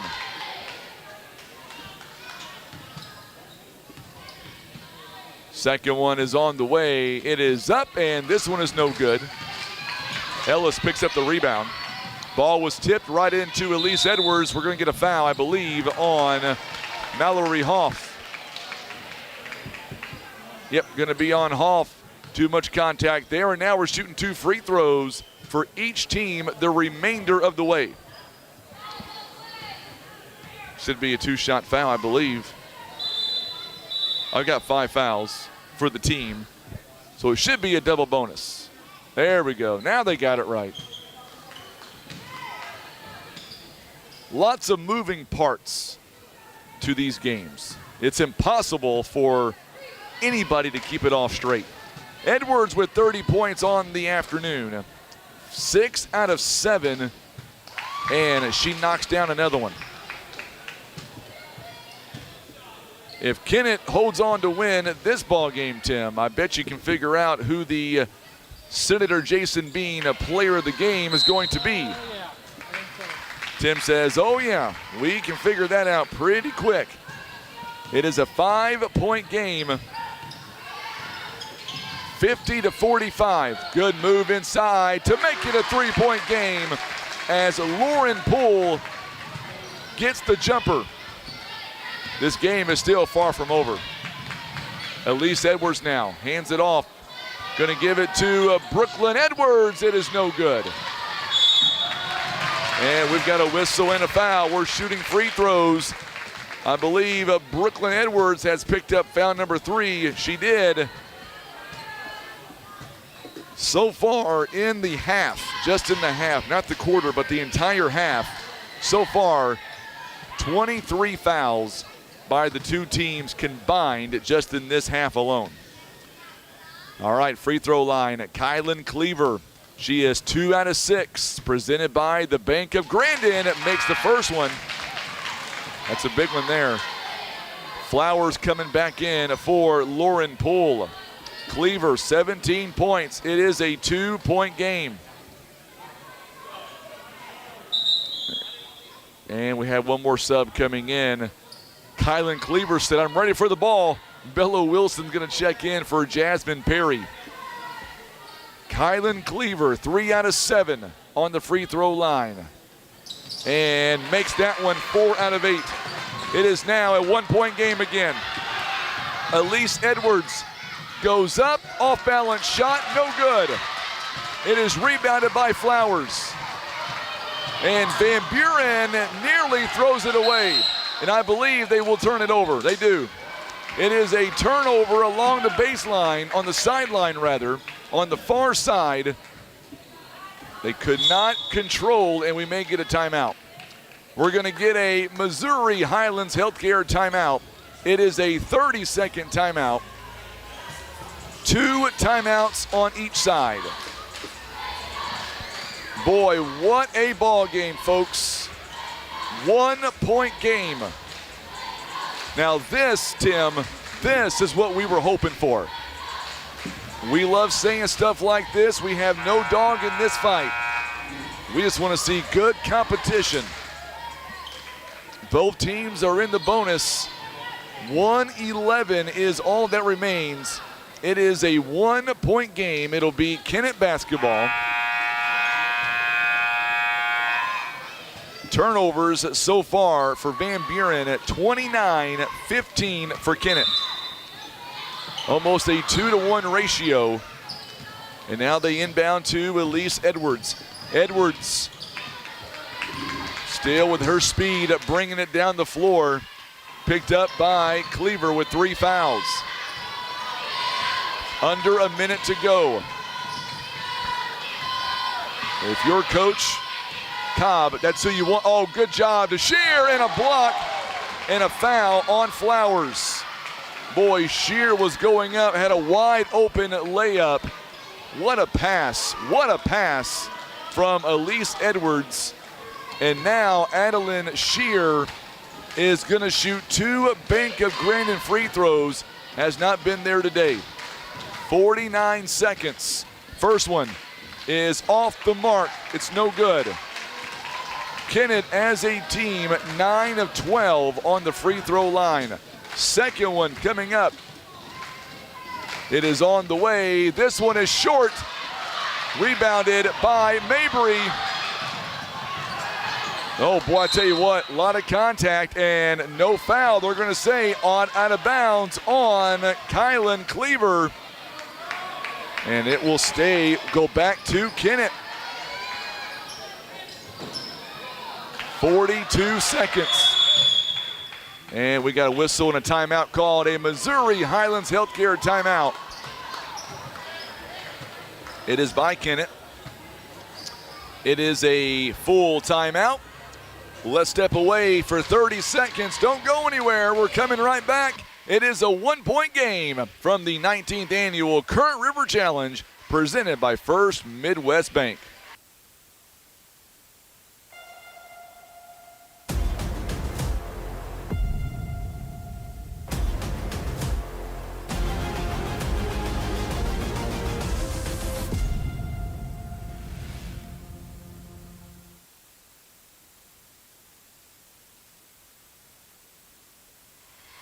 So 42 seconds is all that remains here in this one.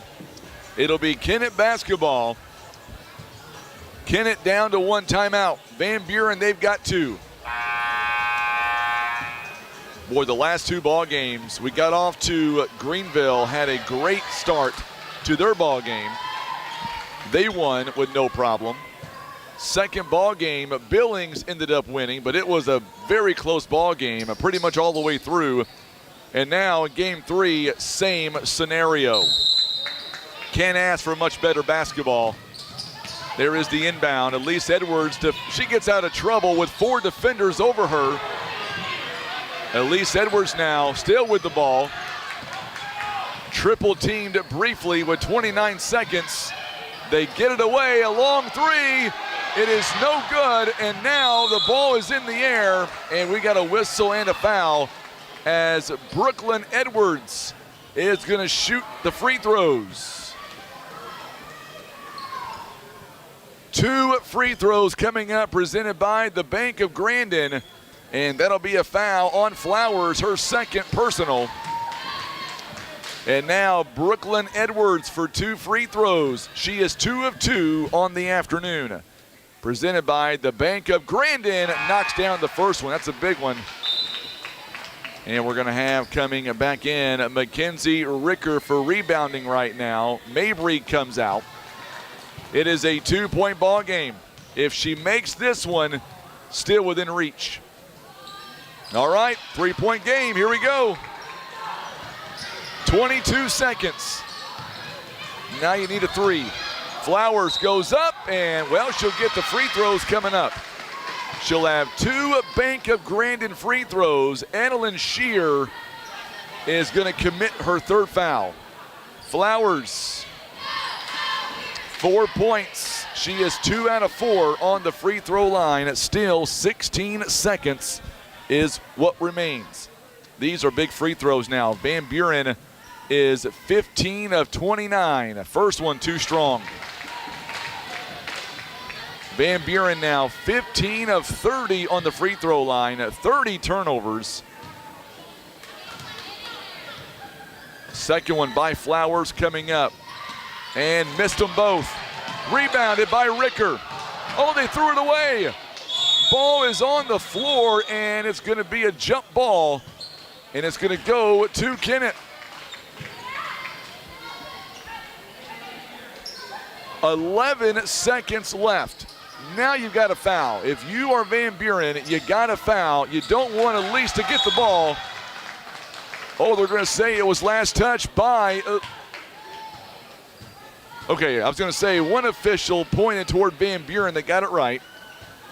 It hit Cleaver, and now they'll redo it. Now they get it in to Elise Edwards. Edwards now in the backcourt. She crosses half court, and that's going to be the ball game. Elise Edwards is going to run the clock out, and Van Buren, or I should say Kennett rather, survives a 3-point win. 52-49 is your score. What a ball game. Let's get right into it as we see the two teams shaking hands. Kennett now goes to 1-0 on the year, and Van Buren goes to 0-2. But they went toe-to-toe with Van Buren in this ball game. Van Buren has nothing to be ashamed about at all, period. All right, it is now our Senator Jason Bean, a player of the game. And you got to tip your cap, obviously, to Elise Edwards of Kennett. 31 points, 5 rebounds. She played nearly 31 minutes here today. She was 7 of 9 on the free throw line. That's big. 11 of 30 overall, 5 rebounds, 8 steals in the ball game. 2 out of 5, by the way, from the charity stripe. 52-49 was your final score. Kennett takes this one, and now we will turn our attention to the next ball game. And the next one is between Bakersfield and Pocahontas. That one should be good. The Lions and the Redskins. All right, we're going to step away for just a few moments. We're going to reset everything. We're going to come right back. We are about ready for the fourth ball game still to come. Don't go anywhere. You're watching exclusive coverage of the Current River Challenge. It is presented by First Midwest Bank. We're coming right back in less than 5 minutes.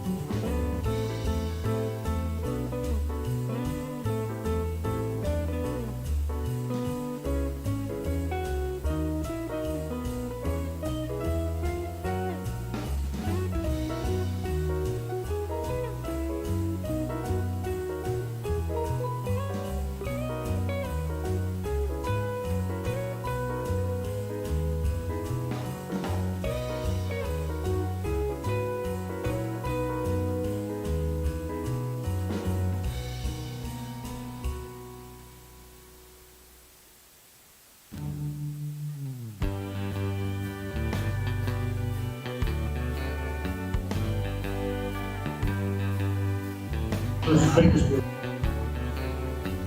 All right, so we are back as we get ready for Game 4 this afternoon between Bakersfield and Pocahontas, and this one looks to be just as exciting as the first 3 ball games. Bakersfield, Pocahontas should be a lot of fun. Can't wait for this one to begin. We are 3 minutes away from this contest getting started.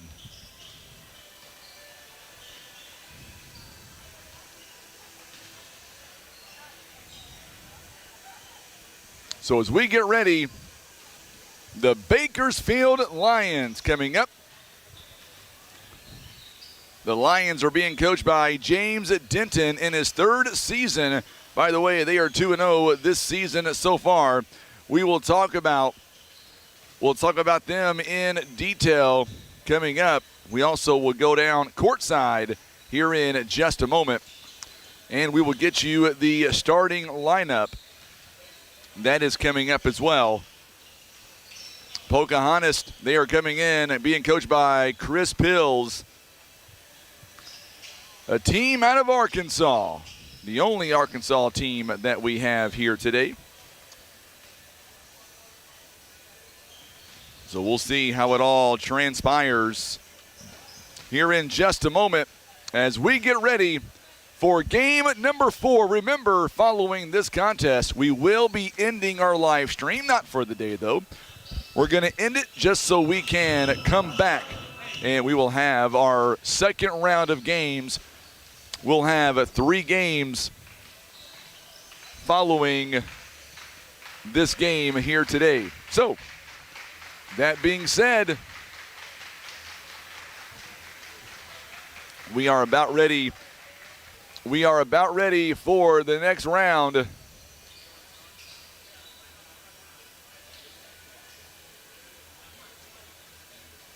It is Bakersfield and the Lions and the Redskins. Congratulations, by the way, to Kennett. Kennett earlier surviving Van Buren, and no doubt about that one. All right, we're going to go down courtside. Here is Jake Nicholson, the athletic director of Van Buren. He's also the head baseball coach, a good friend of ours.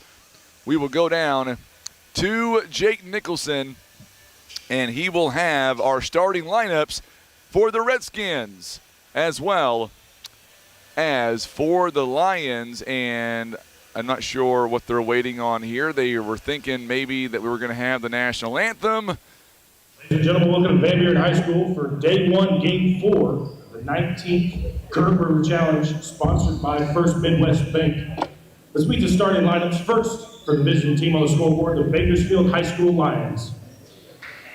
Number 1, Morris Collins. Number 2, Connor Jones. Number 3, CJ Carey. Number 12, Ty Cotter. And number 24, Aiden Sanders. The Lions are coached by James Denton and Kanan McGinnis. Now for the home team on the scoreboard, the Pocahontas Redskins. Number 3, Mason Priest. Number 4, Jared Mitchell. Number 11, DJ Coffey. Number 12, Payne Swan. And number 23, Tid Kios. The Redskins are coached by Chris Pills and Josh Harry. Tonight's referees are Lloyd Rice, Jake Miles, and Frank Killian. So there you go, our officials for this contest. Once again, Jay Piles, Frank Killian, and Lloyd Rice. I'm Frankie Castillo alongside Tim Hicks on the camera. It is now time for the opening tip-off. Our tip-off here tonight, or this afternoon rather, it's all being brought to you by First Midwest Bank. Bakersfield, Pocahontas, Mason Priest, Jared Mitchell, DJ Coffey, Payne Swan, and Tid Kios for Pocahontas. Morris Collins, Connor Jones, CJ Carey, Ty Coffer, Hayden Sanders for the Lions, and we are underway. Pocahontas is wearing their home white jerseys. with the red trim, red numbering. Quick jumper in the middle there by Jared Mitchell, and we are underway as Pocahontas now leads at 2-0. Connor Jones with it. He'll get his first touch, top of the key. As Bakersfield running their play, Morris Collins going to go baseline. Back out to the top of the key, a long jumper by Hayden Sanders. No good, it goes out of bounds. Let's meet the teams. Let's start with Pocahontas as they are being coached by Chris Pills. Traveling all the way from Pocahontas for day one of the Current River Challenge. Jumper near the elbow by by Payne Swan is no good.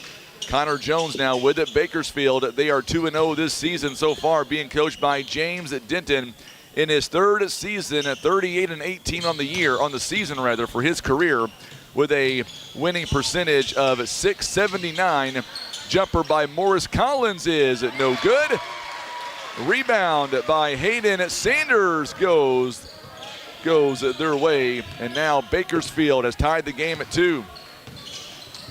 So far this season at Bakersfield, they've got wins over Bradleyville. Nice move by by Payne Swan. Swan with 2 points. They beat Bradleyville, this Lions team did, 86-30 back on November 22nd, and then a few nights ago beat Alton by a score of 70-43. Bakersfield coming in at 2 this season, last year averaging 71 points on offense. DJ Coffey unable to knock down the shot. They are giving up 66 points on defense. And we're going to get a whistle. First foul of the ball game. Going to be a foul on Ty Cotter. So Ty Cotter now gets his first foul. 5:53 to go. Outside jumper by Swan is no good from the inbound. Rebounded by Hayden Sanders. And now they work it around to Connor Jones. Jones works it around the perimeter. Ty Cotter. Our ball game here today proudly presented by First Midwest Bank. Three-pointer by Carey is off the mark. It's no good. And we're going to get a whistle, and it's going to be a foul away from the ball on Bakersfield. Also, Barker's Towing and Auto Repair. Morris Collins picks up the foul, his first, team foul number 2. Empower Financial Group USA, a proud supporter of the Current River Challenge. Also being brought to you by Missouri Highlands Healthcare, the Bank of Grandin, PB Realty Legacy Farm and Land Specialist, and brought to you by Senator Jason Bean. There is a turnover.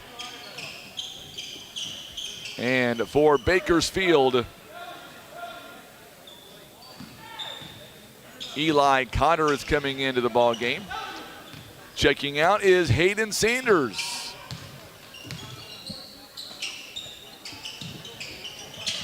CJ Carey works it around to Eli Cotter.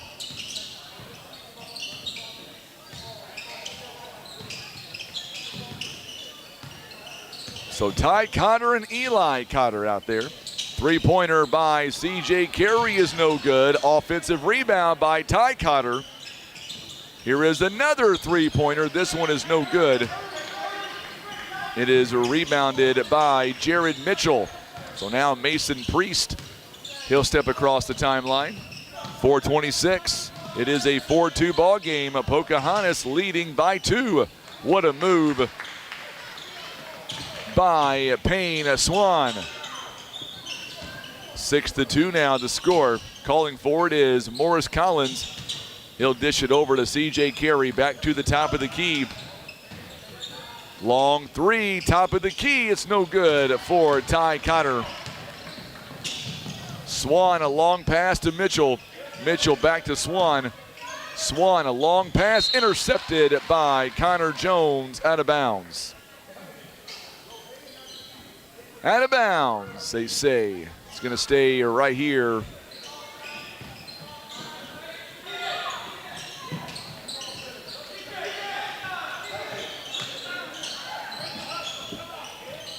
There is a big three-pointer presented by Country Road Market as Tid Kios with a big time three. It's now 9-2. Timeout called by Bakersfield. It is a 30-second timeout. They've got 4 timeouts left. Our ball game this afternoon, it's all being brought to you by our good friends from Meisel's Rock and Dirt. Also being brought to you by Jumpin' Reynolds, a Keith Parker, Missouri Farm Bureau agent. Turner Excavating LLC, McSpadden Funeral Home of Van Buren and Elsinore. Comfort Kings of Southeast Missouri, Countryside Chevrolet. Lay it on the line graphics. And brought to you by Van Buren Tire.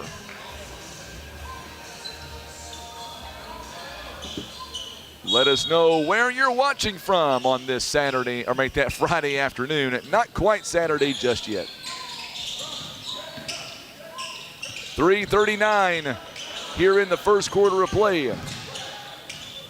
Long pass to Morris Collins. Collins goes up and he will split the defense. He knocks it down. Good shot. His first bucket, 9-4. Pocahontas coming out of the gate. They are playing very physical early on. Oh, a nice jumper again by Kios. The bank is open. Banks that one in. Turnaround jumper. He's got 4 now. Or make that 5 rather. It is 11-4. Good move again by Morris Collins. He is able to go in for the layup. CJ Carey, good assist. Getting ready to check in for Bakersfield. Caden Alvarado about ready to check in. 2:35 and counting here in the first. Kios again throws it up toward Mason Priest. He is near the half-court line, taken away by Morris Collins, and he will miss the shot. Had a wide open layup and misses the shot. On the other end, Mason Priest, a long shot is no good. Connor Jones picks up the loose ball rebound. Shot is off the mark here by Connor Jones, and no good. Rebounded by Payne Swan. And now Pocahontas gonna slow it down a little bit. Just slow it down.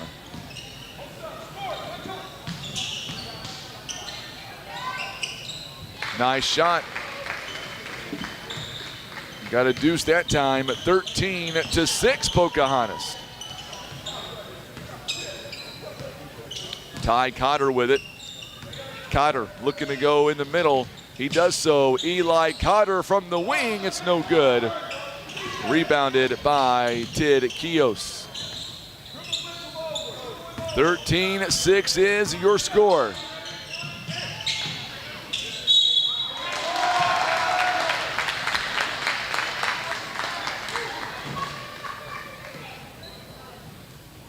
Foul going to be called on, the bucket is good, and the foul going to be called on Ty Cotter. It is 15-6.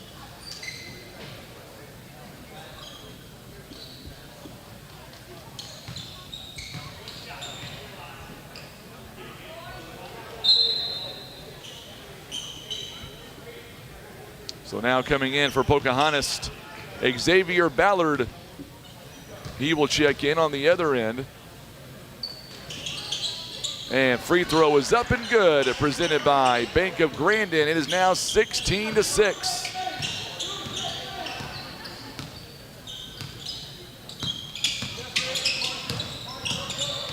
Hayden Sanders is back in the ball game. Cooper Massey also in the ball game.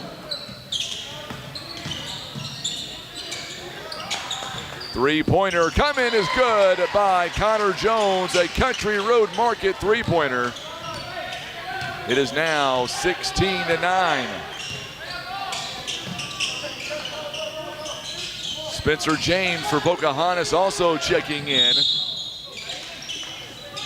Whistle and a foul coming. It's going to be on, I believe Hayden Sanders is going to be the guilty party there. Coming out is Ballard. Also, Swan is coming out. Ted Kios is back in, as is Mason Priest. 4th foul, by the way.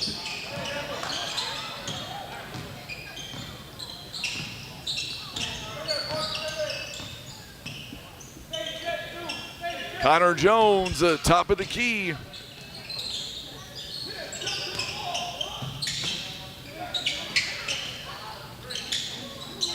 Three-point basket again. Connor Jones, a Country Road Market three-pointer. Bakersfield.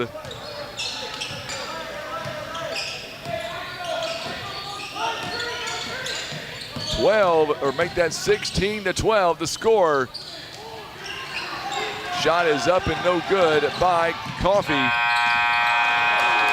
And the shot is no good as we have played one. It is a 16-12 ball game. Let's step away for 30 seconds as we have played one. You're watching live coverage. It is the Current River Challenge. It is presented by First Midwest Bank.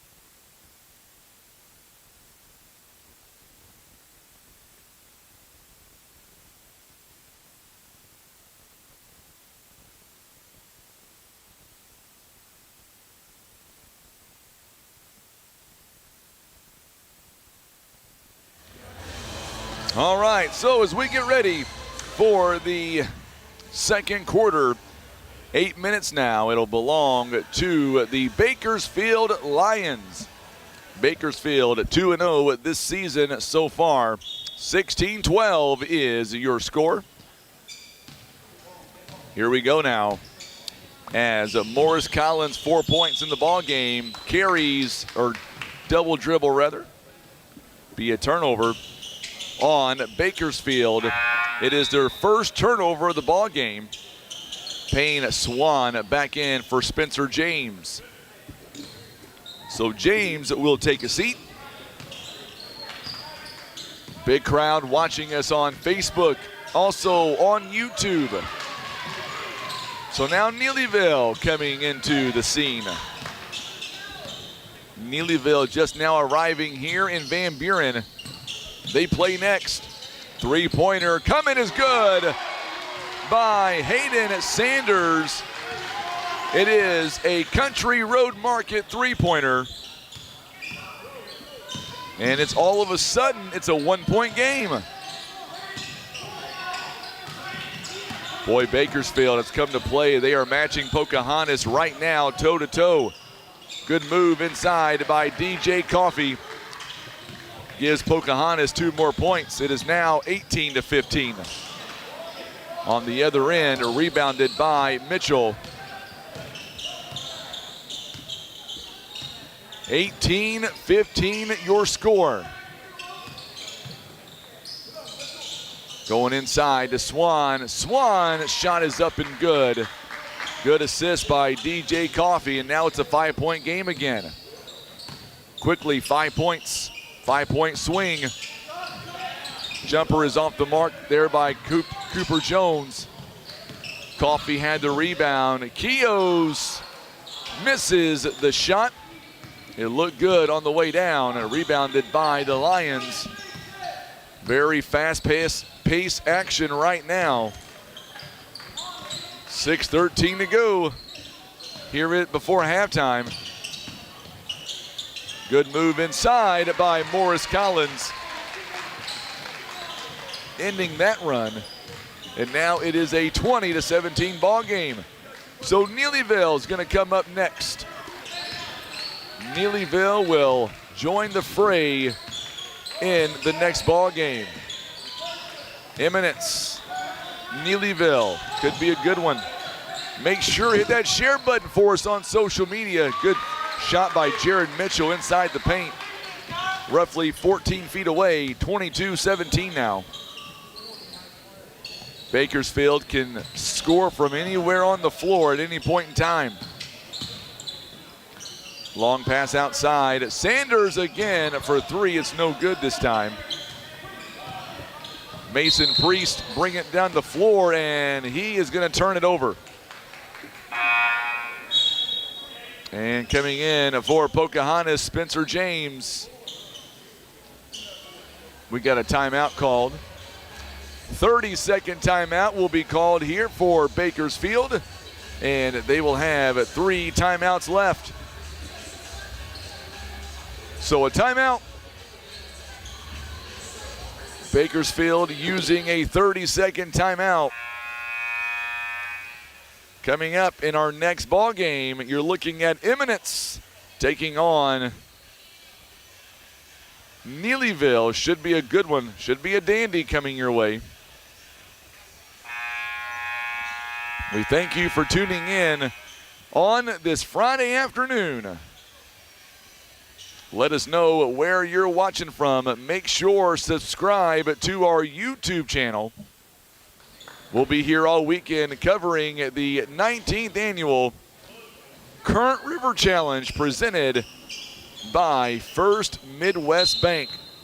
The remainder of the schedule coming up today: Eminence in Neelyville, 4 o'clock. And then it's Delta and Van Buren at 5:30. And then the big one tonight, Chadwick and Richland. That one's at 7 o'clock.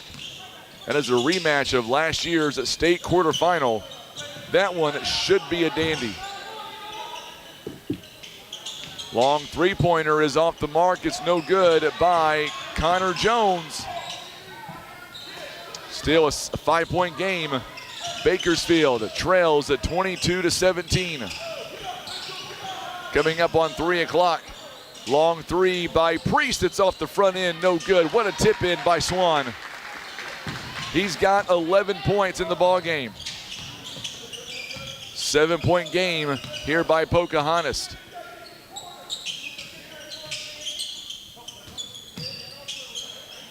Long, going to be a pass in the corner. Back outside. Checking back in the ball game for Pocahontas is C.J. Carey. Shot is no good. It is rebounded by Pocahontas. Kios will bring it down the floor. Under 4 minutes now until halftime. Going inside, they lob it up. And what a block the first time around. But Mitchell will get it right back. 2 more points, 26-17.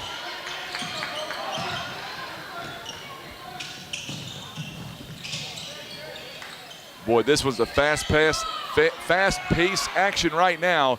It took 3 opportunities, but finally Payne Swan is able to bury it. 3-pointer on the other end, and no good from Sanders. And all of a sudden, it's extended to an 11-point game. Bakersfield was going toe-to-toe, but Pocahontas, there is the running jab by Ted Kios. He's got 7. What a shot that was. Woo. 3-pointer is coming, it's no good. Kios again with another rebound. Bakersfield 3 of 15 right now from behind the arc. 3 out of 15.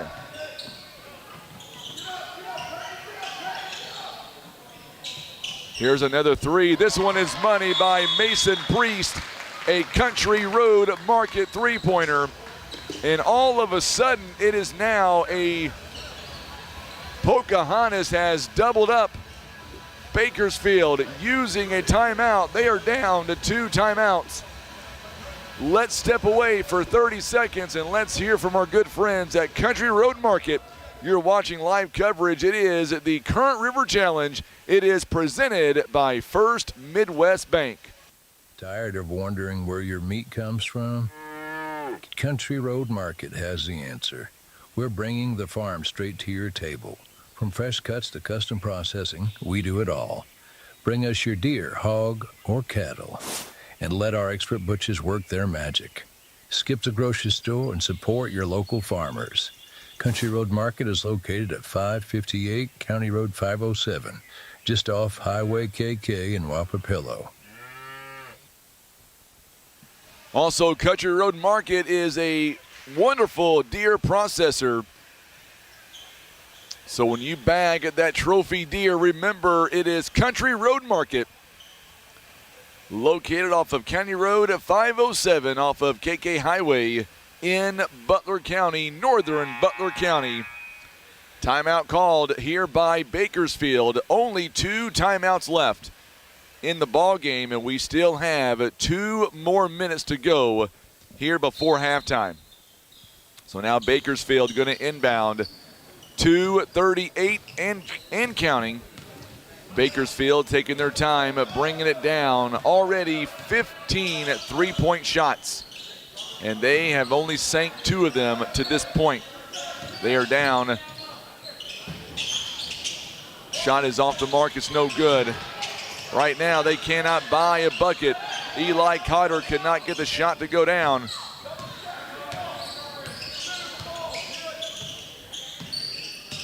Bakersfield down 33-17. Priest going up to Swan. Swan buries it. He's got 15 points.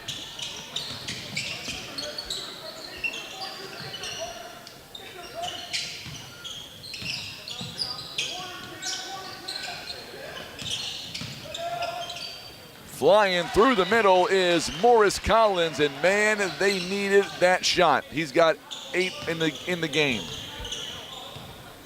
That is one they desperately needed.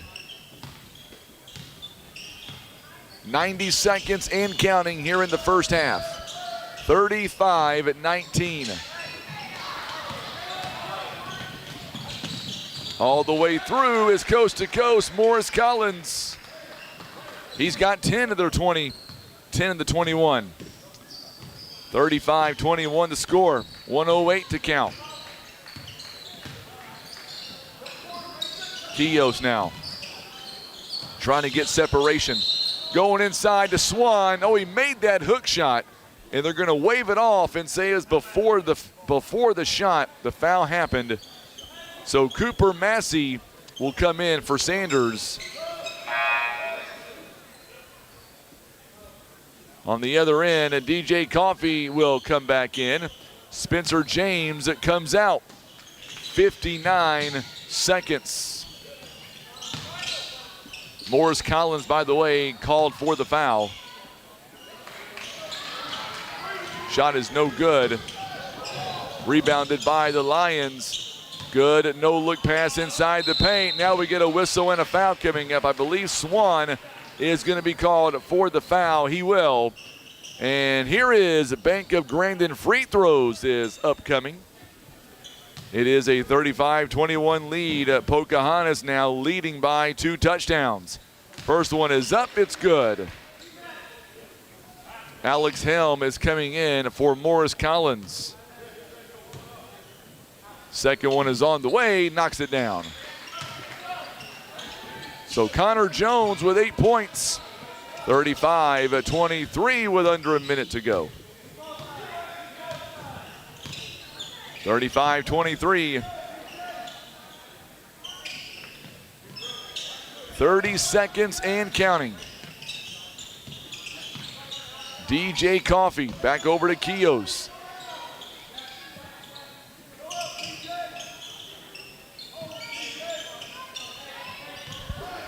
(35-23) the score. Pocahontas leading by 12. They lob it up to Jared Mitchell rather. It's no good. Taken away. What a good steal by DJ Coffey, and that is how this quarter will come to a close. It is a 35-23 score. Coming up next, it is our halftime. It's all being brought to you by PB Realty Legacy Farm and Land Specialist. Possession arrow is going to favor the Pocahontas Redskins when we get ready for the third quarter. Let's step away. We're going to take a 3-minute timeout, and we'll come back with your halftime report. It is Pocahontas leading by 12 as we continue with live coverage. It is the 19th annual Current River Challenge. It is presented by First Midwest Bank.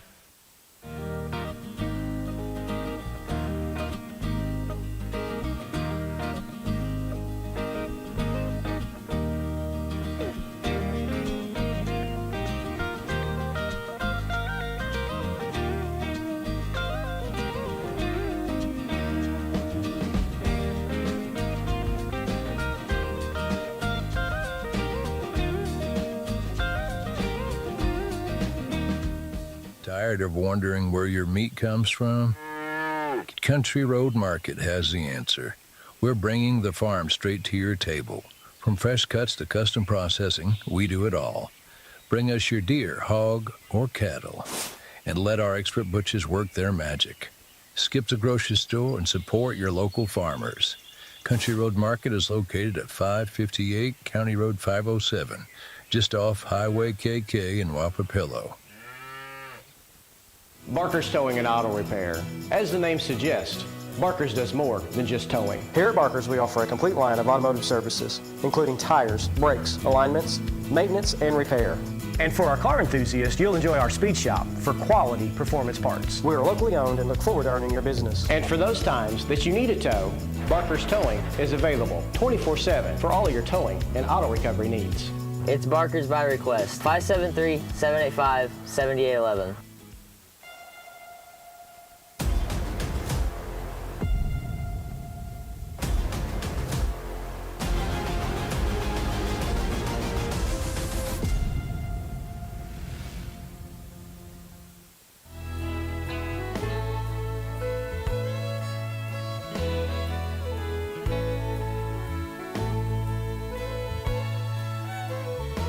All right, so here we go as we break down the first half. Pocahontas is shooting 57% thus far. They are 16 of 28.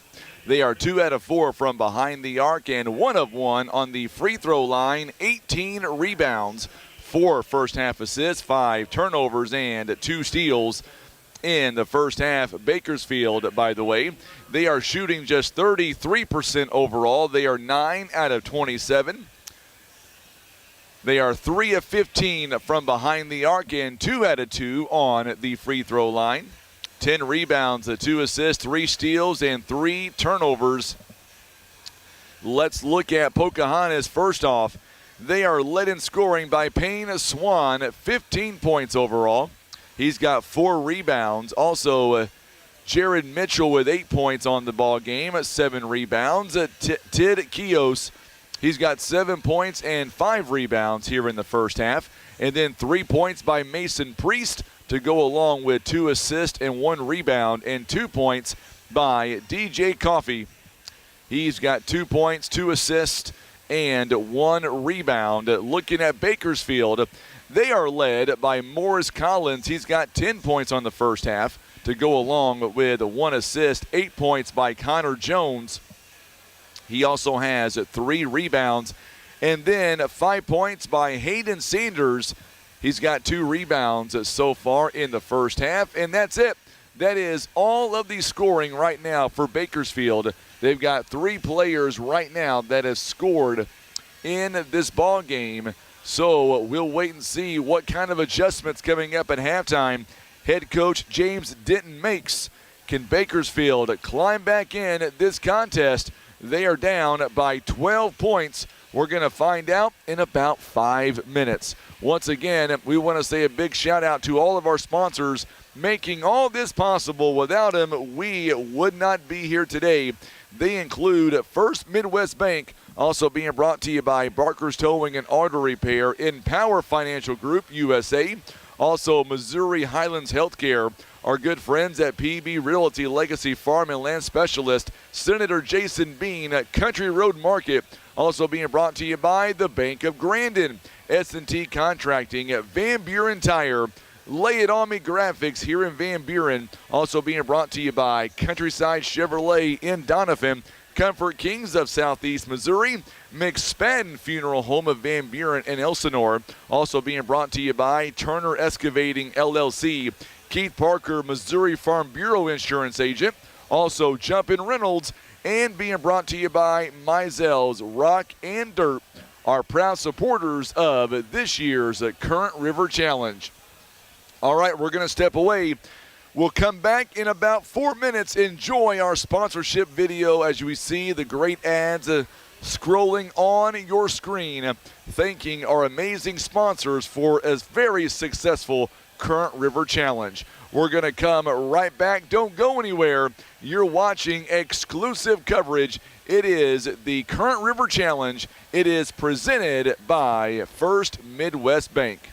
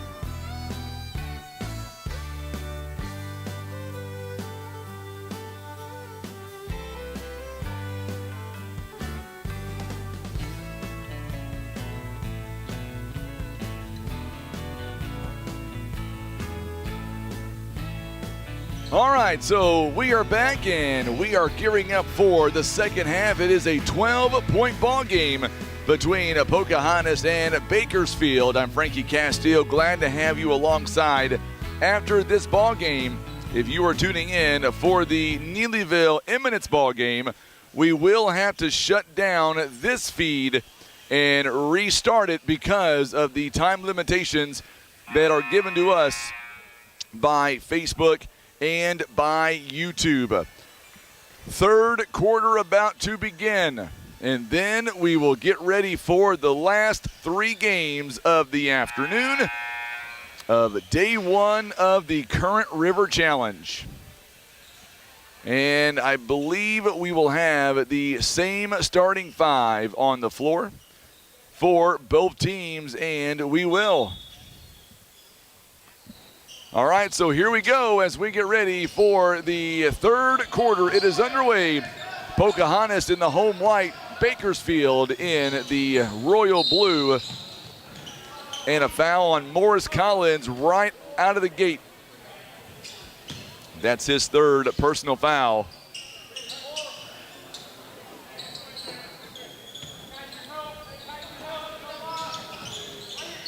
On the inbound as Swan, good backdoor cut. It's going to go out of bounds. The last touch by Morris Collins. 35-23, 7:46 to play here in the third quarter of play.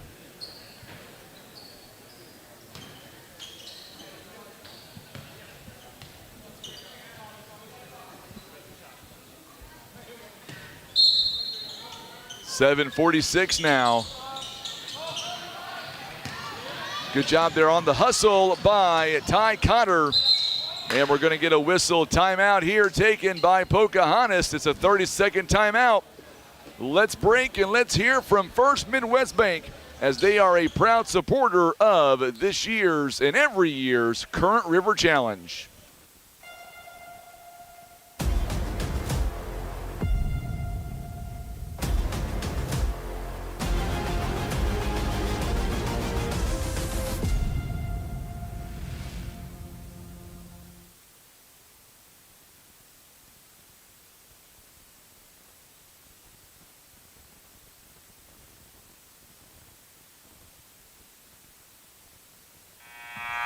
All right, a timeout called by Pocahontas, their first timeout of the ball game.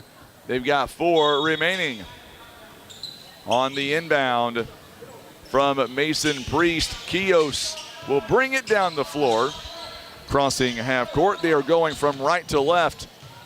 Good move inside, and we're going to get a whistle and a travel called on DJ Coffey. Took 1 too many steps inside the paint there. 7:29, 35-23, your score. 7:19 here in the third quarter. It's amazing how fast these games have gone. There's a three-pointer. Connor Jones, a Country Road Market three-pointer. That's big for Bakersfield. They now lead, or trail rather, 35-26. For Bakersfield, that is their 4th three-pointer of the contest, or 4 out of 16. Pocahontas tries to do the same, and unable as Swan misses the three-pointer, and we're going to get a foul coming on Pocahontas on the rebound. It'll be on Jared Mitchell. So Mitchell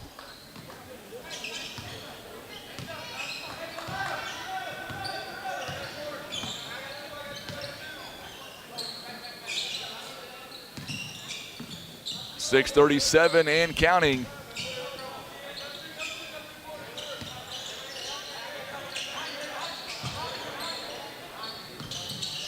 Morris Collins with it.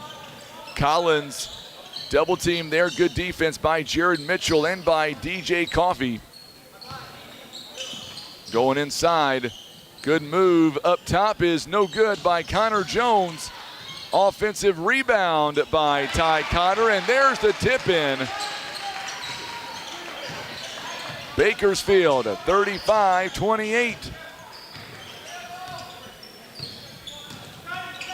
Coffey now not wasting any bit of time at all.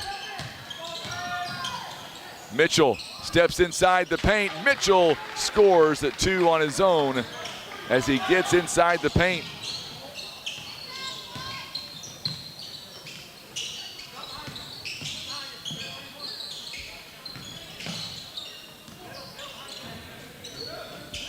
.37-28.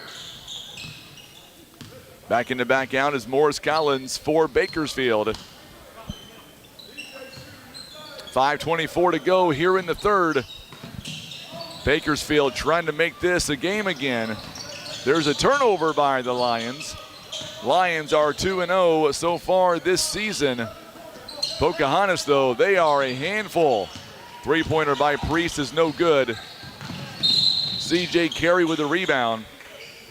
We get a whistle and a foul coming up on Payne Swan, and that is number 2 on him.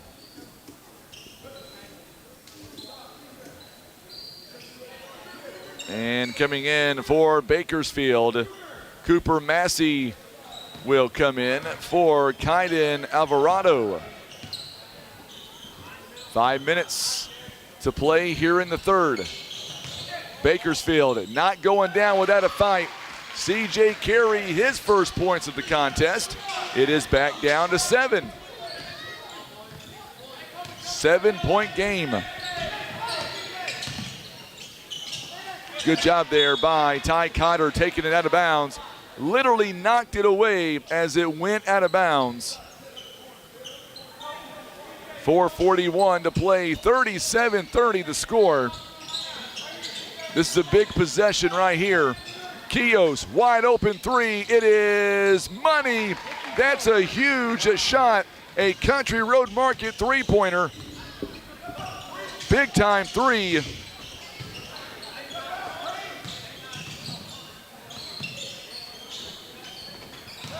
Now it's a 10-point game. Shot is up and no good, but we're going to get a foul. It is a 40-30 ball game with 4:17 to play. Foul going to be on Ted Kios. 2-shot foul. Bank of Grandin free throws are upcoming right now.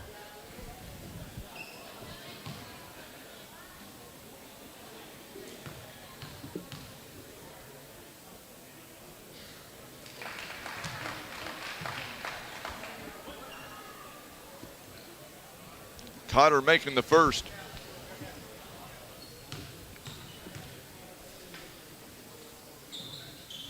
And makes the second as well.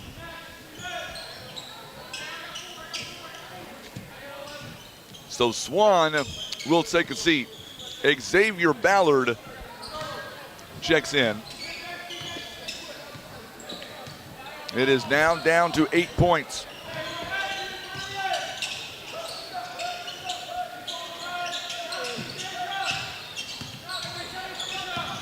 Now Coffey has it taken away. Boy, what a great job there by Connor Jones and company. It took 3 guys to secure the ball.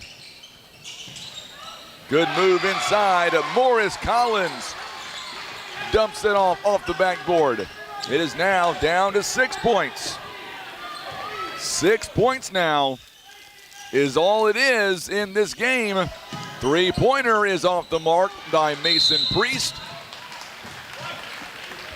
And we're going to get a whistle and a foul coming up. I believe this one also is going to be on Pocahontas. Coming back in for Bakersfield, Hayden Sanders will check in for C.J. Carey on the other end.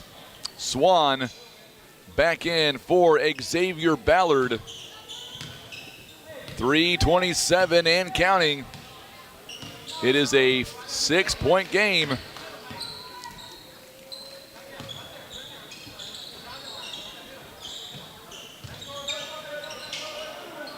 .313. Good move inside. Ty Cotter pull-up jumper is no good. On the other end, getting the rebound. I believe it took 3-second violation. Yep. As Cotter, Massey got the rebound and then turned it over. We're going to get a timeout called here by Pocahontas. I believe it is a full timeout. They will have 3 timeouts left. We'll step away with them and come right back. You're watching live coverage. It is the 2024 Current River Challenge. It is presented by First Midwest Bank.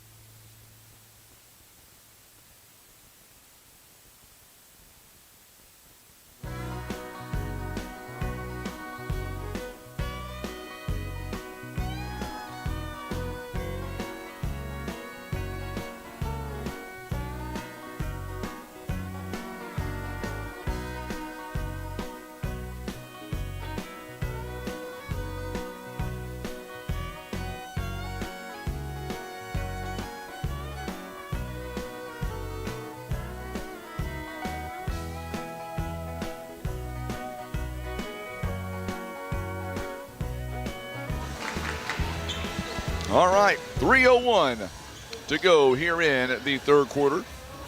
And so far, remember, following this contest, we will have to end our current feed so that way we can start a new stream for the afternoon session. Eminence and Neelyville is upcoming. Can't wait for that one. Also, Van Buren playing tonight. And then the big one, Richland and Chadwick. Three-pointer is no good by Priest. And the rebound by Ty Cotter is his, and then the timeout is called.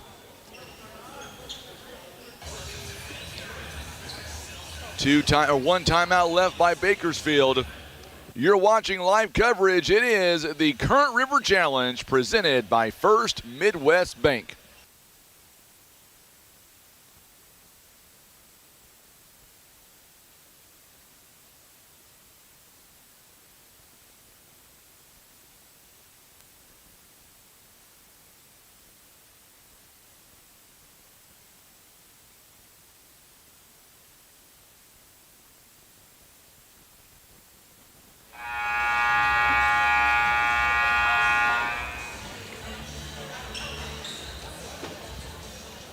It is a 6-point game this afternoon.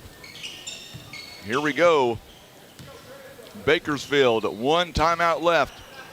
3 for Pocahontas. Three-pointer in the corner is no good. Jones with a rebound, and they somehow keep it alive. Jones now near the free throw line. Oh, good backdoor cut. And now Morris Collins back outside. Ty Cotter gets a little bit of space. He goes up and he scores. Don't look now. 4-point game.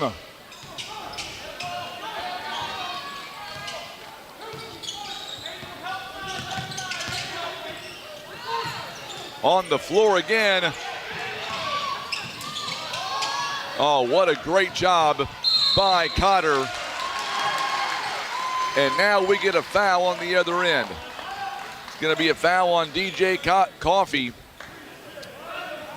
4-point game. We have seen this pretty much through and throughout today.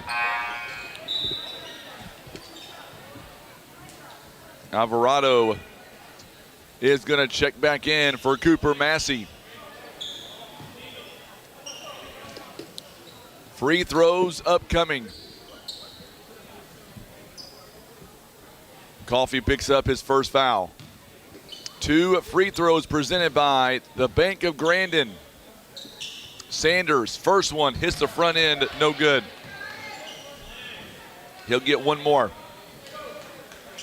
Sanders, 5 points in this contest to this point. Trying to trim it away, missing both. Jared Mitchell with the rebound. Bakersfield, 4 out of 6 on the free throw line as of right now.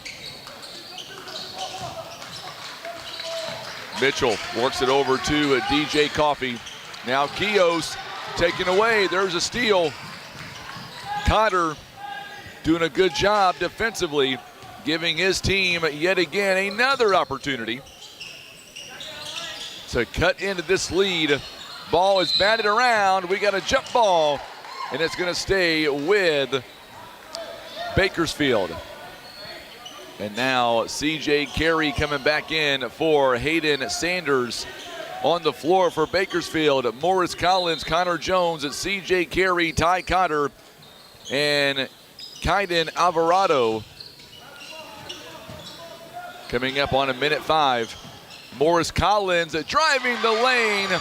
He cuts it down to a 2-point game.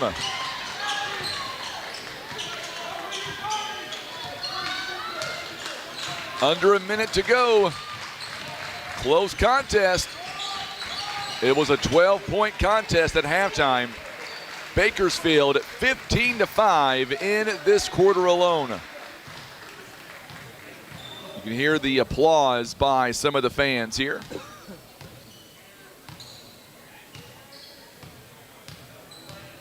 30 seconds and counting. So as of right now, the Redskins of Pocahontas are okay with going into the fourth quarter at least up by 2 points. They're going to hold it, play for one shot. Can't say that I blame them. DJ Coffee now near midcourt, 7 seconds. Oh, he carried. Yep, he did. Saw that one way up top. He tried to drive in on that weak side, and when he did, came up a little too much. 5 seconds remaining. The Lions can take the lead. Here is a three-pointer. It is no good. At the end of 3 quarters, we have come down. It's still a 2-point game. We'll be back. Don't go anywhere. You're watching live coverage. It is the Current River Challenge. It is presented by First Midwest Bank.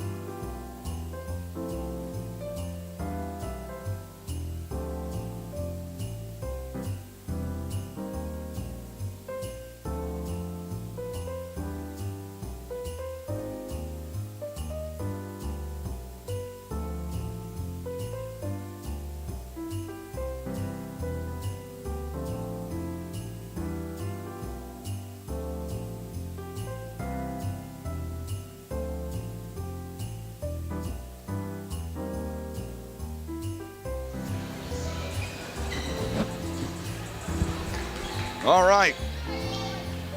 It is a 2-point game. Pocahontas inbounding the ball at midcourt. Oh, Swan was wide open underneath. He was ready to make a wide open layup. They missed him. DJ Coffee. They were outscored, the Redskins, 15-5 in that quarter. In the third, that is. Mitchell hands off to Priest. Kios now. 2-3 zone here by Bakersfield. Hayden Sanders right now on the bench, as is Kaiden Alvarado. So far, 50 seconds have gone by. Not a shot opportunity yet until now. Kios could not get it to fall. Rebounded by Massey. Oh, what a block. What a block by Jared Mitchell, as Collins was wasting no time to the rim. Mitchell says, get that out of here. I'm not a mind reader, but I bet that's what he said. 6:58. Inbounding. Connor Jones, he's got 11. They find Morris Collins, he's got 14. He does lead the Lions right now in scoring. Wide open, CJ Carey is too strong, it's no good. Rebounded by Coffee, and now we get a whistle and a foul. Believe it's going to be on Cooper Massey. Yep. Some of the fans here didn't think that was the foul, but good job by the officials, and hey, great effort by Cooper Massey. Just his first foul. It was definitely a good attempt by Cooper Massey. You can't take that away from the guy.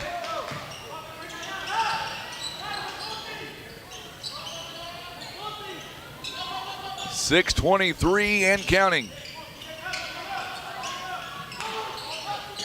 Once again, Priest Pocahontas not in a big hurry to run offense. Coffey's shot is no good. It's going to be tipped around right back into the hands of Morris Collins. Now we get a foul on Mason Priest, and that'll be his first. Team foul number 1. 6:06 here in the fourth quarter. Oh, backcourt violation, an unforced turnover as Collins was unaware of where he was. He caught it in the front court and went backwards. His momentum carried him to the back. 6 minutes to go here in the ball game.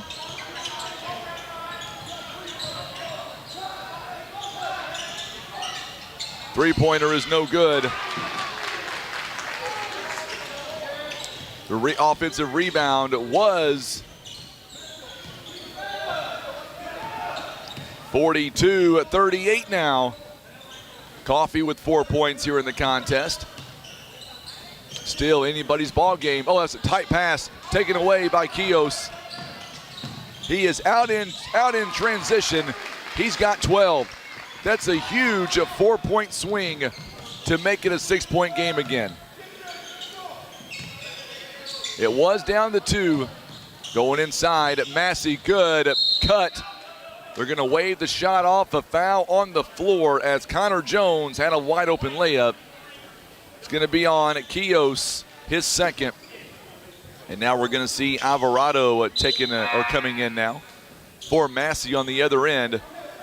Spencer James will come in for Payne Swan.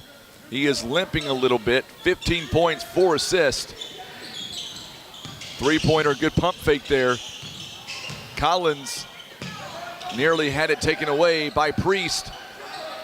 Good backdoor cut to Jones. Jones is going to go up top and he'll draw the contact. He'll shoot some free throws coming up, presented by the Bank of, was it on the floor? Yes, it was. I thought it was myself. Someone in the crowd said he was fouled on the shot. I thought so, but I'm all the way up here. 4:59. Here's your 3-ball. This one too strong off the front end. Carey could not get it to go down. Kios with the rebound.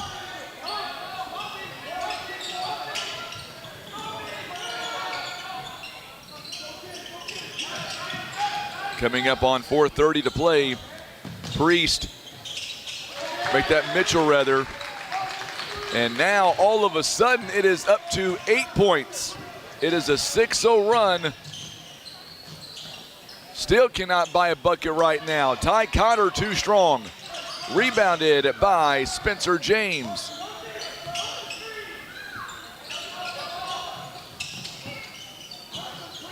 Mason Priest, top of the key. Going to get a foul by Ty Cotter. Oh, and now we're going to get extracurricular. Technical foul is going to be called on Ty Cotter. He got the personal foul. And a technical foul as well on Ty Cotter. That is his third and fourth personal foul. So now Tid Kios is going to shoot the technical free throws presented by the Bank of Missouri. First one is up, and it is good. And that hurts the Lions right now.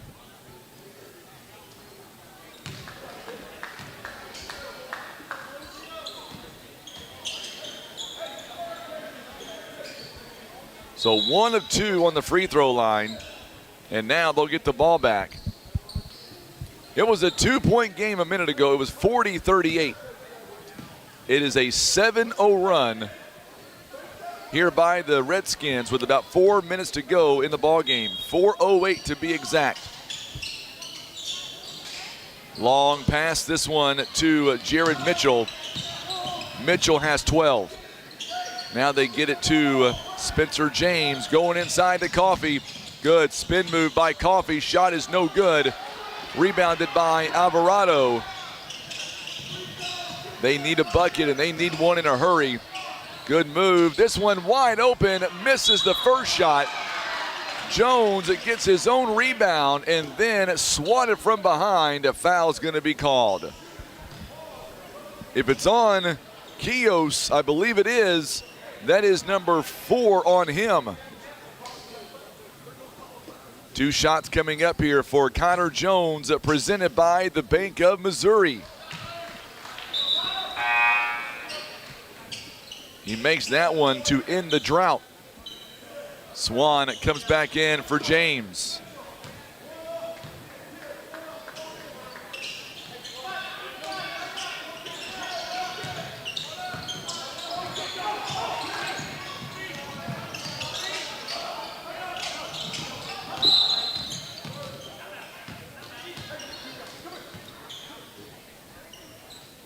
Timeout called by Pocahontas.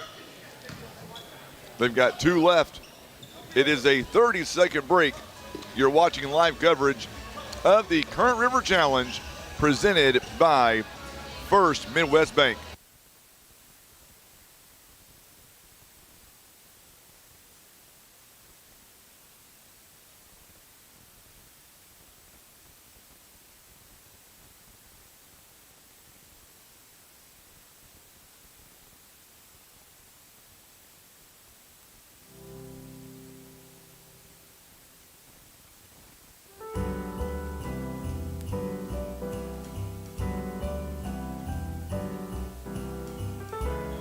.47-39 is the score.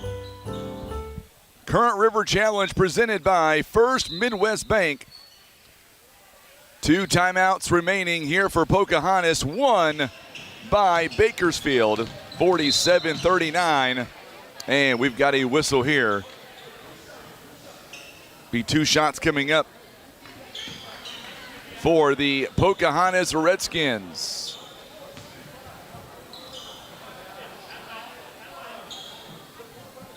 I've got 4 fouls for this quarter. Okay, now they got it right. Okay, I was going to say, I didn't think it was 5 fouls already, but you never know. Alex Helm getting the foul. That is the 4th foul of this half, or this quarter. There is a turnover by Kios. And now back in for Bakersfield, Ty Cotter. Cotter, Alex Helm, right back out. 47-39 the score. It was a 2-point game earlier this quarter, and then all of a sudden, that's when the floodgates opened up and they went on a 7-0 run. Now they lead by 8. 8-point game. 3:16. 47-39. There's a 3-pointer. It's no good. Jones misses the 3. Rebounded by Swan. Here comes the Redskins. Coffee lost it, and it was not tipped. It'll be a turnover on DJ Coffee instead. That is their 12th turnover of the ball game, right at the 3-minute mark. Bakersfield, 1 timeout left. 2 by Pocahontas. Collins looking to go inside, back out to Jones. They need some buckets right here, down by 8. Still halftime. Coffee try to get away from a foul there. A lot of contact, and Connor Jones going up top. It's down to 6 points again. Connor Jones has 14. Morris Collins has 14. Now we get a foul. Going to be on Alvarado, I believe. And now we're going to shoot some free throws.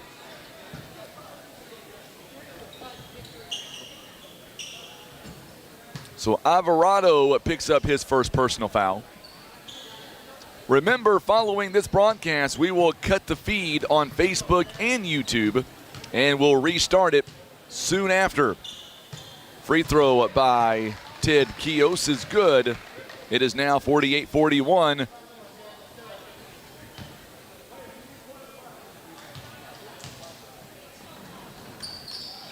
and misses the second opportunity. Connor Jones on the rebound attempt. Oh, he took one too many steps. He did. Ty Cotter turns it over. He saw a little bit of breathing room and tried to make something happen. Helm is back in for Ty Cotter. 2:20.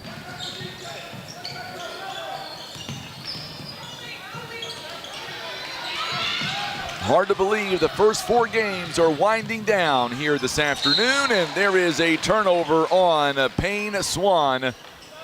And back in is Ty Cotter, subbing offense for defense. 2:09. Possession arrow favors Bakersfield. It is a 7-point game. Eminence Neelyville coming up next in our 5th game of the afternoon. Boy, good job that time. Jump ball is going to stay with Bakersfield. Good heads-up play by Mason Priest. He saw that C.J. Carey was struggling to maintain possession, so he reaches in and ties him up. And now the possession will now favor Pocahontas. Going inside is Cooper Jones, and now it's down to 5 again. 48-43. Kios. Coach Pill says, do not take that shot. Instead, he's got the running floater. It's no good. Swan cannot make the shot. It goes out of bounds, and it's going to belong to Bakersfield. 1:19 to play here before this game concludes.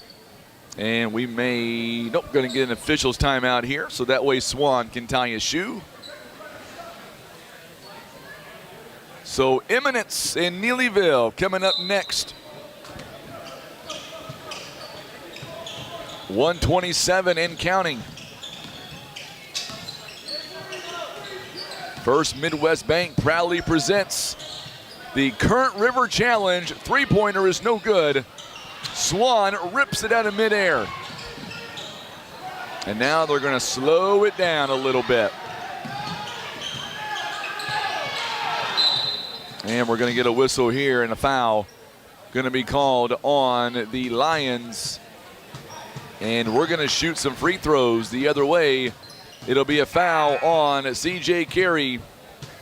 Back in for number 12, Payne Swan, is Spencer James. 2 free throws coming up here, presented by Bank of Grandin. First one is up, and it is no good.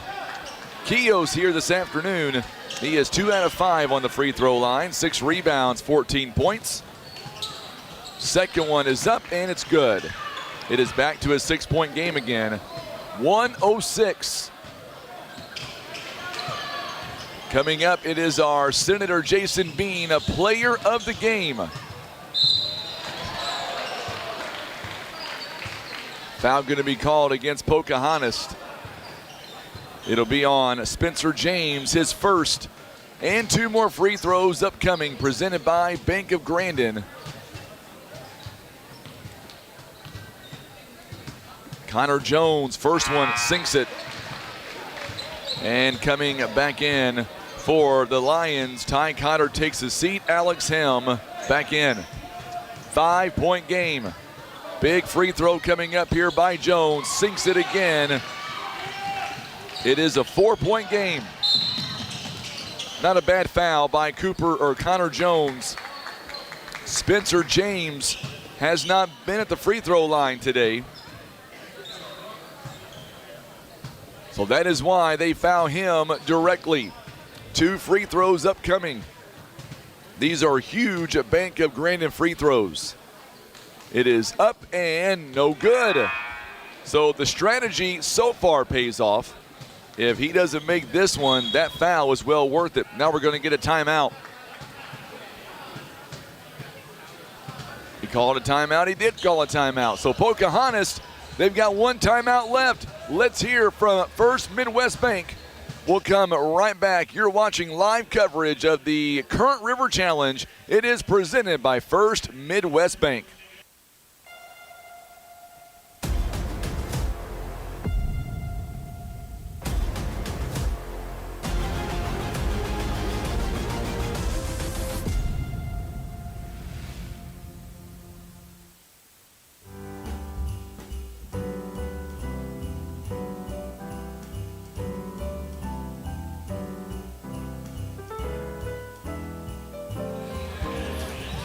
So a big free throw coming up for Spencer James following this timeout.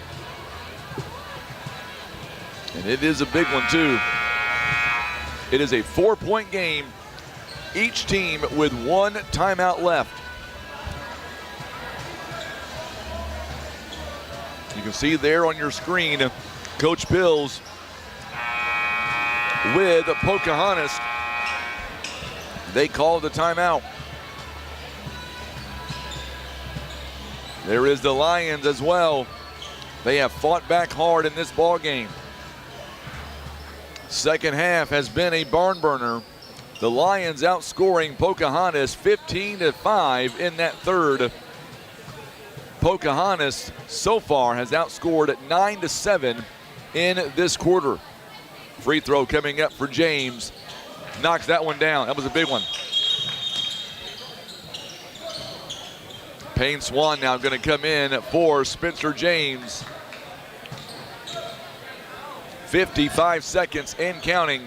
It is a 5-point game. Boy, they're looking for a big bucket here. You don't need a 3, but if it presents itself, you take it. And they, oh, I thought they was going to right there. Going inside, and what a shot by Morris Collins. It is a 3-point game. And if you're Pocahontas, you found the right guy. Kios is going to go right back. He's got 15 points. He is 3 of 6 on the free throw line.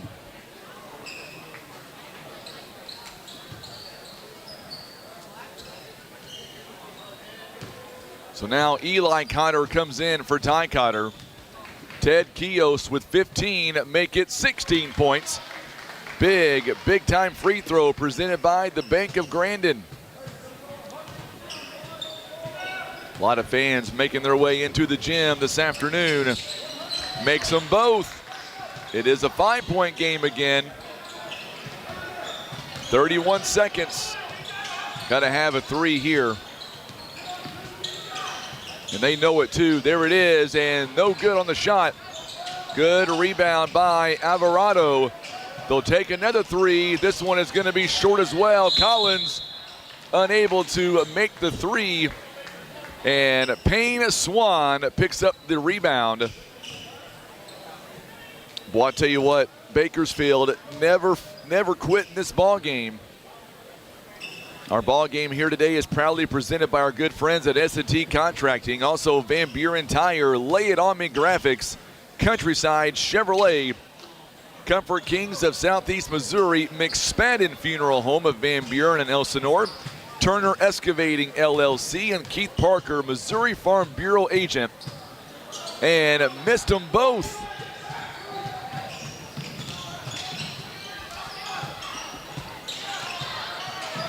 Eight seconds remaining, and shot is no good.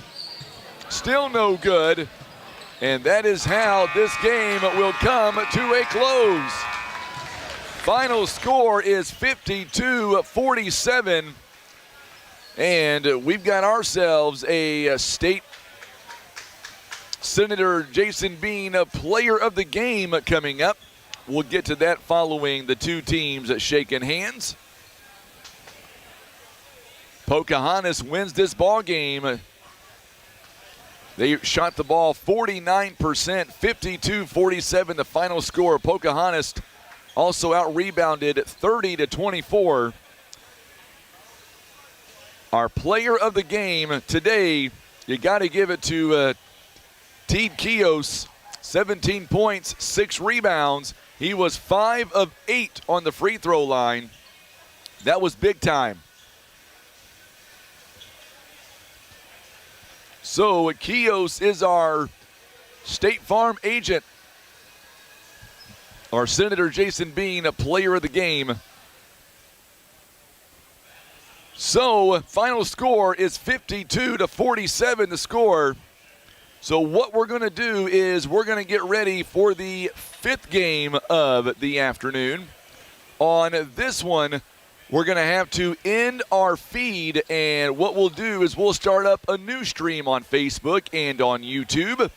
So what we'll do now is we'll say so long for this round, and we're going to start up a new stream live on Facebook and YouTube for Neelyville and Eminence. You're watching live coverage. Come on back. It is the Current River Challenge